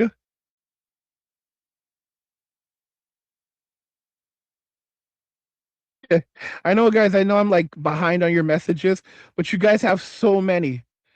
Let me see here. Ashley said, I made a stuffed leg of lamb the other day. It tasted better than these poverty videos. That's what I've been talking about. That's what I'm talking about. You guys are doing so much better.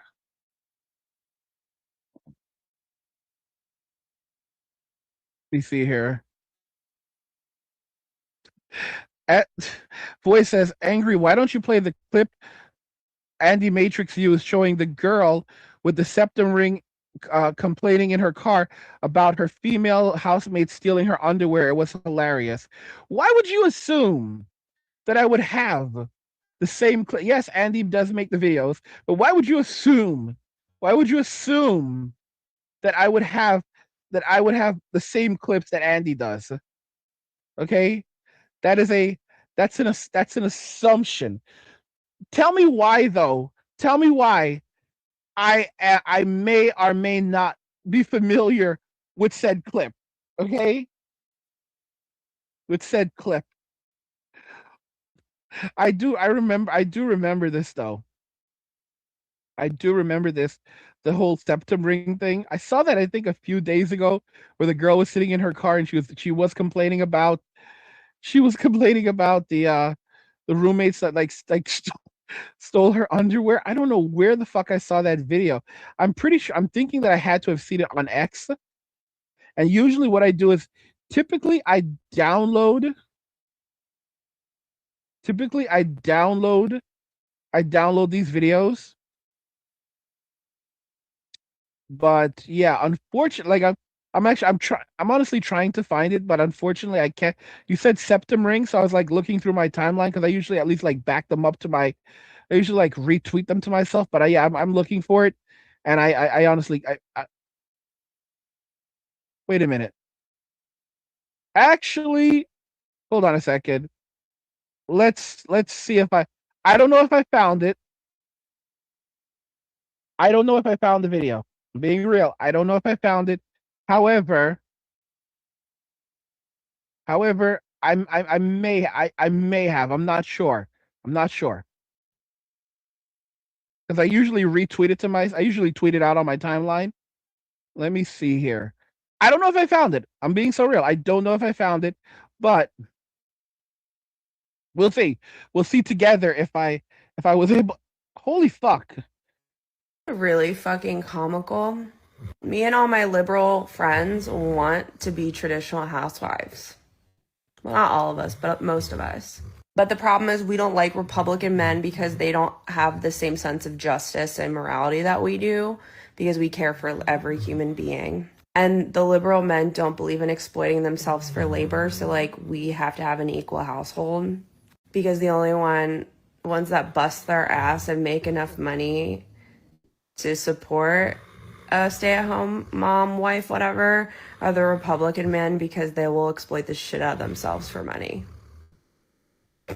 Then they're miserable and burn out and take it out on everyone around them and refuse to take meds. So it's like, I'd rather be alone. Yeah, I think this was the young lady you were talking about. I think this is the one. Yeah, yeah. Did she say that there? Did she say that there's? Did she say they're stealing her underwear? And morality that we do because we care for every human being. And the liberal men don't believe in exploiting themselves for labor, so like we have to have an equal household because the only ones that bust their ass and make enough money to support a stay-at-home mom, wife, whatever, are the Republican men because they will exploit the shit out of themselves for money. Then they're miserable and burn out and take it out on everyone around them and refuse to take meds. Bro, bro, and there's like something like there's like such a large portion of women in Western society right now that are currently on SSRIs. Yeah, holy, yeah, bro. Yeah, talk about cooked. Talk about cooked. Talk about cooked. I think that was the video though. I was not like I didn't catch the part if she mentioned the whole underwear thing because I was like on my phone while I was playing the video. Like I'm multitasking right here, multitasking. But I think that was the video. I hope you got from what you wanted. Hope you guys got from what you wanted. Let me see here. Let us see. Let us see. Jesus, this stream's been going for almost 3 hours. Almost 3 hours, guys. You had me on here. 78 if you guys watching. Had me on here for almost 3 hours. Do you guys you feel good about yourselves? You guys feel good about yourselves? So I've been here about 2 hours and 50 minutes. You feel good about yourselves having Uncle Angry at his borderline geriatric age on a stream for almost 3 hours? You feel good about yourselves? Feel good having an old man on here expending this much fucking energy? Oh my gosh, you motherfuckers. Let me see here. Galon says there are motherfuckers out there that play one video game like Counter Strike for 10,000 hours. Yeah, holy fuck, bro, you are so right about that. Yes, that's how like so many men are right now. And it's like it's not just like Counter Strike. There's like these dudes who will play like literally give them a Super Nintendo, like they've said it, give them an N64, like Mario Kart or like and a copy of Mario Kart or like Mario 64 or GoldenEye, and they're good. And they will play that one game for the rest of their fucking lives, and they're gravy. Jesus, we see here.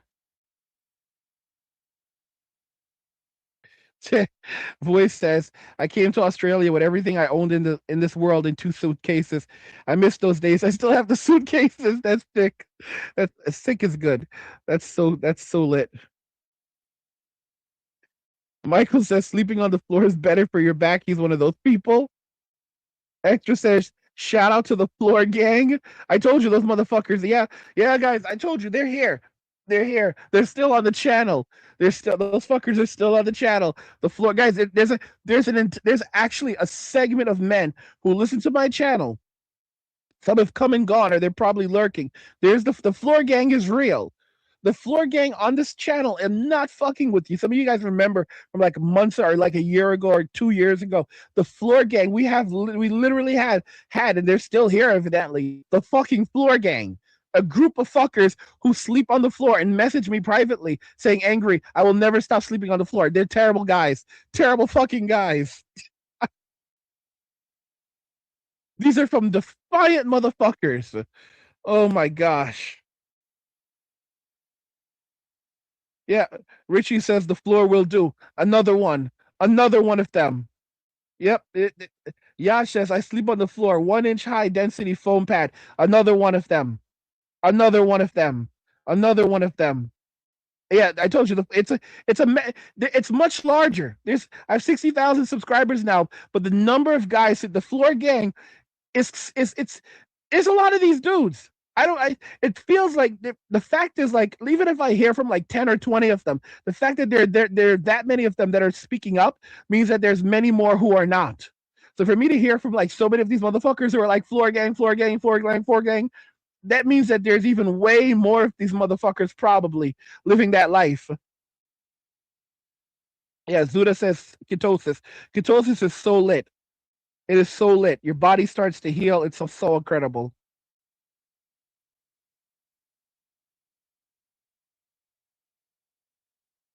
Ashley says I typically just eat dinner.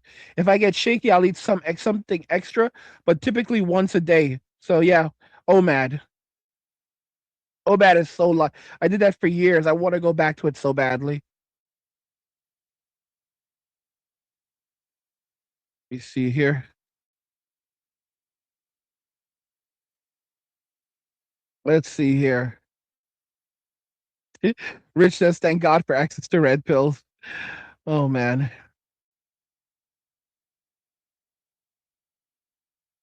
Suda says, "I'm so tired of physical intimacy. To be honest, we fucked up valuing ourselves by body count. Women weaponized it against us, hence school teachers calling children INCL insults and as an insult, like, what the fuck? That's a child."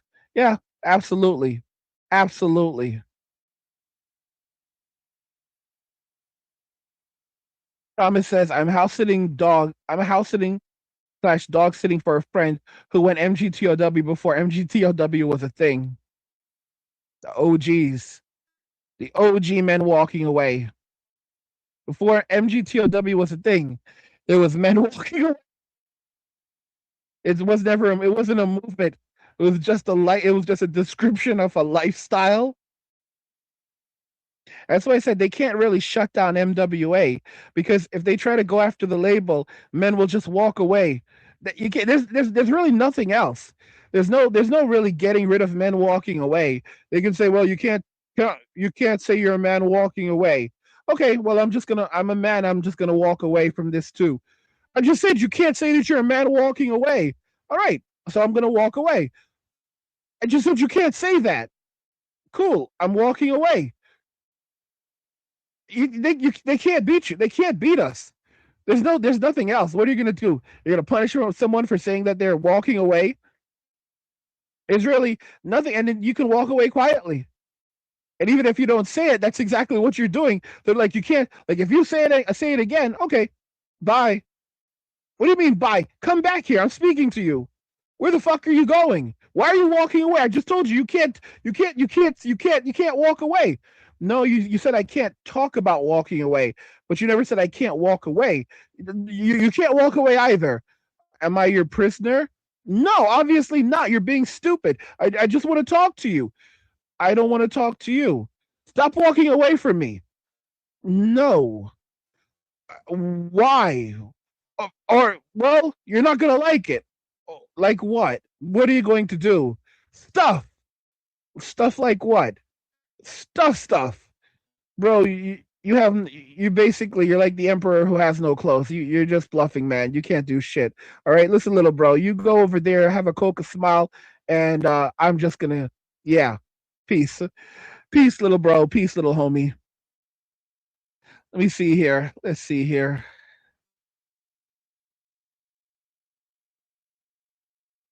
Let's see here.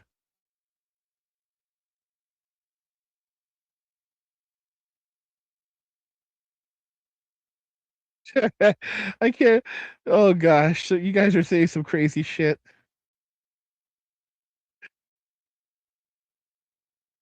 As she said, Tyrone's gonna love her to pieces. 10 City is no game. I told you. Remember, y'all are gonna come back and say Angry was right about 10 City. He was right. He said they're going to take. It's not going to be It's not going to be voluntary. It's not going to be voluntary commission into 10 City. All right. Once you enter into once you go into 10 City, you don't get to leave 10 City. Like you don't. Human, listen to me. They're not going to let you out. Well, I mean, like basically, oh, you want to leave 10 City, and where would you be going? What are you planning? Okay. Because the moment you try to leave, you're going to be placed under arrest. I'm just putting it like that. All right. Basically, think of 10 City as a prison. It's even worse than I would say Ted City is worse than a prison. Because with a prison, you have a prison sentence, which means at a certain period of time they have to release you from prison. With Tent City, there's no period of there's no period of time in which they will release you. Okay? Now maybe if you maybe listen to me. When you go into once you go into a city, you don't really come out of the city. Not like that. Not the way you went in. And here's the fucked up part. You might think, well, maybe if you pass away, that's how you're gonna come out of 10 City. Bro, you'd be surprised. You would be surprised that they're gonna that they'll have like freezers in there, mortuary in there where basically because like they're like what are we gonna do? Take you out and bring you down to the city morgue? Hell fucking no. We have freezers and like basically you're not coming out because like where are you gonna go where are you gonna like where are you gonna put you the state's gonna have to find a place to bury you or cremate you so you're gonna stay your butt right in 10 City right in bed like you'll basically be on ice. Let's be real, you're not even gonna get ice. You'll basically be in there your what remains of you will be there somewhere that's being stored for like 2 years until they decide what they're gonna do with you, and the government moves really really slow. But the irony is that finally, after 2 years, a family member decides to claim your remains and then has to pay out of pocket to either bury you or provide you with cremation. That's how the state is, bro. That is how the state is, and then anything that you had, they make sure to confiscate it and sell it because that's how the state works when you pass. They confiscate it, they confiscate your shit and then sell it because you got to pay those debt taxes. Thomas says, I'm not too far behind you, Angry. I'm not too far behind you at 41, Angry. You're absolutely not. You are a Zennial like me. Gallant says, I've had the same mattress for 15 years. That's what's up. Scott says, we love you, AG. We love your shows, AG. I appreciate that. No one bought me a Red Bull. There were no Red Bulls on this stream. There were no Red Bulls on the stream, but it's okay. I didn't set any goals. Not like you probably wouldn't meet them anyway. There were no Red Bulls on the stream, but it's okay. I can always drink. I can drink water. Some of you fuckers will say angry water is better for you. We're just doing it for you. No, you don't want to buy me a Red Bull. You don't want to buy me a Red Bull. All right. You don't want me to have my wings. You just if you say you love me, but you don't want to buy me a Red Bull. Okay. We're doing it for you. No, you don't want to buy me a Red Bull. It's okay. Just be real. Just be real. Okay? Just be real. Just be real.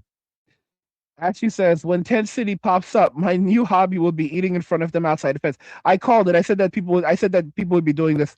I said that the MGTOWs would be doing this shit. They'd be going to 10 cities and eating outside of the 10 cities, like setting up barbecues and making sure that the good smelling food was in there. I even said that they would send in food for Tyrone to keep him well fed because he's the king of 10 City. He's going to rule 10 City with an iron fist. I did say this. I called it. And some of you guys are not. Like, I don't think that you should be doing it, because I'm not like it's not about revenge, but some of you guys are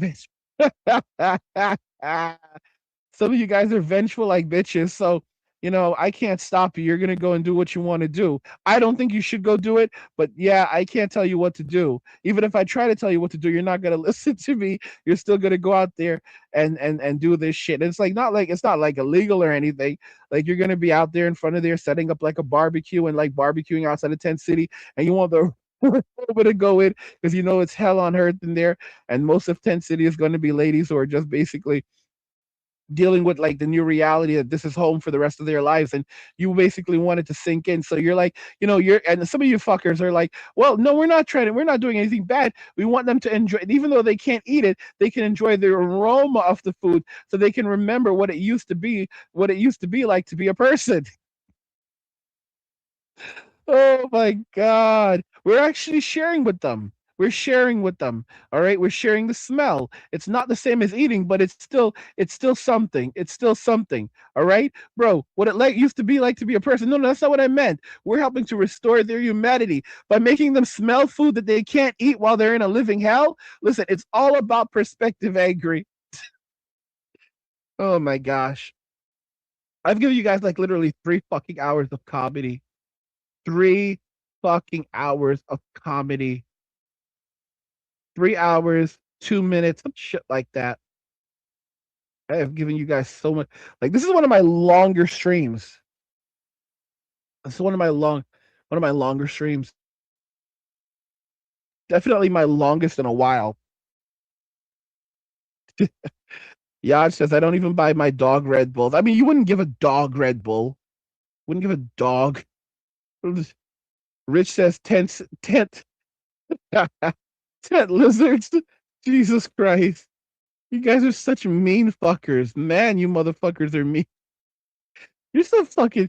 You guys are fuckers, man. You guys are so fucking mean sometimes. What the fuck is wrong with you guys? Jeez. Mean and spiteful. Gee, you're so fucking bitchy, some of you. I'm real. Like, you guys are so fucking mean. You're mean. My gosh. I would not want to go to a party with you guys. You guys are so spiteful, like bitchy spiteful. God, you're supposed to be men. Why are you so fucking petty? What's wrong?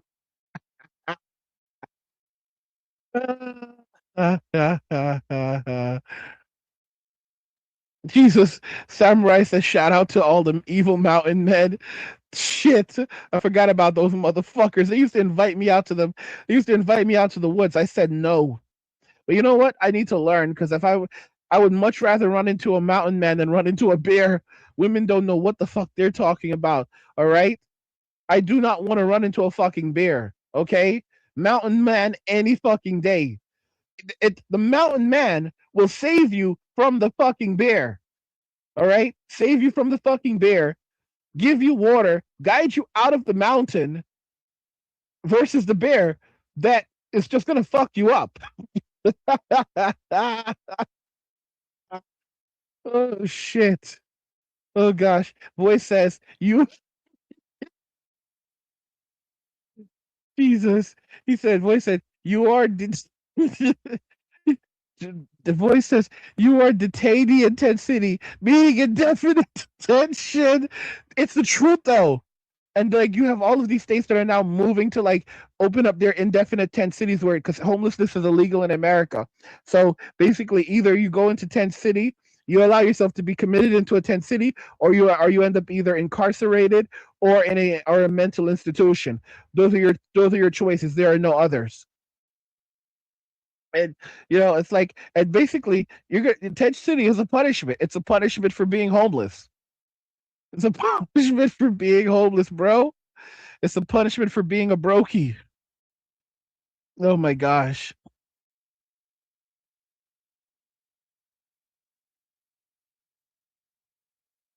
I like this one. Galan says, they made us think as kids the sky was the limit, but they never told us how hard reality can beat us down. It's the truth. The thing is that as men, reality checks us very quickly. Women often go through their entire lives without ever being checked, because they They're bailed out of every bad decision that they make. But this time it's going to be different because men are not going to save them this time. They traded us for the they traded men for the provision of the state. And now the state is broke and they want to fall back on us as their plan B, but it's not going to happen. Men have basically found peace. Men have found peace in their solitude. You know, they listened to when women told us to go away. Men listened. They said, never approach us.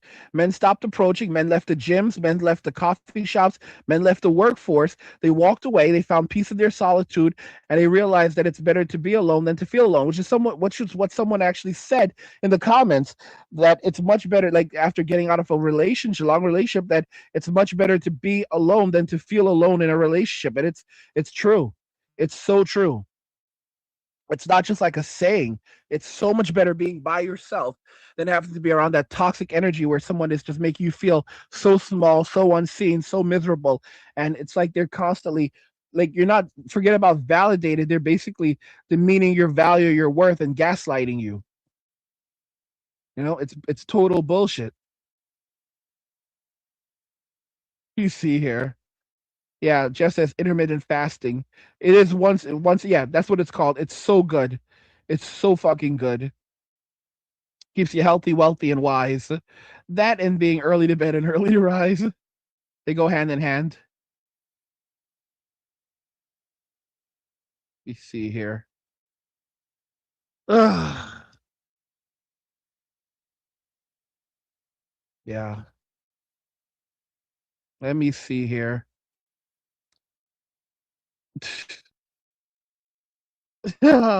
Ashley says, got to keep Tyrone's energy up. He's got a lot of work to do in there. Okay. Galan says, I love the longer streams. Gives it time to marinate like my roast dinners. No Christmas dinner for Sharon. Fuck, bro. Bro. Y'all are so fucked up. Y'all are so fucked up. We went from talking shit about Keisha to putting down Emily. You guys are some fucked up motherfuckers. Let me see here. Samurai says, citizen of Tyrone Tent City, chilling with Wendigos and evil mountain men in the Alpachi, Ala, Ala, uh, Appalachians. Appalachians. I don't know why I read it as Appalachians. Appalachians. There we go. Let me see here. Let's see. Yeah. Yaj says Florida has 2 tent cities built already. Oh man. He says I was in between shop trips when stream started. Shop is closed now. Oh gosh. You guys have to support the streams. Come on, support the streams. Support the streams. You don't have to if you don't want to, but do support the streams. Edwin says, I had a FedEx delivery today that went away because some homeless piece of POS was screaming outside my place. That's so fucked up. I just realized I was supposed to get my PlayStation 4 came, but I had also ordered ordered a PlayStation 4 controller, and it did not get delivered. I don't know what the fuck happened. Yeah, it didn't get. This is so strange. I did not get my controller. It just never, like, this is so fucking strange. It says like arriving today, but it never arrived. Man, that sucks. That fucking sucks. But it's good to have a couple PlayStation 4 controllers. But it's like, and you know what's fucked up? If I had ordered, like, I ordered this from Amazon, but they shipped it with USPS. If I had ordered it from eBay, I probably would have gotten it. I probably would have gotten it. That's the fucked up thing. But at least I have the PlayStation 4 already, and now I just have to wait for my PlayStation 3. It's good to be a man. I'll tell you why. Because women can never be happy with anything. They will always want more and something else. Okay? While we can be happy with very little.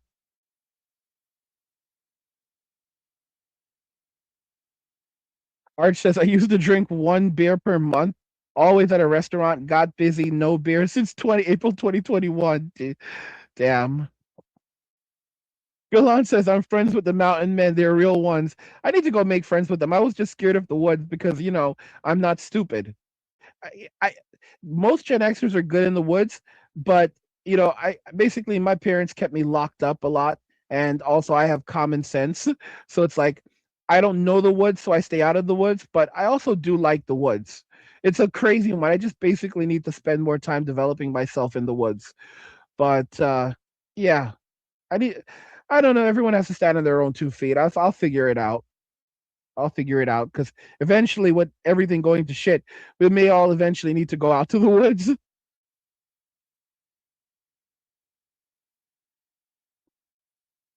Ashley says you do need the external hard drive for the PlayStation 3. Oh, oh. Ashley says you do need the external hard drive for the PlayStation 3, bro. Uh, so I bought two. I bought two hard drives. I bought the I bought the internal one, right, which is a WD also, and then I bought the external. Uh, Ashy, am I confused about something? Because I thought the external was just like I'll use the external just for like backing up the ROMs, but I thought that I need the internal drive for like the operating system and all the other shit. Or are you just saying that I need the external for like to keep the ROMs externally, or I actually need it for like using the PlayStation 3? I'm gonna use it to like keep like stuff backed up, but are you saying like I'm a little confused here? I'm a little confused here, Ashy, about the if you're still here, because I know I'm like going through. Uh, it's so crazy that you're mentioning the external. You're mentioning the external like so late into the stream. Because like I talked about the external like I feel like an hour ago, and I assume you're talking to me. Are you talking? Or maybe you're talking to someone else in the comments who wants a PlayStation 3. I don't think so. No, I guess you're talking. I don't know how this comment is coming through right now. Let me see here. Jay says women are happy when you're unhappy. They are because basically they feel like if you're happy, then you're not being productive and you're not focused on them. If you're miserable, then basically that makes them happy because that means that you're uncomfortable, and if you're uncomfortable, then that means that you'll be more productive. Women don't like men happy. It's a nasty thing. It's a I'm trying to like come up with all of these reasons, but a part of it is just plain old neuroticism and poor character. And I'm not saying all women do it, but it's some women. A lot of women feed off the misery of men.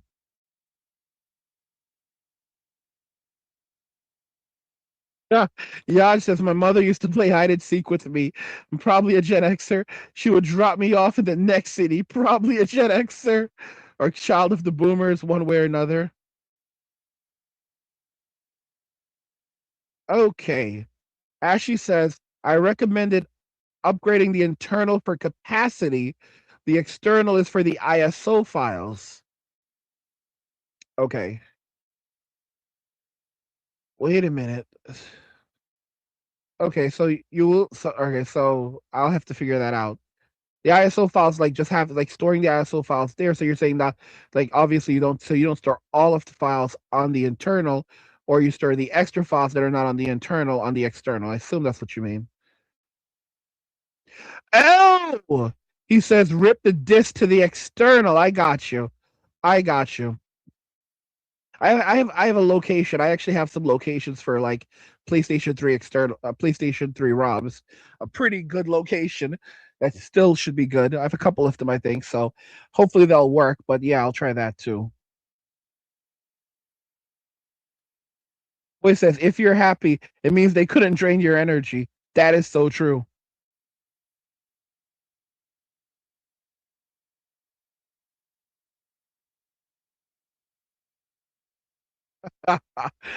Jeff says my mom gave me $1 and dropped me off at the park and rot. Lol. Reed says when the whole society collapses, it will be a different equilibrium. 100%. Yaj says first Gen X, first year of Gen X, I guess. Yeah, Gen X. This is why Gen X is built so different. All right, they were the ones who served. They always say the reason why Gen X is so small is because they're the ones who survived. Many of them say that they think Gen X was a fucking psyop. Fucking psyop. Let's see here. There's a video I just saw on X, and it's like it said something like, if you're a straight man, she needs your opinion on something. I have no idea what's going to be in this video. I like to know beforehand. But well, let's check it out together. I'm so pissed off. I just got home from a date. The guy walked out literally 10 minutes into our date. If you're a straight man, I need your opinion on this desperately because I think I'm right and clearly he thinks that he's right. So we matched on Hinge and I have really good photos of myself on Hinge. A few of them are AI generated. They look exactly like me. While we were out on our coffee / walking date, within the first 15 minutes, he asked me where one of my photos was taken. I'm not a liar, so I said that it was an AI generated photo. And he said, yeah, I don't think we're a match. And he left. That seems so dramatic to me. And also everyone is using AI generated photos. If they look like you, who cares? The ones I use with Dream Lens look exactly like me. They're not like the crappy ChatGPT ones. So what is the difference? Who cares? I don't know. If you're a straight man, let me know. What do you think? He gives me the ick. He gives me the icks because I'm posting fake AI generated photos that don't necessarily look entirely like me.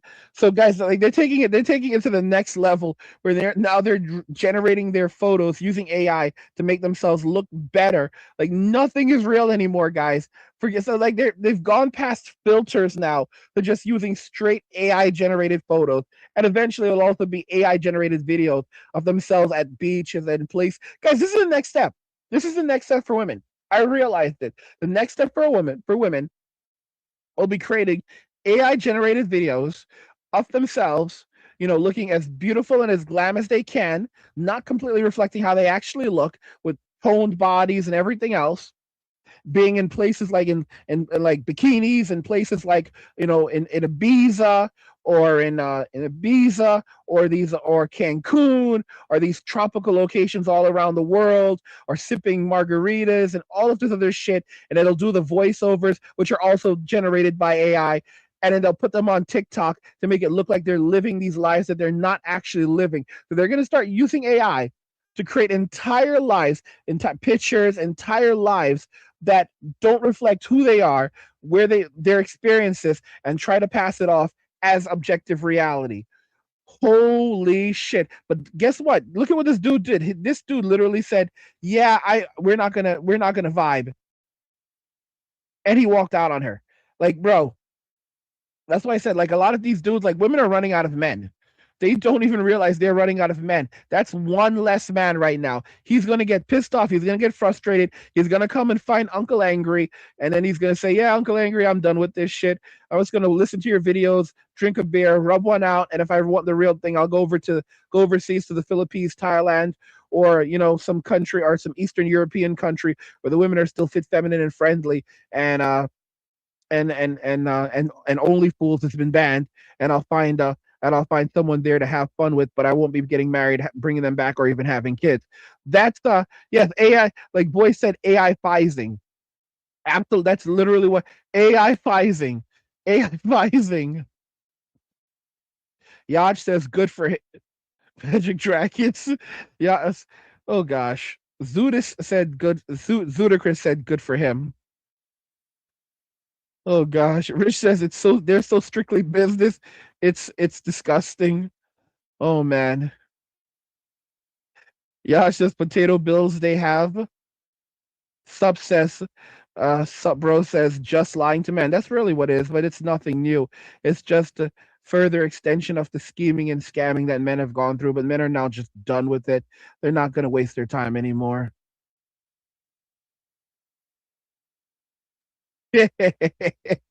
Ludacris says we don't shame our brothers enough for being on the apps. I 100% agree with you. I 100% agree with you. We need to bring shame back. We need to bring shame back. All right, they have to be shamed. If you look at it, it's been kind of this, like The Sims. They don't want to go back into society. Or so maybe some of that shaming work, even if they refuse to change their ways, they're basically too afraid to go back because simping ain't easy. Simping ain't easy.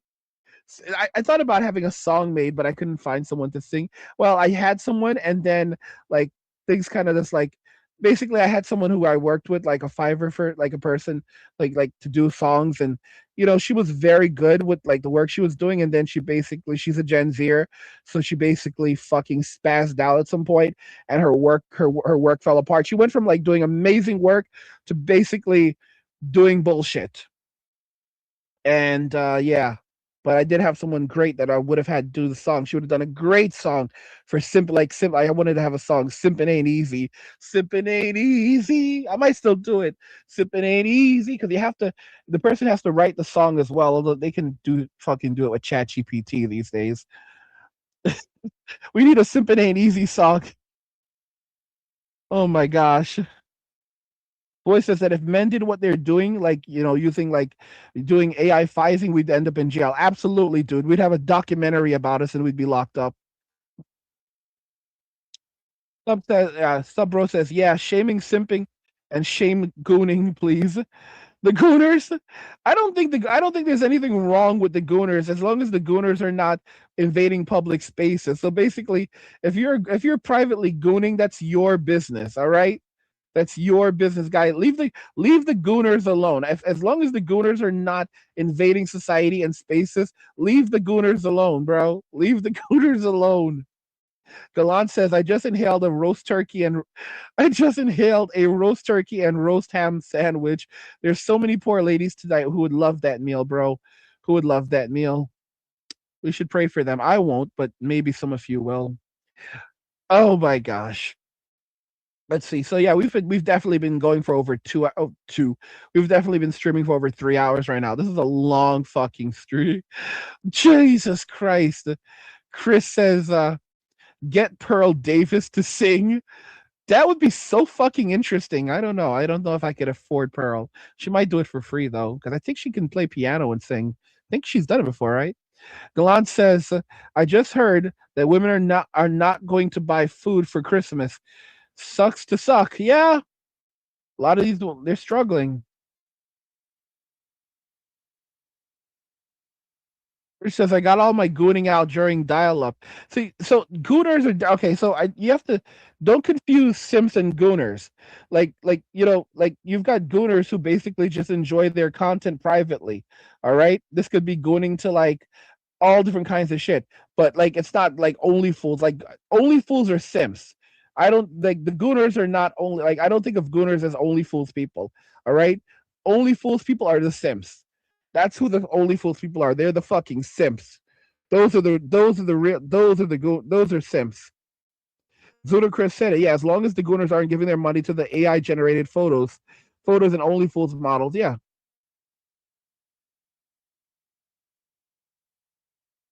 He says months ago, an idiot YouTuber said Sims are the new alphas because they're just doing what they want. I think he lost half his subscribers. Good, good. Gotta hold these fuckers accountable. Gotta hold them accountable. All right. And he was probably living off that money too. So he's gonna suffer now. He's gonna suffer now for that shit. Guys, I have a theory that what they're going to do is because if they can't shut down the manosphere, because it's just basically it's basically a community of loose ideas, right? So it's hard to shut down the manosphere. So I have a theory. Hear me out. I have a theory that what they're going to do is you're going to start to see more of these people, like these simp influencers that are going to be popping up and trying to basically like you're seeing this already. Guys like Scott Galloway, Dr. K, these guys are basically have been doing it like rushing into the manosphere space, and they're basically pushing these. They're acting like they're here to help, and then they talk about the issues, and then they turn around and men are facing, and then they turn around and try to flip it back like it's the fault of men. Let me see here. I think someone just bought me a coffee. Oh, someone just bought me a coffee. Shout out to Mike. Shout out to Mike. You know who you are. Shout out to Mike. He said Red Bull for you, sir. Thank you so much, Mike. See that? You should follow his example. All right? You should follow his fucking example. Mike just bought me a Red Bull after a 3-hour fucking stream. All right. There's like 80 of you guys watching, so between 70 and 80, depending on the moment. All right. I gave you a 3-hour stream, and it took one to buy me a Red Bull. Let me go ahead and thanks. Thanks for the Red Bull, bro. Thanks for the Red Bull, bro. We leave that comment. All right. That's the real one right there. That's the real one right there. You know, the rest of you, you're like, you listen, but wouldn't even buy me a drink. Wouldn't even buy me a fucking drink. But it's okay. Mike bought me a Red Bull. I appreciate that, man. And don't act like it's like a community effort either. It was from Mike, not from the rest of you. You're not gonna share credit for it, you fucker.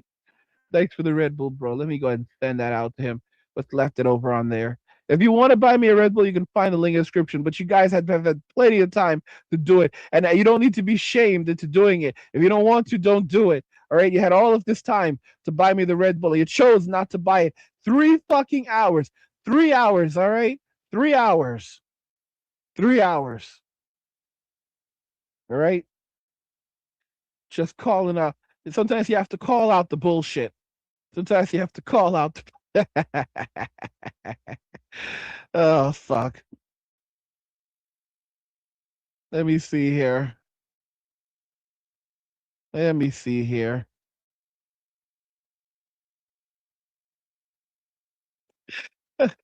Ashley says kids these days will never know the struggle of dial-up porn. Bro, that is so true. The struggle was real.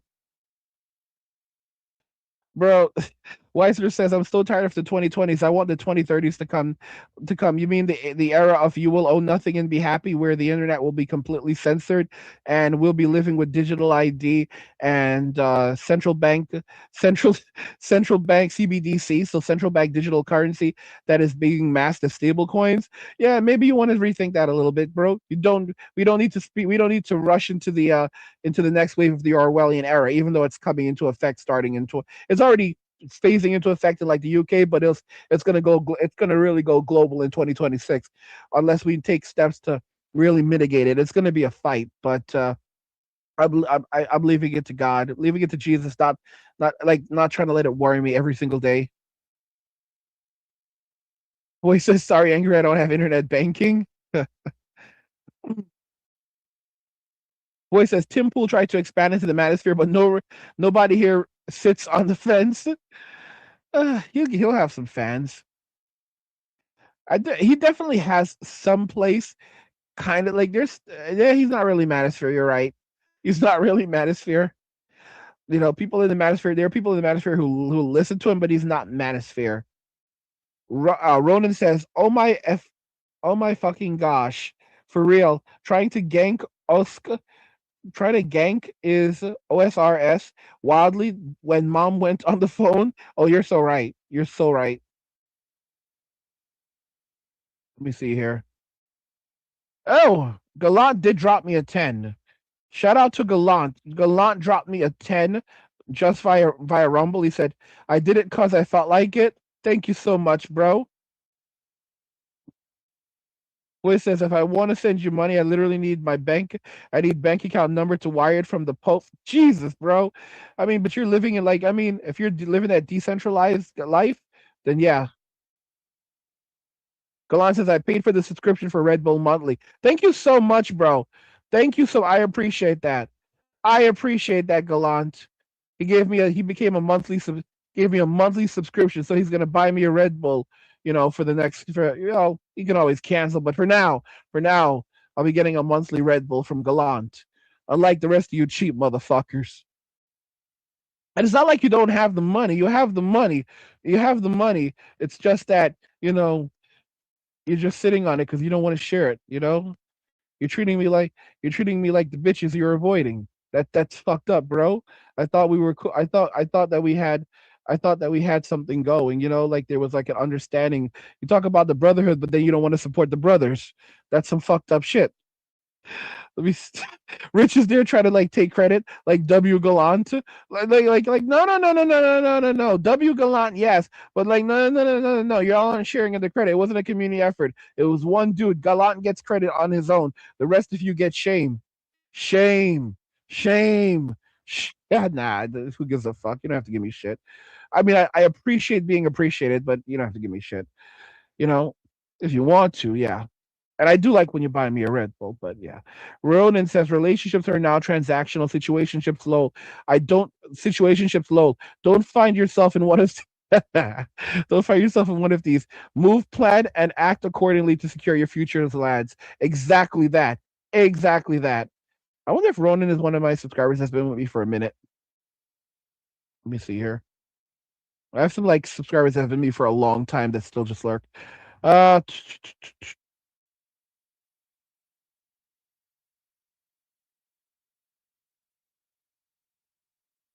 you guys know what time it is, right? You know what time it is? It's time for anger. It's unfortunately it's coming. It's that hour. It's time for me to go take another piss. I don't feel like ending the stream yet. I'm gonna go take another pee pee. I want to take another pee pee, not a poo poo, a pee pee. Even if I took a poop, if I took a poop, I'd tell you took a shit. I'm just gonna take another quick pee. This is like, and then I'm gonna come right back. And I don't know. See, that's why I tell you I'm an extrovert, so it's fucked up. Thankfully, I have all the videos made for tomorrow. I did make all of the videos, and I still have like one extra, and then I have like what's his name? Andy has like a bunch of videos on his plate, so hopefully he'll grind out some more videos for me. But yeah, I'm gonna go take my pee pee. I'm gonna take my pee pee. You guys can go take a poo poo, or whatever it is that you need to do, and then we'll reconvene in like just a couple of minutes. All right. I still need to finish up the last episode of Stranger Things that came out yesterday, but maybe I'll do that after this, after the stream. I'm like, I'm kind of a little hungry, but I can also just eat Cheez-Its. I don't know if I should grab my box of Cheez-Its though, because it's like it kind of like messes with you. I don't fucking know. I'll be right back.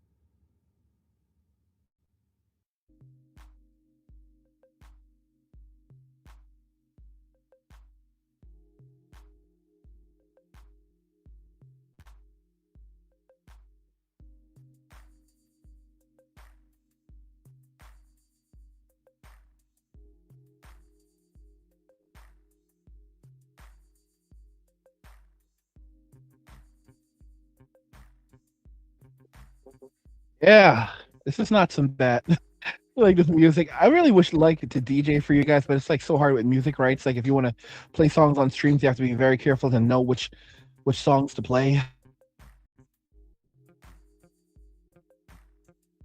We'll jump back into the mainstream in just a moment. I'm just kind of getting back into the mood, to the grind. Yeah.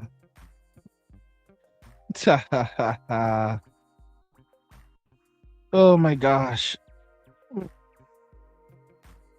We'll jump back in a moment. Let me just enjoy my moment. Enjoy my moment.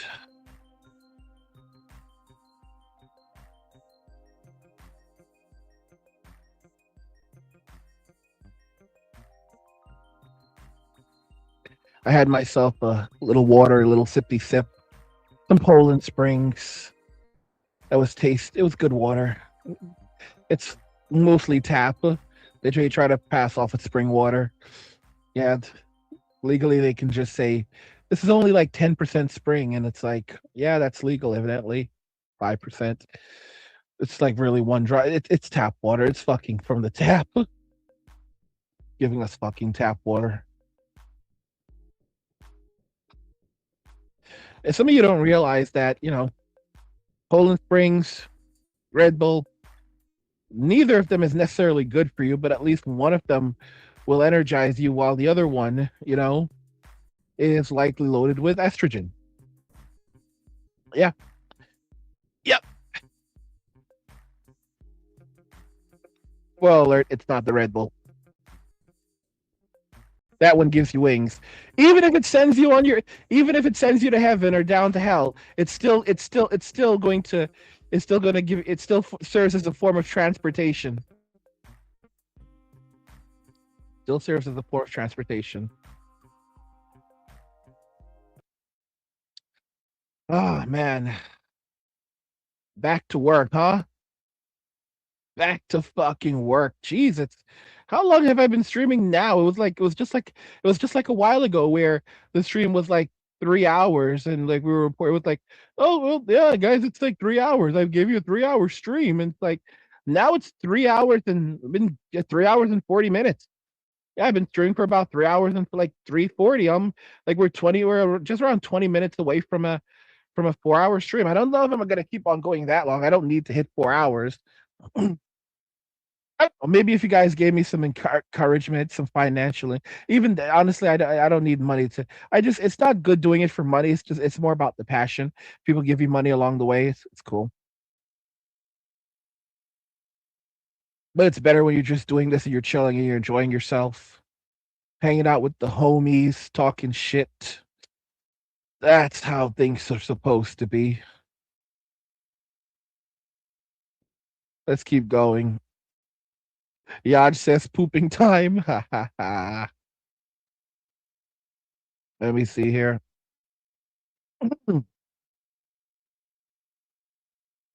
Let's see here. So, Zuda says, "When do you usually go live?" So I used to go live around 7 p.m., 6 or 7 p.m. every day, like months ago, and then I got sick, and I stopped doing it every day, or like most days. So, and now I just kind of like I'm kind of getting back into the groove. So I'll go live around 6 or 7. I kind of aim for 7, but sometimes 6.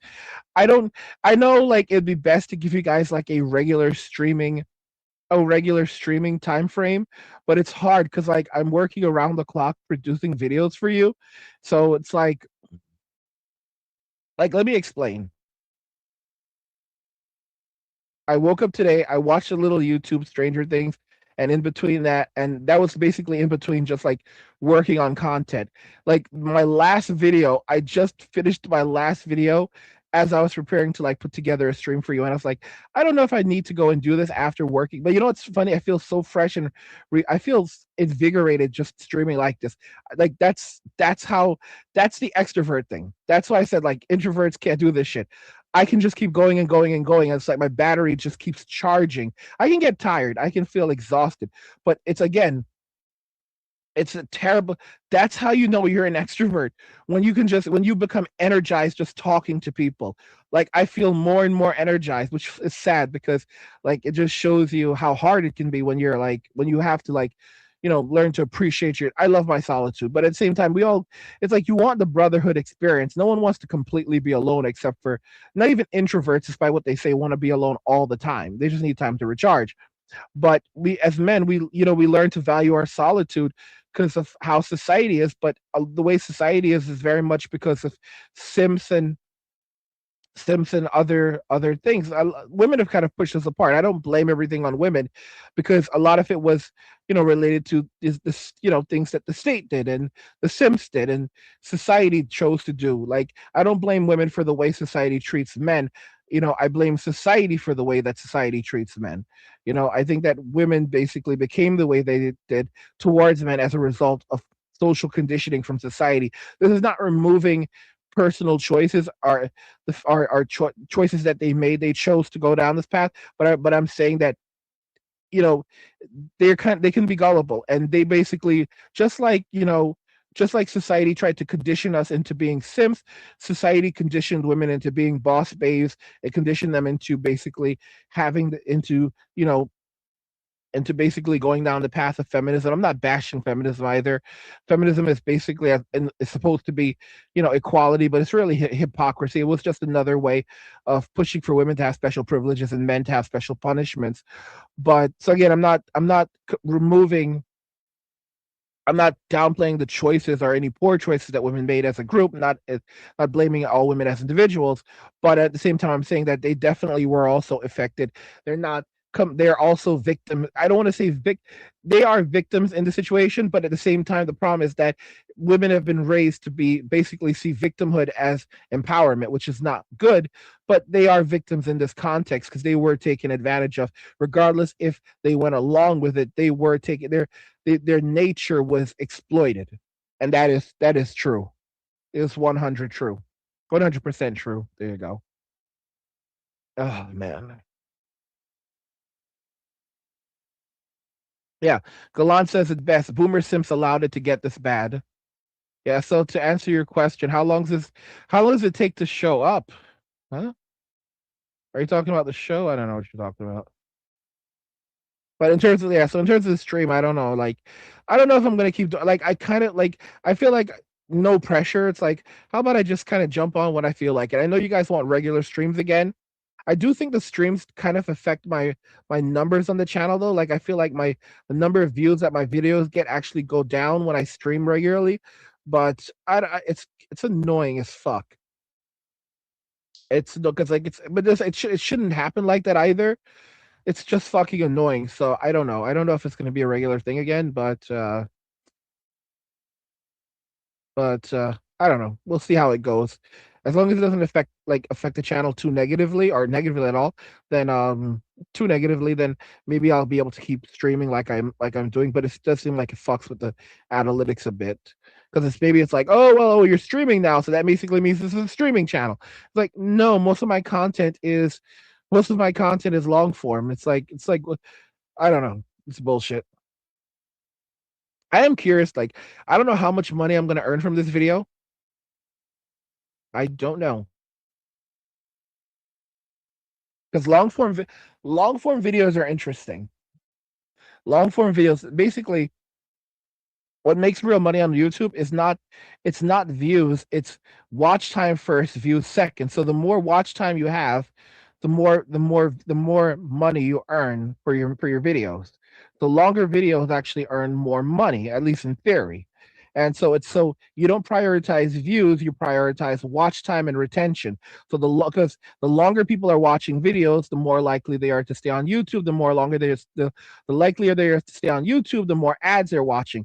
The thing is with long form videos, people who watch long form videos, it's like there are some people who get annoyed. But people who watch long-term form videos are usually people who are listening to things like want those kinds of videos. So, for example, they are deliberately staying here for 1 hour. They don't want to go from video to video. They want a long fucking experience, like listening to the radio, right? or either they may be sitting at home, like they may be laying in bed or with the television on and listening to the video or watching the video, or they may be, working out. This is, or they may be working out and they don't want to have to jump from video to video. They just want to hear me talk shit for a couple of hours or an hour or more. Like some of you motherfuckers who've been on the stream with me for almost 4 fucking hours. What is wrong with you guys? Back to what I'm saying. So long form content, basically, it's changed so much where, especially in the manosphere where, there's like, 10-minute videos, 20-minute videos, and there's some high quality stuff out there. Like for example, I used to put, like, I was doing the whole, like, putting the text on the screen. So like, whenever I would talk, you'd see like, you see the captions on there, and someone said, "Angry, you don't need captions for this kind of video." I was like, I thought about it, I was like, fuck this guy. And I was like, actually, he's probably right. So not fuck him. I got to learn how to take feedback better.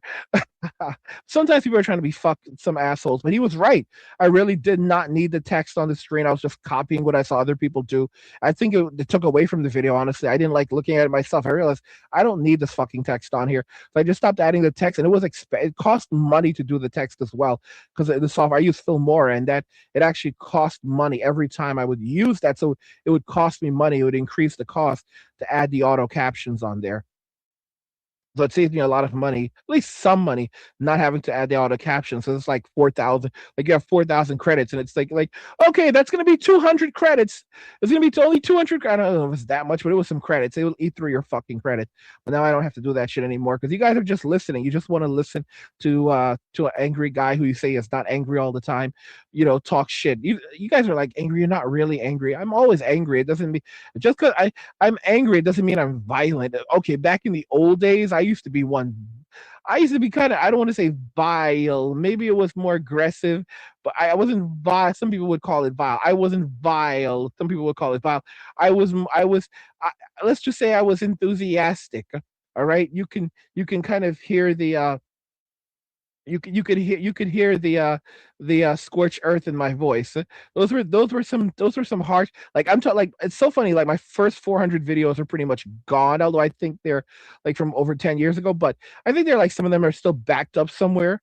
But like it's like those OG videos, those first 400 videos that I made, and then I deleted my original channel and I left for like a year, and then I came back after a year. I actually had there was after I first, so guys, that's the story of my life. Like I've had like periods of like I left for a little while, left for like a year, went and like actually did like ran a business, and like I was running I had some chicks that was working with me, and I was actually doing interviews with like I did interviews, and like I was interviewing like some mildly famous people. I had like an entire life. I actually, guys, I've lived an interesting life. I've lived an interesting life. I can't say that I've never gotten to do things in my life, because I've got to do some things, even if I didn't become famous for it. I got to do some things that I never imagined I would get to do. I got to have some experiences that I never imagined I would get to have. And I kind of look at what Gen Z is doing right now, and I realize these kids don't have shit. They will never be able to have this kind of fun. They will never be able to have these kinds of experiences, and they're always on their surveillance. Everything that they do is now being recorded and will be used against them in the court of public opinion.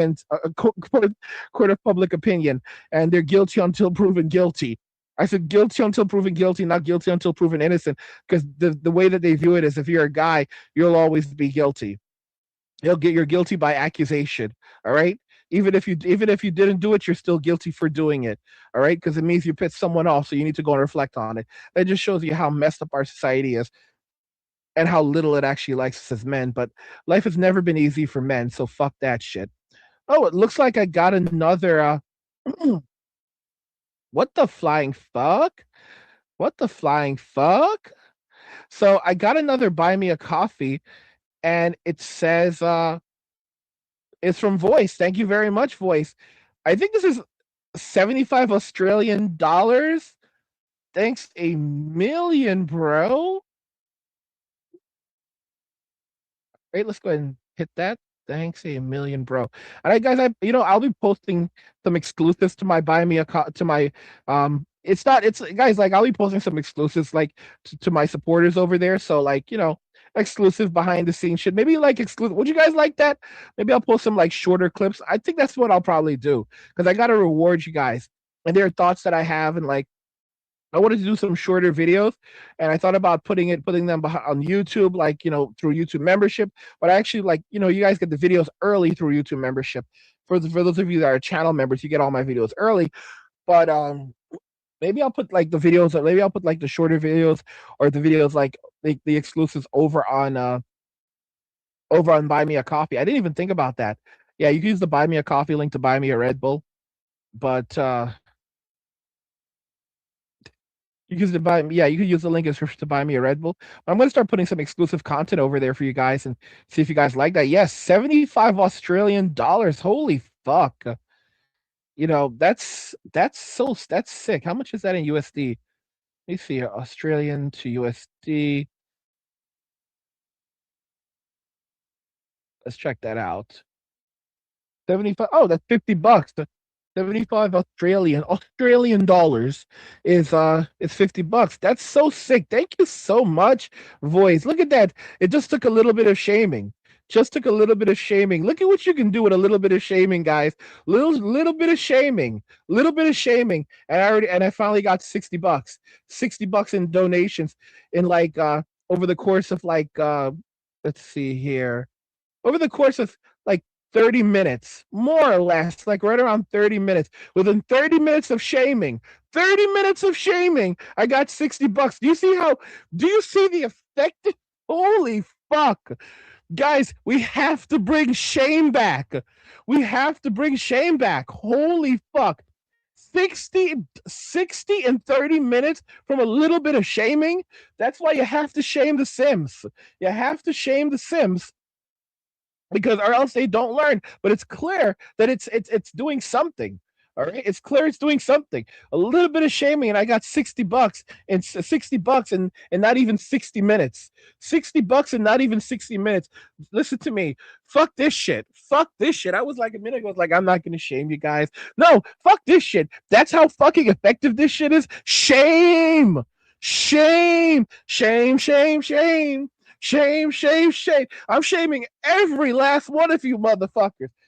You've been listening to the stream for like over 4 fucking hours, almost 4 fucking hours, and you still haven't dropped a coin for your Witcher yet?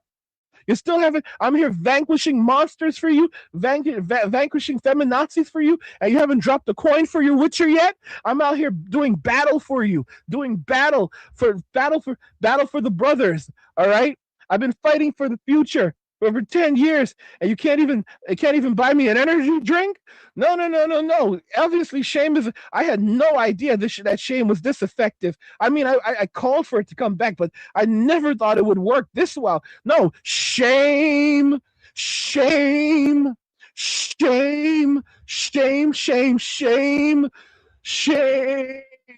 I know it sounds like I'm jizzing right now, but I'm trying my best to just shame you guys as hard as I can. I know some of you guys are like, I will not be shamed angry. It clearly fucking works. You shouldn't holy fuck. Holy flying fuck. Holy flying fuck. My gosh. Jesus, is that Jesus? No wonder societies used to work so well when shame was around.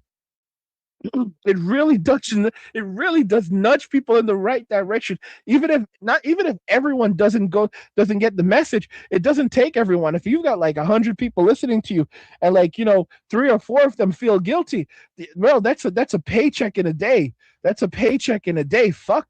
All right, look, guys, throw a coin to your Witcher. Throw a coin to your Witcher. I'm your friendly neighborhood angry guy, delivering delivering wisdom, wisdom using jokes and piss, piss humor. All right, come on, I'm taking the piss out of you. Come on, throw a coin to your Witcher. Throw a coin to your Witcher. Oh my gosh, I'm like Spider-Man. I'm saving Manhattan. In fact, I wouldn't even say Spider-Man because Spider-Man is just if you think about it, he's a small town kind of guy.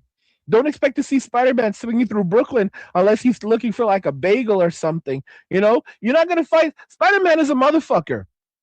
Spider-Man is a motherfucker. That's why he never really fit in entirely with the Avengers, because the Avengers are more global. But Spider-Man, he's like, nah, I gotta take care of 42nd Street. Who the fuck do you know on 42nd Street, Peter? All right? Who the fuck do you know on 42nd Street? People. All right? And it's like, bro, there's like multiple, but there's like what, 5 boroughs in New York. All right? Can't you show Queens any love? Can't show. I mean, what about Jamaica? Okay, Jamaica used to be bad, but it's more expensive now. But I mean, what about Flushing? All right, what about the white girls in Flushing? What about Astoria? All right, what about the Starbucks girls of Astoria? What the fuck is wrong with you, Spider Man? What are you, a racist? You think you're you think you're too good for us? You think you're too good for us if we don't live in New York, New York? Huh? You don't want to come and hang out with the Hispanics in the Bronx?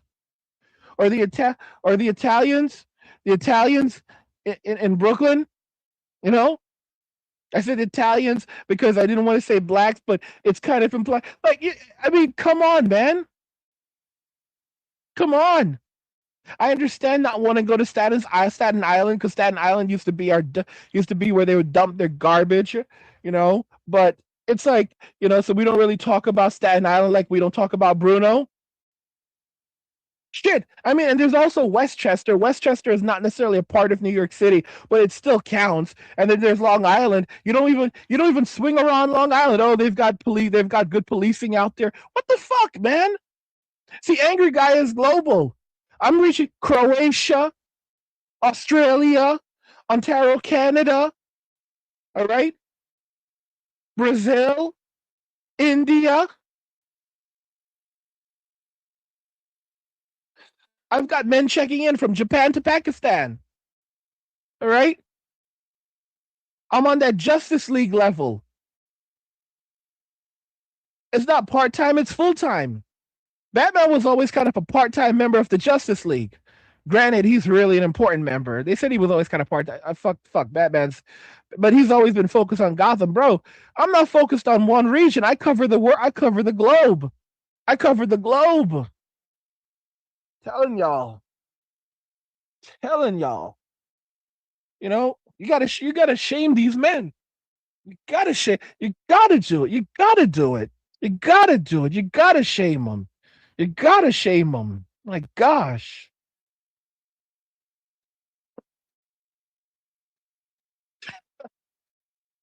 Oh my gosh. Oh my gosh.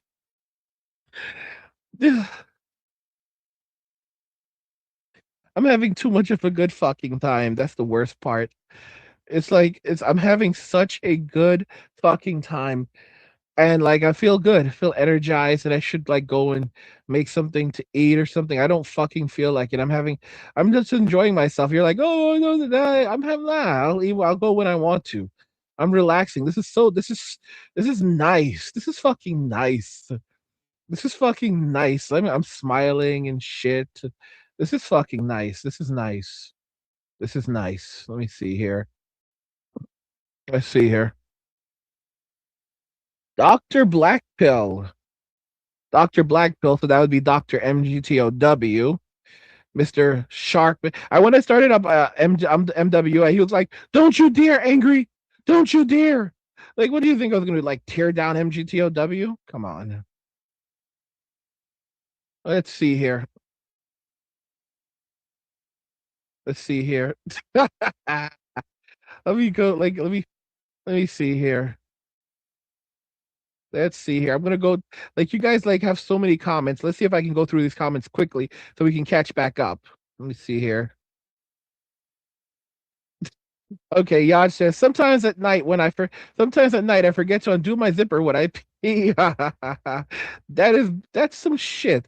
Ashley says I'm having a nice glass of bourbon. Is that a flex? Is that a flex, Ashley? All right, no, he's a good guy. He's a good guy. He's given me so much in knowledge. Like, fuck. I don't know. Like, it's because of him. Why? Like, he's cause if it wasn't for Ashley, I probably would not have ordered the PlayStation 3 at this point. He'd like did the work for me, told me what model to get and all the other shit. Sent me an email. Good guy. Darnell says our future. See, that's how women are so messed up. They talk like we'll talk shit to each other's face, and we say nice things, and we'll say nice things behind our back, behind the.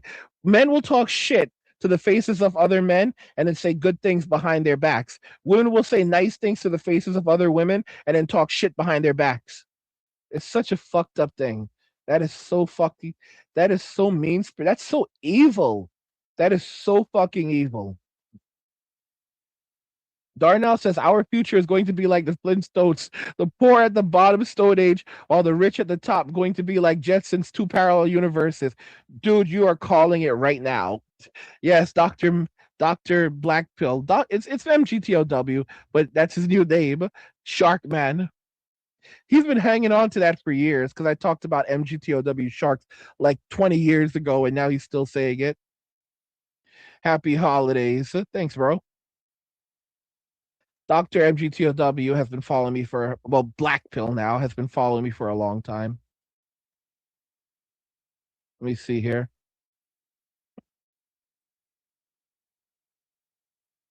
The voice says, angry, I didn't know it was so easy to donate. I'm nearly 50, so I can't be blamed for anything techie.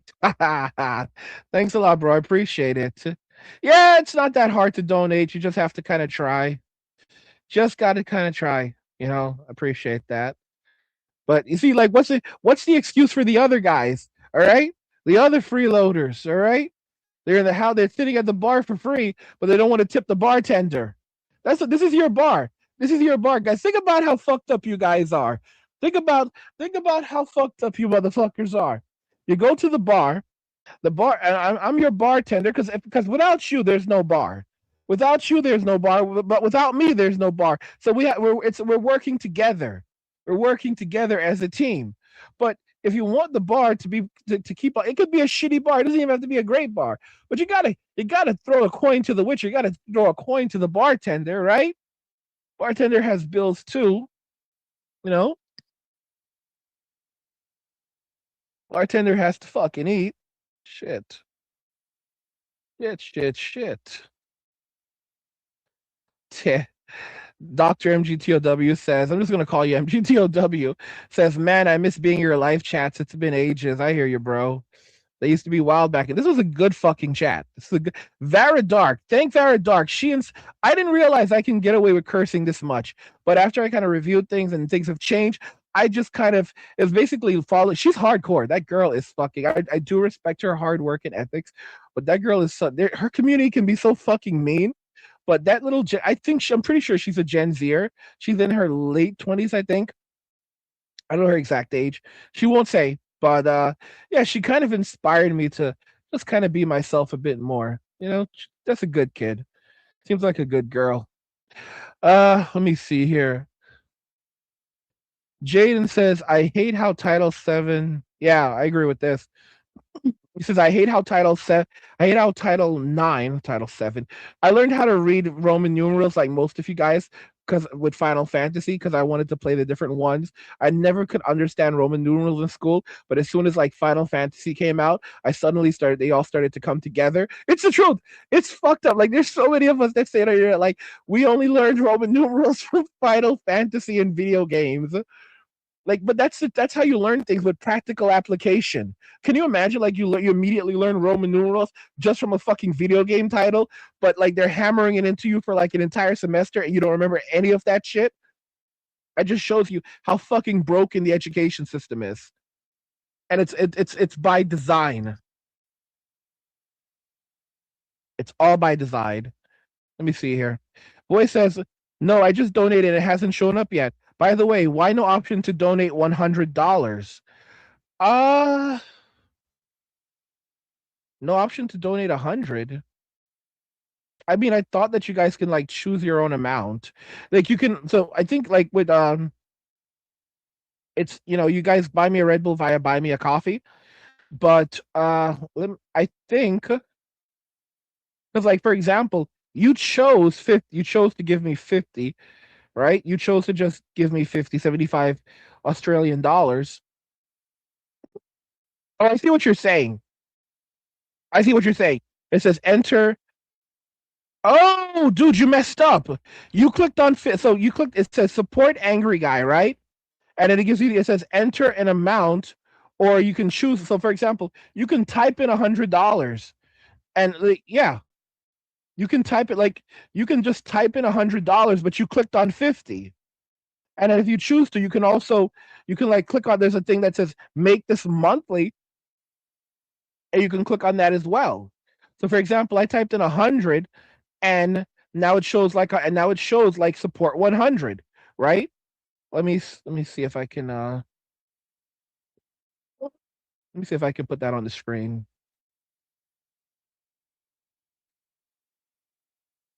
See if I can put it on the screen because you're like, why couldn't I do that? What the fuck? What the fuck? All right.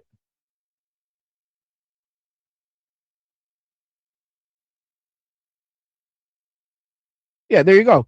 So for example, like it says support angry guy, and you can click on 10, 25, 50, or you can type in it says enter, so you type in a custom amount. So you just type in the custom amount. You can enter your name on social media or whatever you want. Leave a message like, "Here you go, motherfucker. Here's your fucking here's your fucking money, you beggar." Right? And you can go from there. You can go from there. Yeah, you can donate over whatever the fuck you want. I don't know if you can do $1,000. Don't give me $1,000. There are people who used to give me like $3,000 in a single stream, like a single person. You don't give me $1,000. I would feel too bad about it. But like, if you want to give me 100, 200, or even 500, I'm good with that. But I think like 1,000 is. I mean, honestly, I'm not going to tell you how to spend your money and no refunds. If you want to give me $1,000, I'll take the fucking $1,000. I was just thinking about you for a moment, and then I realized it's your fucking money. Your fucking money, and beggars can't. I'm not a beggar, but I'm not too ashamed. I'm not too ashamed to ask. I'm not too ashamed to ask. And you know what? I said like I'm not sure if you can do $1,000. I said I'm not sure if they'll let you do $1,000. However, when I went back and I just looked, I think like it literally says there like I put in 1,000 and now it says support 1,000. So like when you put it in, it shows the amount. So yeah. Evidently you can probably do 1,000. If you guys want to give me a G, yeah, if you guys want to give me a grand, like I'm not gonna reject good money. I'm not gonna fucking reject it. Like that's money I can store at home. That's money I could invest in tech. That's money I can use to buy silver. I'm not buying gold right now. Okay, I'm good on crypto. So yeah, I'm not going to reject it. I'm not fucking rejecting it. That's precious metal money. That's precious metal money or more SSDs or shit. I already bought a motherboard and maybe I need to already upgrade the motherboard if you guys want to drop me that kind of fucking cash. But yeah, I'm not. Yeah, I was. You know what? I wasn't being humble. I need to be more humble. I gotta learn. You gotta learn more humility. Like, who the fuck am I to look a good to? They say never look a gift horse in the mouth. I gotta be more humble. I gotta be more humble. All right. I gotta shame you more, and I gotta be more humble. And because I know my worth. I know my worth. That's some problem with us guys. We don't know our worth. We don't know our worth. I know my worth. I know my worth. All right. I didn't know it before, but I know my worth. Oh my gosh. Oh my gosh. Oh my gosh. Oh my gosh. Oh gosh. Let me see here. Dr. MGTOW says, honestly, I'm not a fan of your very long videos, but I'm always listening to your 1 hour videos like the radio. Do you see that? Do you see that shit? Look at what he says. That's like contradictory. That's so contradictory. Honestly, I'm not a fan of very long videos, but I'm always listening to your 1 hour videos like the radio. That's exactly what the purpose is. Like I said, I fucked up in life. Like, go to school. Guys, my future wasn't fucking radio. Learning how to be yourself and just talk. You know how many bitches I would have gotten? Do you realize how many bitches I would have gotten as a fucking radio DJ? I love to play music, just literally playing music and talking shit. I would have such a fucking fan base, and my style brings all the brothers to all the brothers to the yard. When I say brothers, I mean like brothers from different mothers. Like I cover all bases, okay? I cover all fucking bases. Like I can say I'm not racist, but I can say racist shit, and I will literally have guys like, "Bro, we love you." Like I was just making fun of China. They're like, "And we love you for it." I'm Chinese. Please never change. I'm like, bro. I just talk shit about the African American community, man, and then the black guys in the comments like, dude, I agree with you, bro. You're sounding kind of racist right now. I know, but it's okay because I'm black, bro. That like literally, I bring all the I like I'm an equal opportunity equal not a hater but an equal opportunity comedian. Like I'll talk shit about everyone and everyone will basically feel like they're included, and I think that's how it's supposed to be. That's how it's supposed to be, man. voice voice is let me see here. Let me see here. Dr. Blackfield says, I remember the good old angry MGTOW days. You were very aggressive. Ha ha ha. Bro, I don't know if that I don't know if I have that anger. That was Gen X anger. Everyone thought I was in the red pill stage. No, red pill rage. No, it was Gen X it was Gen X, it was Gen X rage. I didn't know that all Gen Xers were many Gen Xers have this rage that they walk around with. I thought that it was I thought it was anger, like unresolved traumatic issues from relationships with women, and but it did involve it does involve a woman and women, but not women. It's the baby boomers and unresolved trauma from what happened to me. My baby boomer mother, my baby boomer father. So it's the boomers and all that shit. It's Gen X trauma or baby. I'm a baby Gen Xer, but if they let me, but yeah, it's Gen X trauma. It has, of course, I'm awake to the things that how men are treated and so forth, but it was not women. It was the baby boomers, those fuckers, those fuckers.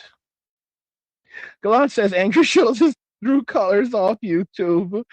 Yeah, I do. I absolutely do. Gary says women chose this path. They should know the consequences of go against their own feminine nature.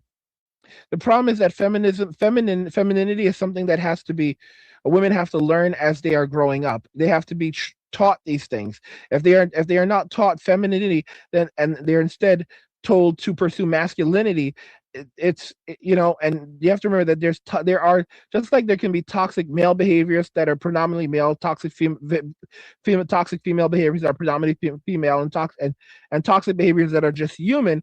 If you don't condition these behaviors, if you don't control these behaviors when they are growing up, then these behaviors will become normalized.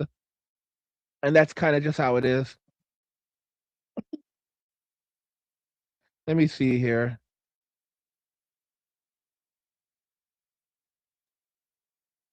Hmm.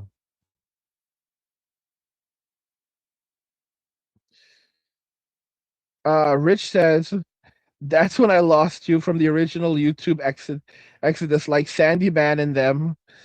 The Sandy Man can, cause he makes us do it love and where it takes makes the world taste good. You guys like when I sang the Sandy Man song? I sang it like what I sang it for Christmas. The Sandy Man, the Sandy Man, the Sandy Man, the Sandy Man, the Sandy Man, the Sandy Man, the Sandy Man, the Sandy Man, the Sandy Man, the Sandy Man. Oh man.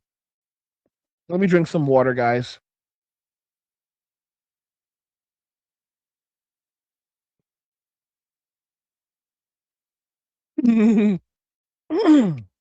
Zuda says Gen Z is screwed. Yeah, I just realized how fucked those kids are. And it's like I thought they were fucked. I thought initially that Gen Z was fucked because, they were being bad muffins, but no, they're fucked because society betrayed them. We failed them as a society. Even though I didn't personally contribute to it, I can't necessarily say I made the situation any better. And I feel sorry for them in that way. Even though I don't excuse their bad behavior, I also realize they never even had a chance. They didn't even have the illusion of being optimistic for the future. They can't like they literally walked into a hellhole, like a shithole society. Like, bro, your future is basically you don't really have one. So I empathize for those kids. Voice says, no problem, man. I would have been fucked up if you hadn't uploaded on Christmas Day. Thanks, bro. I appreciate that. Yolande says, Shay, more like a friendly reminder. Yep, that's right, bro. That's right. Friendly reminder. Friendly reminder. Tip your witcher. Throw a coin to your witcher, and maybe you come to the bar one day and there's a sign on the door that says, we're closed.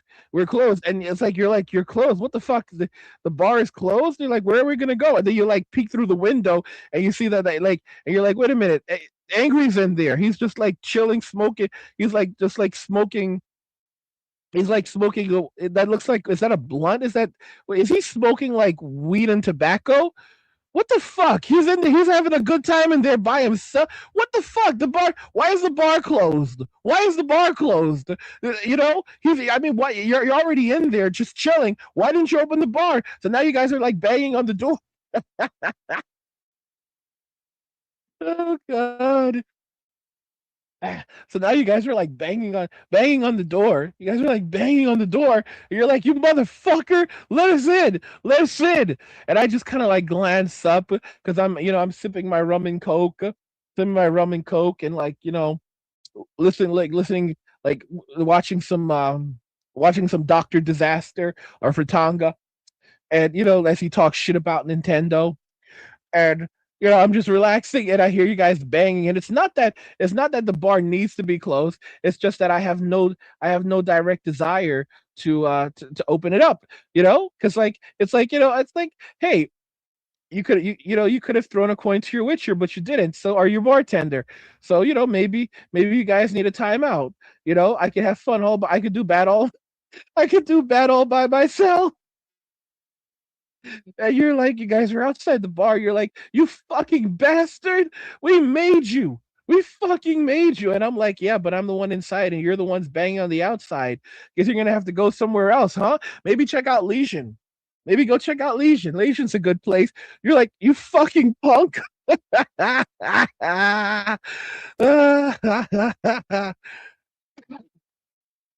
Oh my gosh. Oh my gosh. Oh fucking gosh, I tell you. I, fu- I'm energized. I'm still like, you can't get this from a lot of people. You have to have a certain personality type to be able to just keep doing this shit endlessly. Let's see here. Let's see here.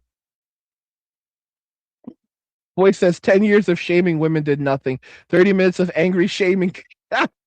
Oh shit. Oh shit.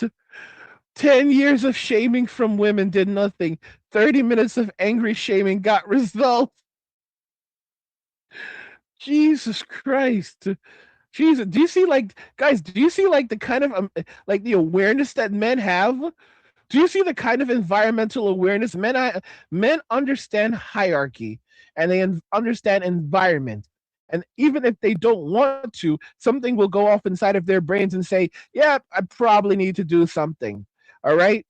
There's always the first movers. The thing is, the first movers are the interesting one because once they set the example, other men see them setting the example, and they basically feel inclined to follow along. All right, they feel inclined. That's how it is because men understand how to read environments. They understand how to read patterns and environments, while women are constantly trying to read patterns and emotions.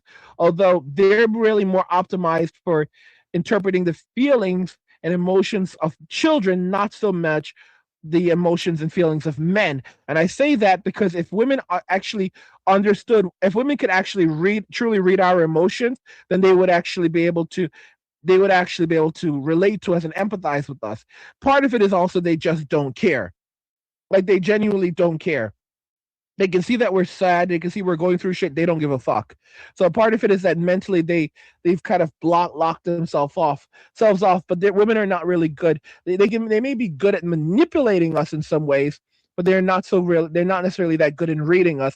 Because if they were, they wouldn't constantly think that we're trying to do some bullshit when we're just relaxing, because they're always in a heightened state of emotion. And the thing is, women don't trust each other. So as a result, they often will apply that same form of mistrust towards us because they're constantly trying to read. They're basically constantly reading, passive aggressive emotional behavior from each other, and then they'll basically assume that men are the same way when we're not. If men say like something, a lot of the times we just literally mean what we say.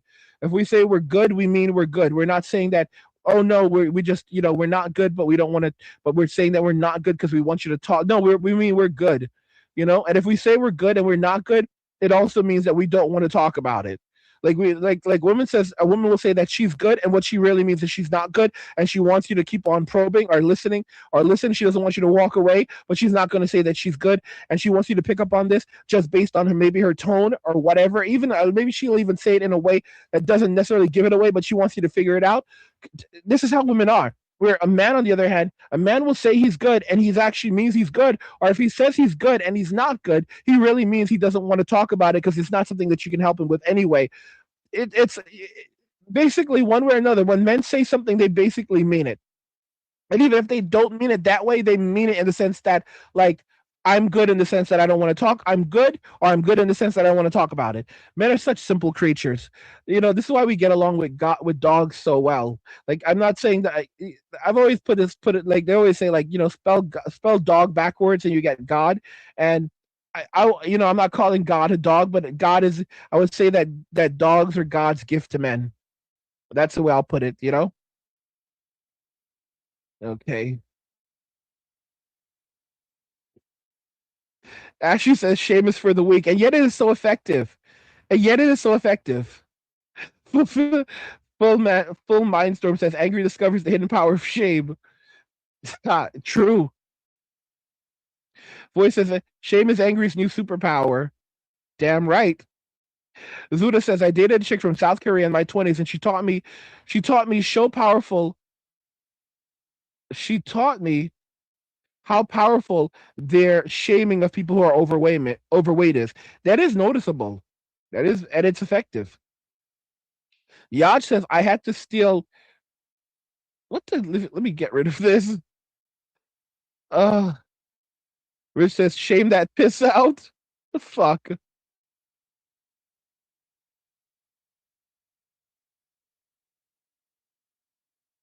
Hmm. Zuda said, "I grew up in New York, but I've lived all over the place." Zuda said, "Oh shit, so you're from New York? Nice. I'm from Newburgh, New York. It's ghetto as fuck. What the fuck? You fucking hell." I lived in Mexico for quite a few years. Full says, uh, Mexico, Mexicali. Guys, I've actually been, there's a place called Mexicali. When I lived in Mexico, I went everywhere. I went to fucking Mexicali. I went to Mexicali. Where else did I go? I didn't go to Sinaloa, but I went all over the fucking place. Okay. Let me see. Let me keep going. Let's keep. Jeff says, "Have a good night, y'all. Peace out, bro." If he already, maybe he already left. I don't know. Let me see here. Dum dum dum dum dum. Working my way through the comments again because you guys are having a good time. We're going back. This is like a comment. I guess when I mentioned Final Fantasy, Ashley said Roman numerals are advanced now. These dumb kids are struggling to read. Yeah, but like a teacher said recently, like you're gonna have two groups of kids: ones who can read and ones that basically belong in Tent City, more or less. Like, yeah, like they're not gonna be functional. I called it. I said that Gen Z can barely read and write, and Gen Alpha, you know, uh, I said Gen Z is going to be in and out of incarceration, and Gen Alpha is basically going to spend the majority of their lives in an incarceration. I did call that. I said that I said many, if not most, Gen Alphas will never work a normal job a day in their lives, and I'm mostly effectively right based on the patterns we're observing.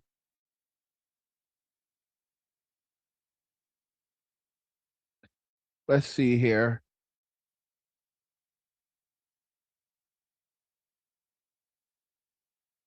Galan says the thing is Gen Z is fucked. I agree with you on that, and they're okay with it. They're miserable about it.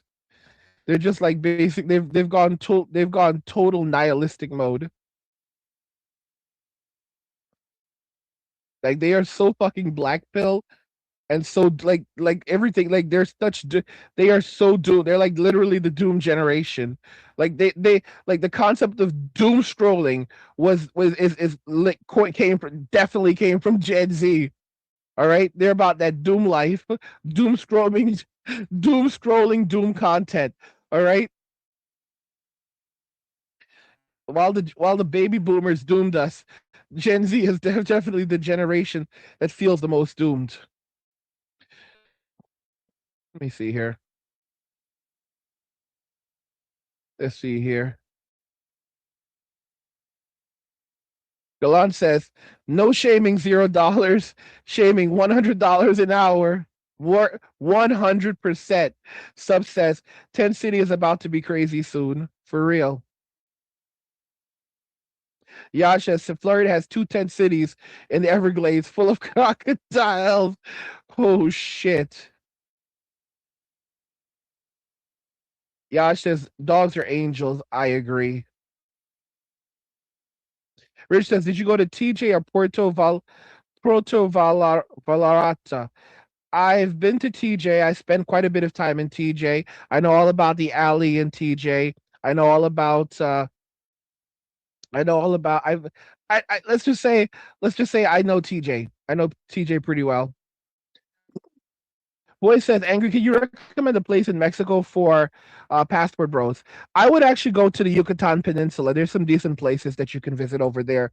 There's the Yucatan Peninsula. It's pretty peaceful. Tijuana can be kind of dangerous. I grew up in New York, so I felt right at home in hell. But like bro, like Tijuana was so wild. I lived over there for a bit. Like I said, I moved around to Mexico, but I did live over there for a bit in TJ. And it's like it was like you felt like it felt like New York to me. It was like you turn on the news or you look at the newspaper and they're like, this many people passed away this weekend because of actions of very bad people. And you're like, yeah, we're in the news. Yeah, man. 100 people this week in a weekend, bro. Yeah. And then like you hear like TJ's coming up in the news in the US, like people in the US are like, and there was another terrible weekend in Tijuana. We're like, bro, look at us, fool. We're on the news. Yeah, man. Bro, the day I left TJ, the last time I was in TJ, the day I left TJ, there was literally a a deceased individual covered by a white sheet across the street from the gym that I would go work at. All right. And that was just a normal for us. It used to be such a norm that it was exciting. You're like, oh my gosh, because I'd go out, I'd have a driver. I'm like, oh my gosh, like it was always exciting if you saw when you saw the white sheets. Basically, that's how they do it. Like they cover them with the white sheets. And like at one point, the city medical examiner in Tijuana was basically threatened to shut down the entire morgue because he said that he got pissed off because it was being flooded with so many deceased that he threatened to shut down the morgue because he couldn't deal with this shit anymore. Dr. Blackpill says we could have met in TJ. I lived right across the border from TJ. I'm guessing you're in San Diego then.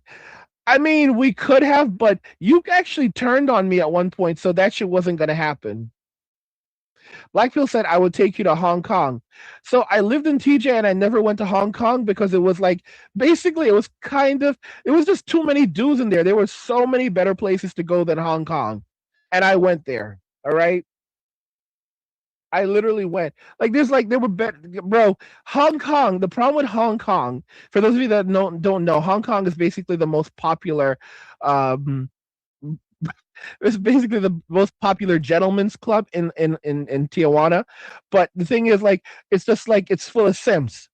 And you basically end up spending more money than you need to. And then the girls that are in there are acting like fucking celebrities. They make so much money in Hong Kong. I don't want to give any of those chicks my money. Fuck that shit. All right? Fuck that shit. And then the thing is, right behind Hong Kong, there's the fucking alley. There's the fucking alley. All right? Those chicks also try. So in Tijuana, being basically uh selling physical intimacy is legal, but you have to have like a certificate to do it. uh there's a lot of shit there. But yeah, I never really fucked. I could have went into Hong Kong. I was basically told, don't waste your time, don't waste your money in Hong Kong, and I don't regret not going into Hong Kong. It's like you could say, well, there's the guys. They treat Hong Kong like it's a celebrity. I'm so glad I never went to Hong Kong because it's like these people act like it's like they act like it's like they're celebrities, like the girls are celebrities, and it's like going to like a fucking celebrity concert. You're like, oh my gosh, I'm gonna see In Sync. I'm gonna see In Sync, and like, oh my goodness, it's Whitney. Oh my gosh, it's Michael. Like, get the fuck up, bro. This is some like you've got to be fuck. I am not putting them on a pedestal. I do not put Kitty on a pedestal. You've got to be kidding me. Fuck out. Get the fuck out of here.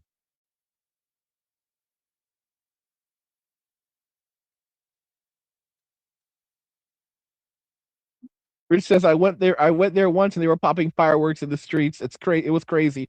I loved it. I loved it, but it's not for everyone.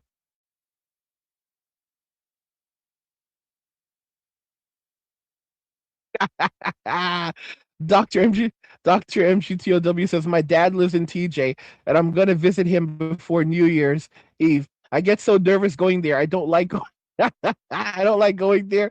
Guys, I remember like whenever I had to go back to the US, I'd talk to like different people. Like I was talking to this chick once and I started talking about Hong Kong, talking about TJ, and she was Mexican. She started getting nervous. She's like, I don't like talking about Tijuana. I get nervous when I hear about Tijuana because they know what goes down in there. And I loved it over there. I fucking loved it over there. Uh, and I'll tell you, I'll give you an example. I went to the dentist. So like after I came back to the U.S., I went to the dentist, and the dentist I saw, she was Mexican. I asked her, I was like, where's your family from? She said Mexico. I was like, oh, I used to live in Mexico. She's like, where? I told her to guess. She goes, I can't guess where you live. I said, the worst place in Mexico. She goes, Tijuana.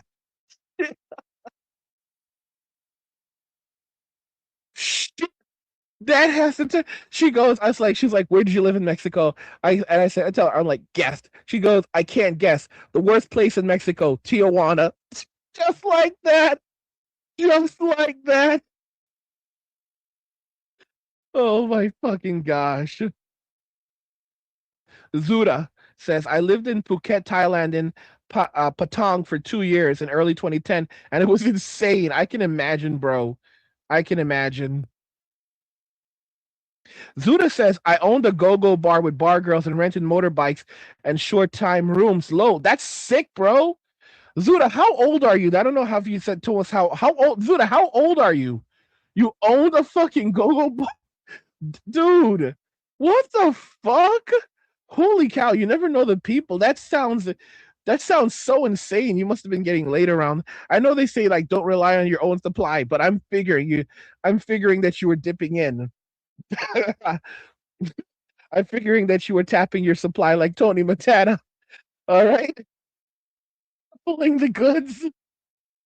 That is so. I've always thought. I think many. I think every guy. All right, except for the self-righteous ones, think about it. At least it crosses their mind at least once in their lifetime, even if they don't remember or want to admit to it. Like the idea of owning a, you know, the idea of owning a club. You know, a gentleman's club of your own. Let me see here. Suda says I'm 35. Dude, you're only 35 and you own one of those things? That's insanity, dude. You've done a lot in your short life. That's insane. Ah, he said I was 23 to 20, 23 to 25 when you did that. That's impressive, man. That you pulled a lot of that shit off. That's insane. Forget about Gen Zers pulling off that shit. Those, the best thing they can do is commit scams, and they're not good at it. Zuda says I also worked as a translator for the police, and it was hella corrupt. Damn. Damn, bro, you really did a lot in your fucking life. It's amazing, like all the shit that some guys like do in our lives. We've like, why even complain? We've all done some shit. Hmm.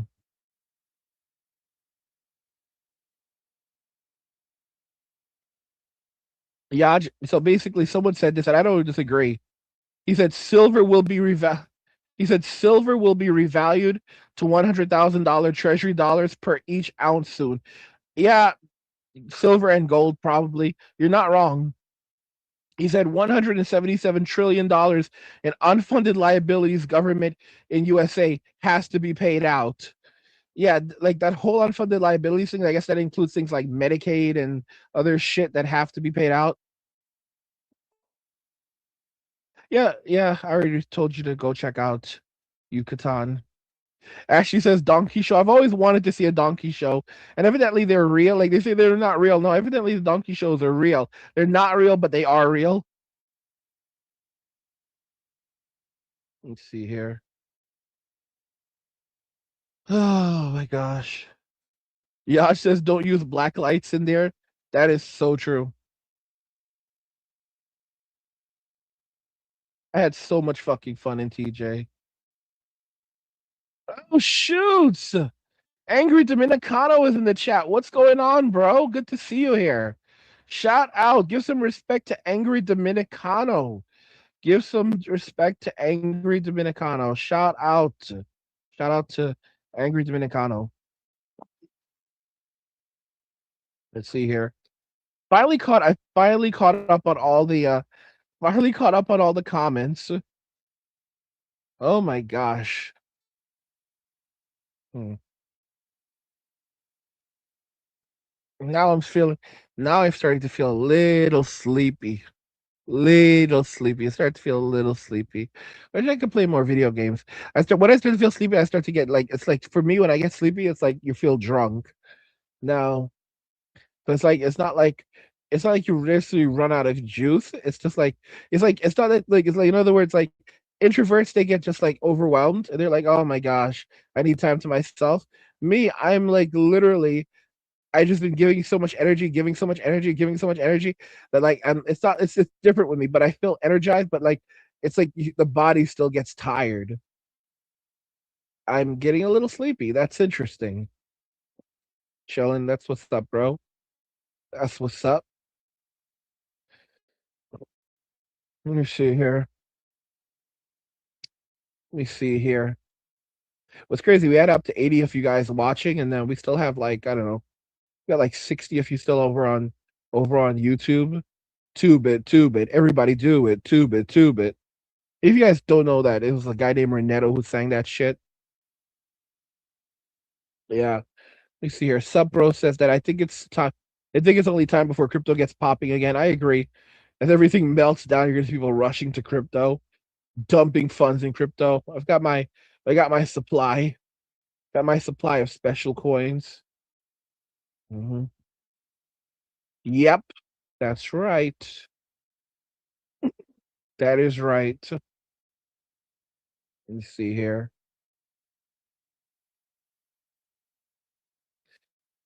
Cowboy says Yucatan Peninsula it is that I like Filipino girls, but Mexican girls are next level hot. Hopefully don't get a crazy one. If you want a good woman, you have to go to like the villages. Like you don't fuck with city girls. City girls are basically like American girls. But I mean, if you're looking for like a really good girl, if you just want to find like a girl to like chill with, you have to be careful in Mexico because there are scammers there. You can get scammed. But yeah, I mean, just be mindful and speak Spanish. Definitely speak Spanish. Even a little Spanish. Even poco español is okay.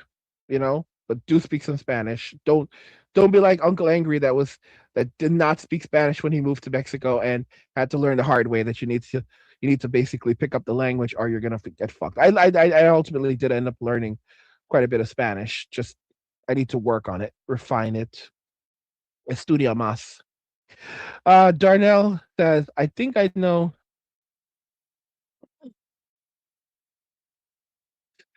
Darnell, fuck. I think I know where the One Piece treasure is in the real world. Since it's based on the real world, it's under Waterloo 7. I think the place in the real world is America.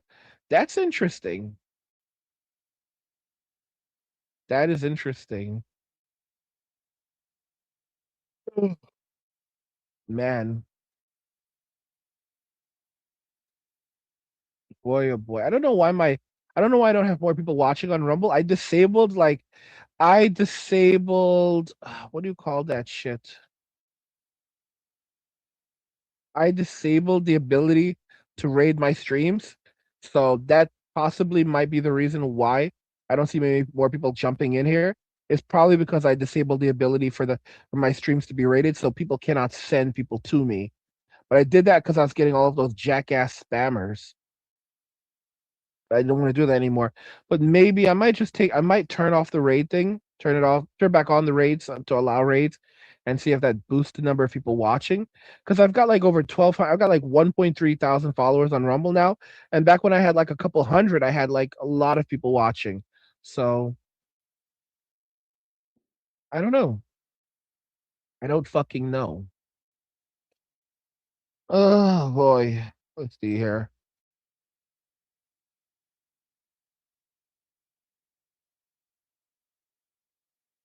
Let me read some of this.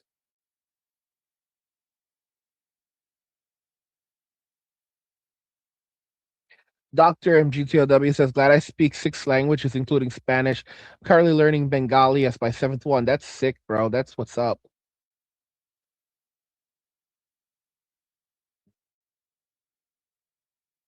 Boy says, thanks for the advice, man. Spent half my life stuck in ruts. Want to see the world before we're not allowed to. That's what's up. That's what's up. And that's something for everyone, every man to take into consideration.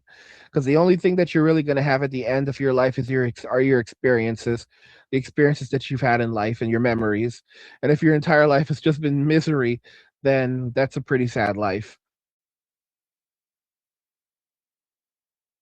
Let me see here. Yeah. Yeah. I don't know. I don't really. It's so fucked up because it's like part of me doesn't want to go, part of me doesn't want to end the stream, but then at the same time, it's like, what do we talk? What else do we talk about? I don't know. Honestly, I don't know if you guys were dropping me. If you were dropping me money right now, would that make me more motivated? I don't know. I don't know if you. I'm not gonna lie, because they used to drop me lots of money, like back in the day, back in the angry MGTOW days, and bro, I would go so crazy. Like if I don't know if you guys were like dropping supers right now, if you were like making it rain. I don't know if that would. I feel like that might energize me more. It's like money, money, money. Uh, uh, uh. Oh, funny, funny. There you go. Money, money. There you go. Point is money. Yeah, money definitely does. It definitely does something to me, definitely does something to me.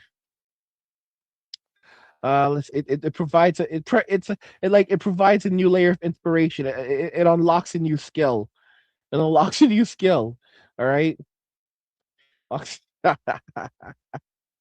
Oh fuck. You see here. Boy says it's been a whole ass afternoon of laughs. See that? See that? Let me see here. Luda says basically don't get married and stay single.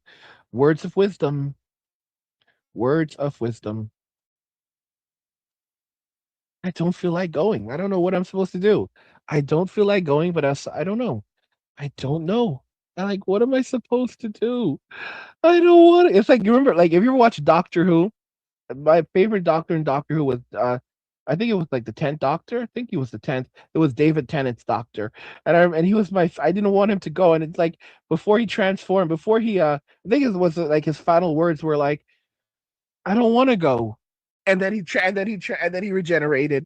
Oh my gosh, into Matt, whatever his name was. I did not like his doctor. He was like so fucking childish.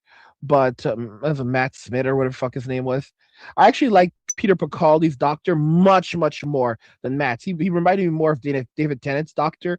He felt more like maybe they were both Scottish, but yeah, they both brought that shit. Like David Tennant is my favorite. Peter Capaldi is probably my second favorite, and then everyone else after that was just total ass. I got into Doctor Who during the revival of the series, so I did not even know really much about the series or anything about the series. Probably nothing about the series before the revival, but I think it was like that for a lot of people. So I didn't know anything about the previous Doctors and all the other series. Maybe one day I'll go back and watch them. Probably won't, but who knows? If I ever have time and like I can kind of breathe again and have some peace, but Yeah, my favorite doctor, like doctor, like when David Tennant like came on the scene, this dude like just bursted on the scene, like pulling out like a fucking sword out of any. This dude was the wildest fucking doctor. Like it was literally that shit out of like Fergal, like super fragile, XP alidocious, and this motherfucker was just was like rocking out with his cock out, and not literally, but he was like balls to the wall, like he was high adrenaline doctor. He was not playing fucking games. If you, bro, during the David Tennant, they talk about the war doctor who technically is a doctor, but he doesn't get a number. But holy fuck, David Tennant, that motherfucker was about that. Like it, he basically it ended up catching up on him. He was that thug life doctor. He was a real one. Oh my, like they basically brought him back in like the most recent series, and like, but they kind of like made him a simp. But back in the OG days, oh my gosh, David Tennant's doctor, this fucking guy, like this, oh my gosh, it felt like he can do anything. He was able to save everyone except for himself. But again, there were prices. He did some bad shit. He did some bad shit, and there were prices to pay. There were consequences. He was on bad motherfucker. Oh my gosh, that was my favorite doctor. That was my 100%. I think he was the 10th. That was my 100%. I dreamt of him coming back, and when he finally did come back for the for those specials, I watched them, and they were like filled with DI shit.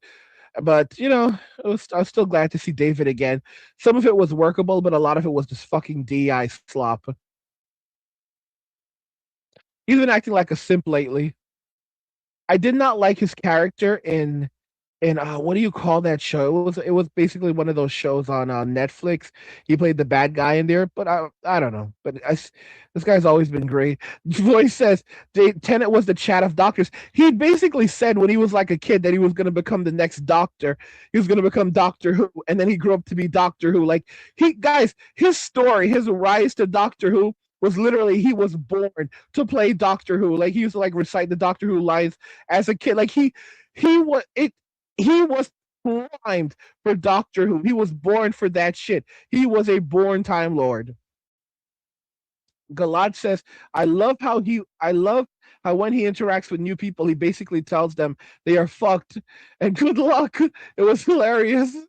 Oh my god. He is the doctor. He is the doctor. Fuck, man. All right. He was the goat, bro. He was the goat. I miss him so much. I miss my doctor so much. Like this new shit with the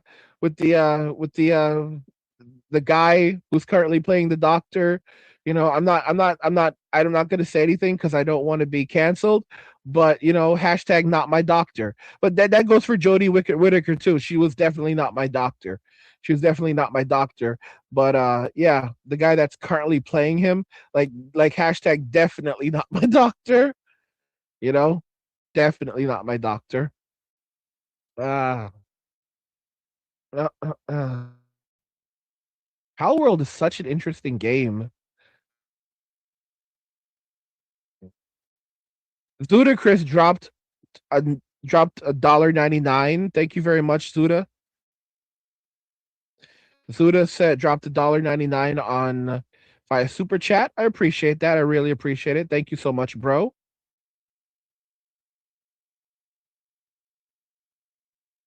Thank you for dropping that cash. That's really nice of you. Let me see here. Moderation activity. Pop-up chat. I don't know. Yeah. What are you guys doing? What are you guys doing? I tell you guys, life is such an interesting thing. You never know what you're gonna get, but I will tell you, for most people, there's a lot of bullshit in there. There's a lot, there's a lot of bullshit mixed in. There's just a lot of bullshit mixed into there, you know? And I get it. There's you have to roll with the punches, go with the flow. But at the same time, you can have just so many curveballs just thrown at you. So many curveballs just thrown at you.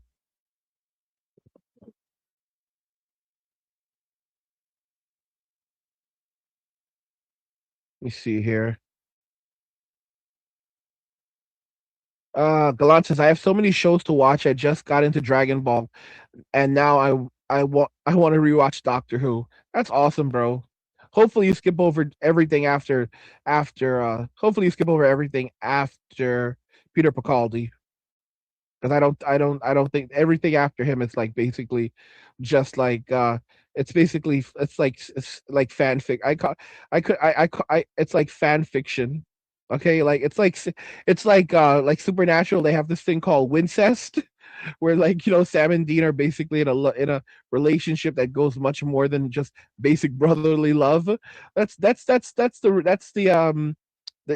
really the fans being bad. Like, listen, hey, to each their own. So I kind of like chalk up like the Jodie Whittaker and era and everything that came after Peter Capaldi as literally just it's just like toxic fan fiction, bro.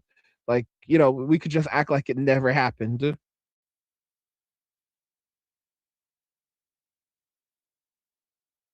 Darnell says that they might be planning on deleting everything off the internet, so I think it's a good idea to download as much stuff off it as possible. You're not wrong at all. You're not wrong at all.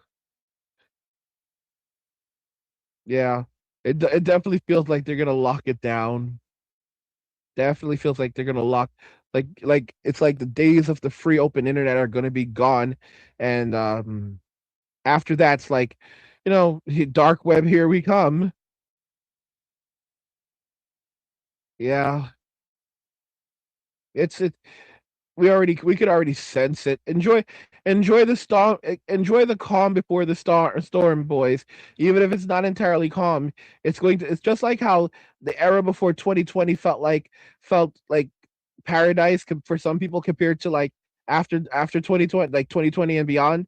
Like the era after 20, like everything before 2026 might feel like paradise in terms of like before after 2026 and beyond, after like considering what everything that they're planning and everything they're gonna do.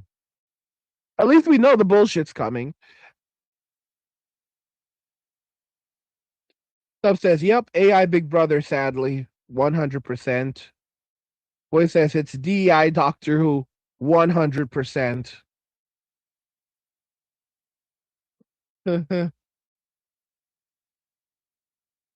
Interstate said, "All right, I'm here now. What did I miss, bruh? Really, really? We're almost 5 hours in, and now you're getting here. But you know what? It's good to have you.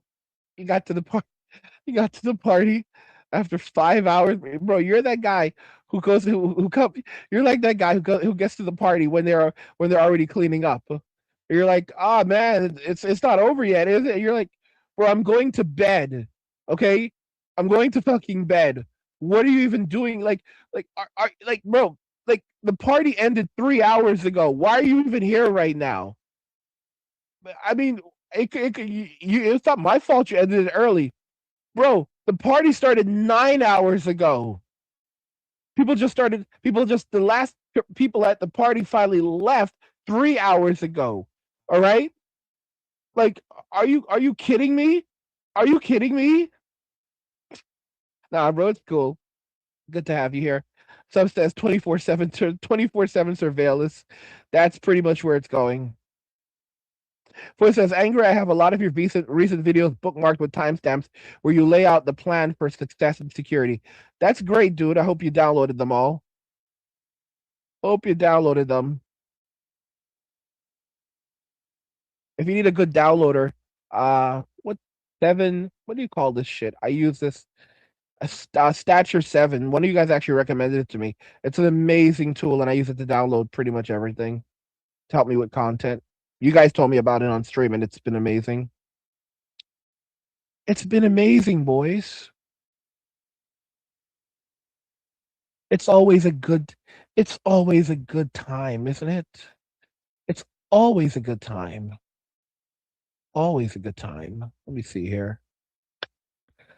Let's see here. We've been streaming for 4 hours and 56 minutes, more or less, according to YouTube. That's right around when we started. Holy fuck. You guys have had me on here for almost 5 hours. 5 hours. 5 hours and two donations. Well, not two. There was actually a couple. There were two donations. There were two Red Bulls, one big one on one big one on one big one on for buy me a coffee. You guys gave me some, yeah, was it voice? One of you guys gave me like a to give me like Australian 50, and there was like another 10, I think, someone else.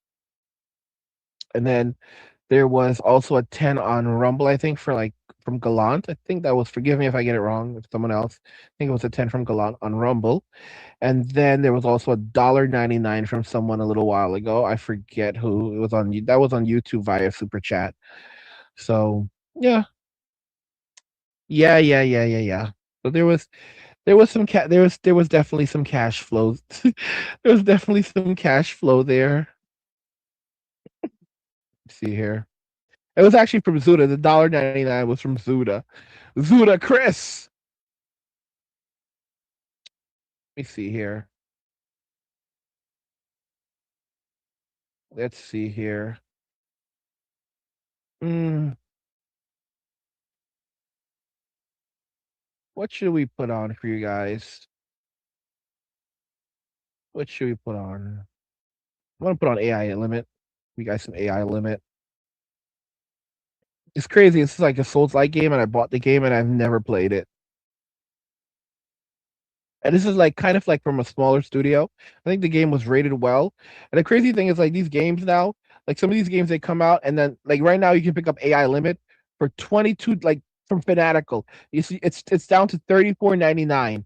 When this game came out, when this game came out, it was originally priced, I think, at like 50 or $60.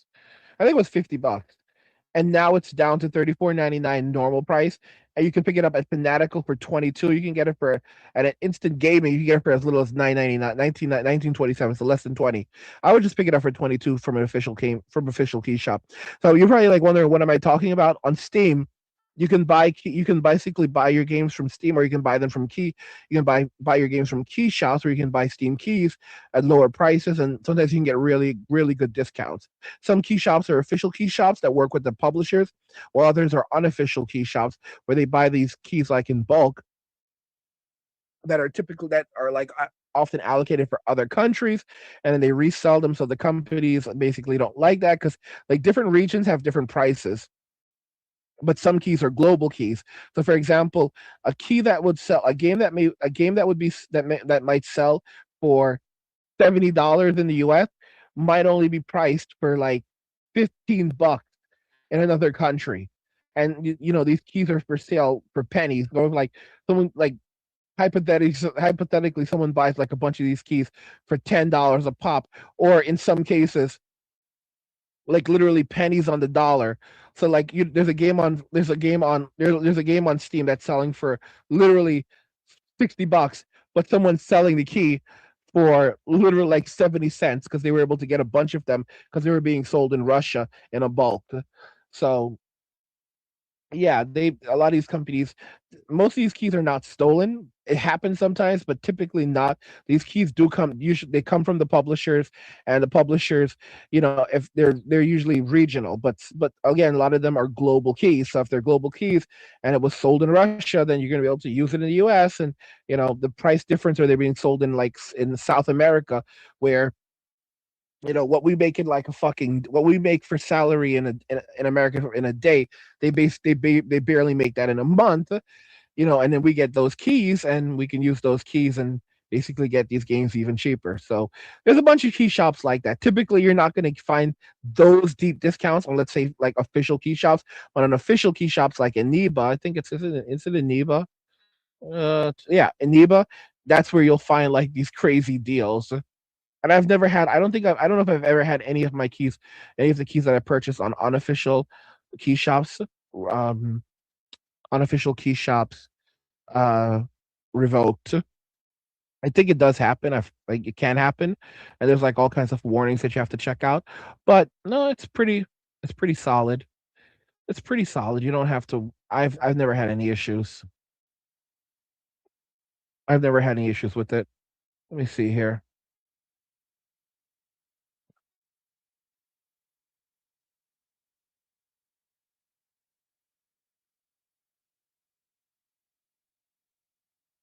Daryl says thoughts on that one new game, Mega Bonk. I haven't played it yet, so sorry, I don't really have an opinion. But I might check it out. Maybe I'll go over here. Like I honestly was like not really gonna check it out. Probably it's so fucked up. But like now, but it's actually in my library. This game came out on. Oh, I see. Yeah, it looks like Gen Z garbage, but I did pick up the game. It's going for like 7.49 now. I guess I did pick it up. It looks interesting. It's overwhelmingly positive.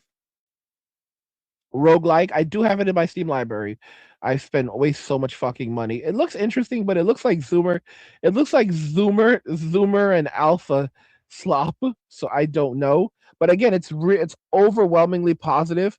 Like recent reviews and all reviews like 90, 96, 95. So they clear. I mean, the price probably is a big part of it, and I don't know if it's multi. It is multiplayer also as well, but maybe I don't know if it has any offline functionality. I don't know. Maybe it is entirely multiplayer. I don't know what it is. Maybe it is entirely multiplayer because that's how they can charge so little for it. I don't feel like doing any research there, but yeah, yeah, they're doing the Steam Winter Sale right now. There are a ton of games on Steam at the moment for going for 70% off. Yeah, there are. There's some good ones. I pretty much own most of them because I'm such a Steam whore. I have over 1,400 games on Steam. I don't know if I crossed 1,500 yet. No, I haven't. I'm at like 14. I'm still at 1,400. Still at 1,481. So I'm like 19 games away. I think. Yeah, I'm like 19. Well, it says that like I have over 1,500 games, but I think that includes the not. Yeah, 34 not listed due to your filter. 34 not listed due to your filter. I'm not sure. It says 34 of my games are not listed due to my filter. I'm not like because I do have some games in there that are not like that are non-Steam. So I don't. Okay, all I know is I have over 1,400 games. All right, that's it. I have over 1,400 games on Steam, and I have over 500 on GOG. Let me see here. Kyle had said dating is a nightmare. I wouldn't even bother. It's it's good that men are waking up. Some men and even like the Stims are running away. So it's like some men never learn, but they at least don't want to suffer out there in the streets. Darnell says, I have been listening to a lot of old music lately, like the Stranglers, Golden Brown, and other old music thanks to YouTube Shorts. That's awesome. Although I can't stand YouTube Shorts because like they damage your attention span and they're like forced upon you. Let me see here. Let me see here. Let me see here. Let me see here. Come on.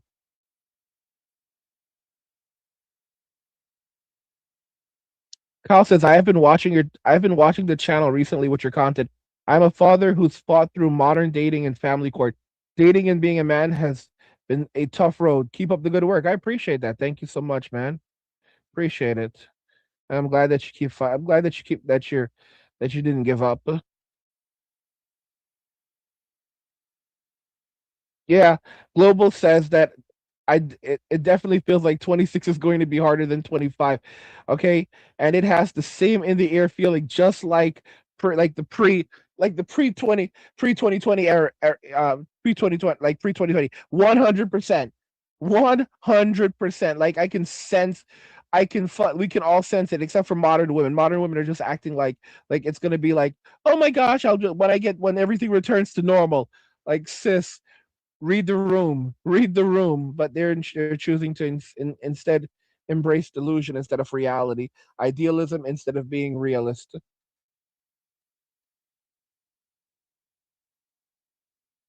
Oh man,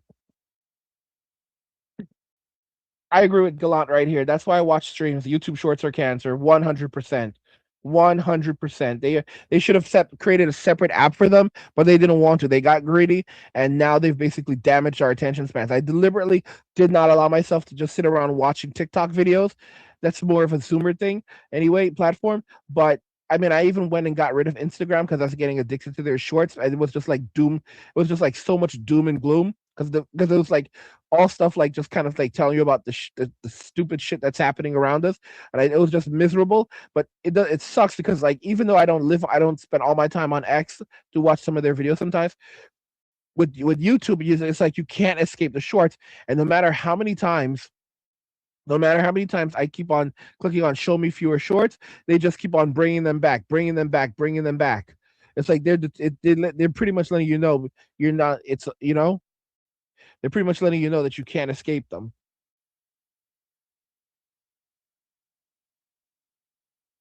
Yeah. Boy says got to clear up one debt before joining Crypto Academy. Academy is good for guys who don't know where to start. Absolutely correct. And we also have we have, what do you call that shit?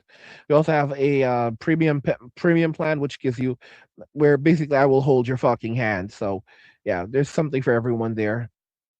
We got blueprints also that basically accelerate learning, all kinds of good shit.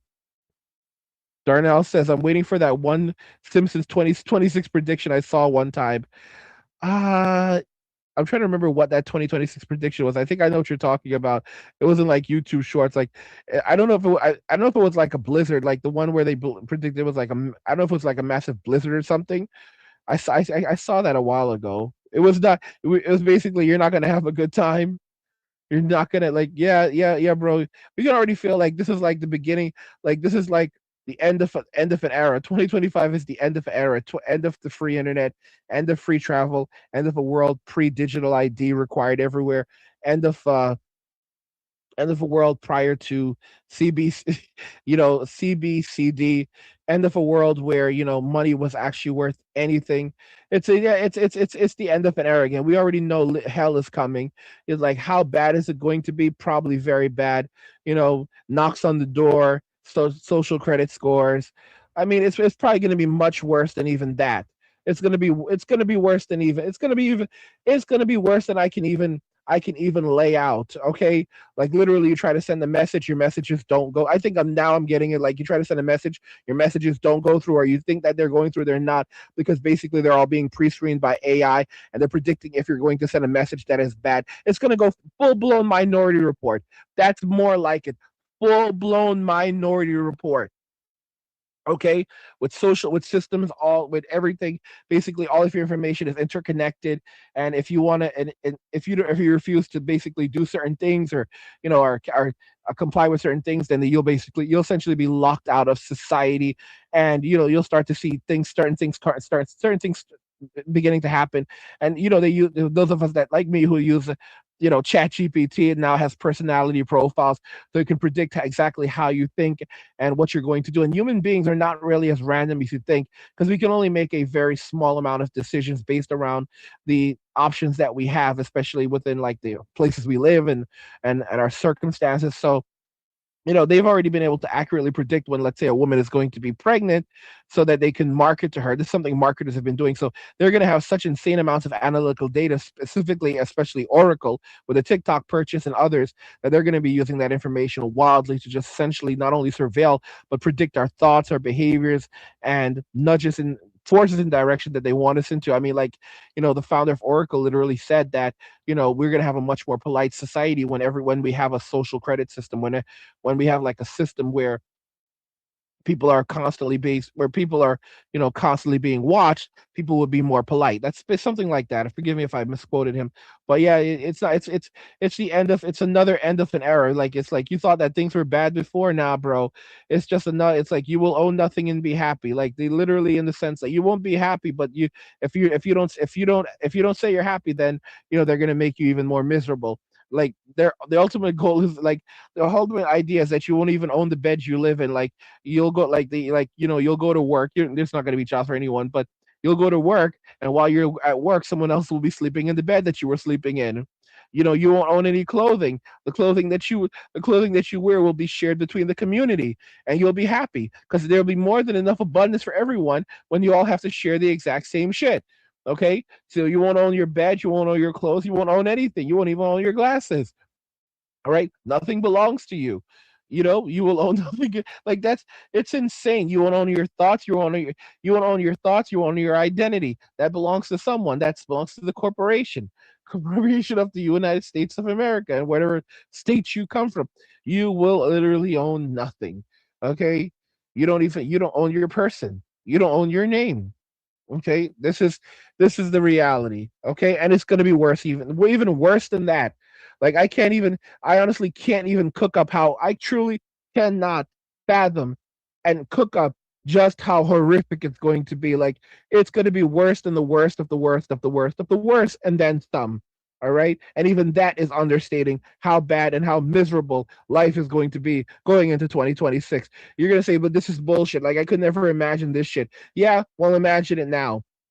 And it's like, you're just gonna. It's like, you're like, I wish I want to go back to 2025. 2025 wasn't even that great, but it's gonna feel like heaven compared to this shit.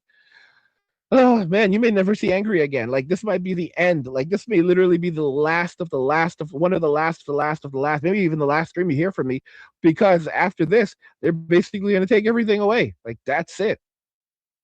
Like, there will be no more. Let's see here.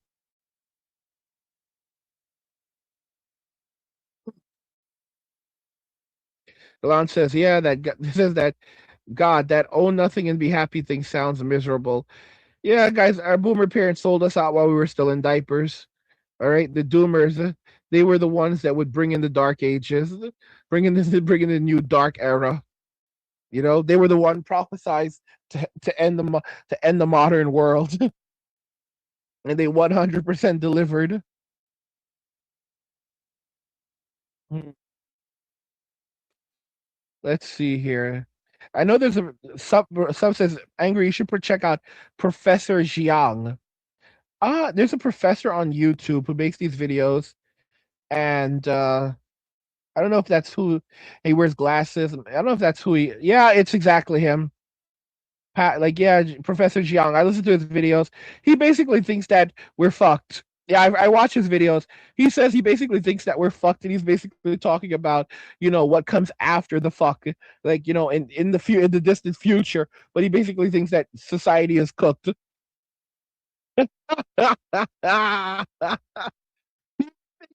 Society is cooked.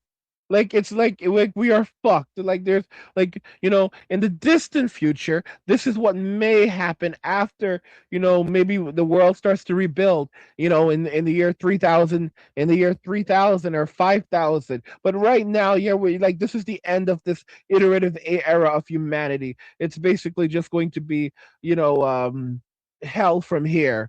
Like, hell is an understatement. Like, you can never, like fire and brimstone might look appealing compared to this shit.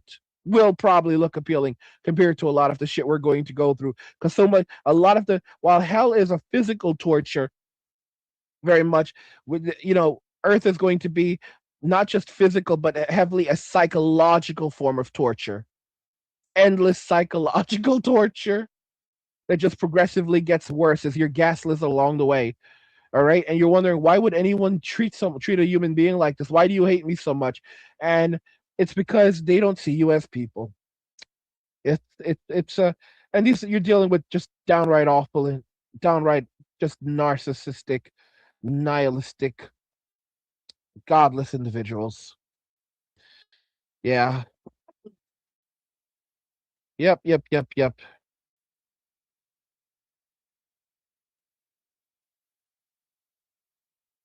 Hmm.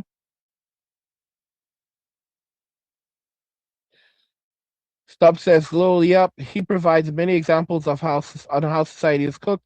I think Revelation, one word, world government, and Antichrist type stuff. I don't know if he went that far, but he basically says that the world is fucked. Like, don't really expect any. He makes it clear. Like, no, no. He's like, nah, bro, nah, homie. This is. I'm not Tony, but listen, homie, you're not. We're not getting out of this one. He like kind of laughed it off. Like, yeah, like it's over, man. We're done. Don't expect any future. Like do not pass go. Like this era, this iteration of human progression is done. Like this is the new dark era of Skynet and and Road Warriors. If you, I don't know, like Mad Max, whatever. Like it's I don't know, like like, basically this is going to make Night City from Cyberpunk, which is supposed to be a dystopian of itself, look like heaven. Let me see here. Let me see here. How long did we stream? How long were we streaming? There's 10 people over on Rumble. And how many of you are in YouTube watching? There's 54 of you watching on YouTube. Oh my gosh. I honestly wanted to make 5 hours. I was like, I just kind of like, we've been going for 5 hours, 18 minutes. So we at least, because there was like a little time before the stream started. So we've definitely been going for 5 hours now. Definitely we hit 5 hours. This is one of my longest streams ever. Longest streams ever. Okay. I kept the bar open for you guys for that long. You definitely could have tipped your Witcher better. But it is what it is. Is what it is, guys. Is what it is, my friends. Fuck it. I got a Harley and a tent. I'm good. Let me see here. Voice says, I worry about human rights for sale. The corporations paid the Supreme Court. Oh gosh. Now if I can read that, but yeah, I get the sentiment. Yeah.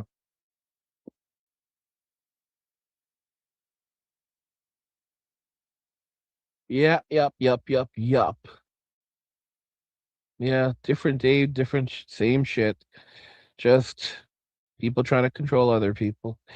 Guys, women are facing a shocking new reality. Let me know what you think, and we'll talk about it in the comments. Like the video if you like it. Don't forget to subscribe. And if you like the video, share the video.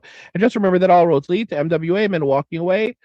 And cheers. You didn't see the end of the stream coming, did you? You didn't see it coming. You didn't think I was going to end the stream just like that. I caught you off guard with it. You thought that it was going to keep on going for a while. Guys, we've been going for a hot minute. All right. A 5 hour stream.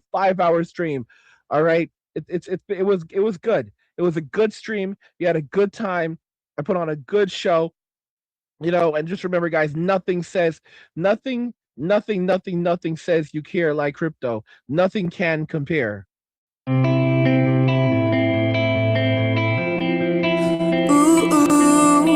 Whether you're on top of the world or down in the dumps, whether your trading is going great or is a buzz, one thing's by your side, always through it all, lighting up smiles around the world for all. Nothing says you care like crypto. Nothing can compare.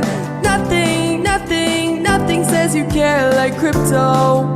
Oh, nothing can compare to crypto.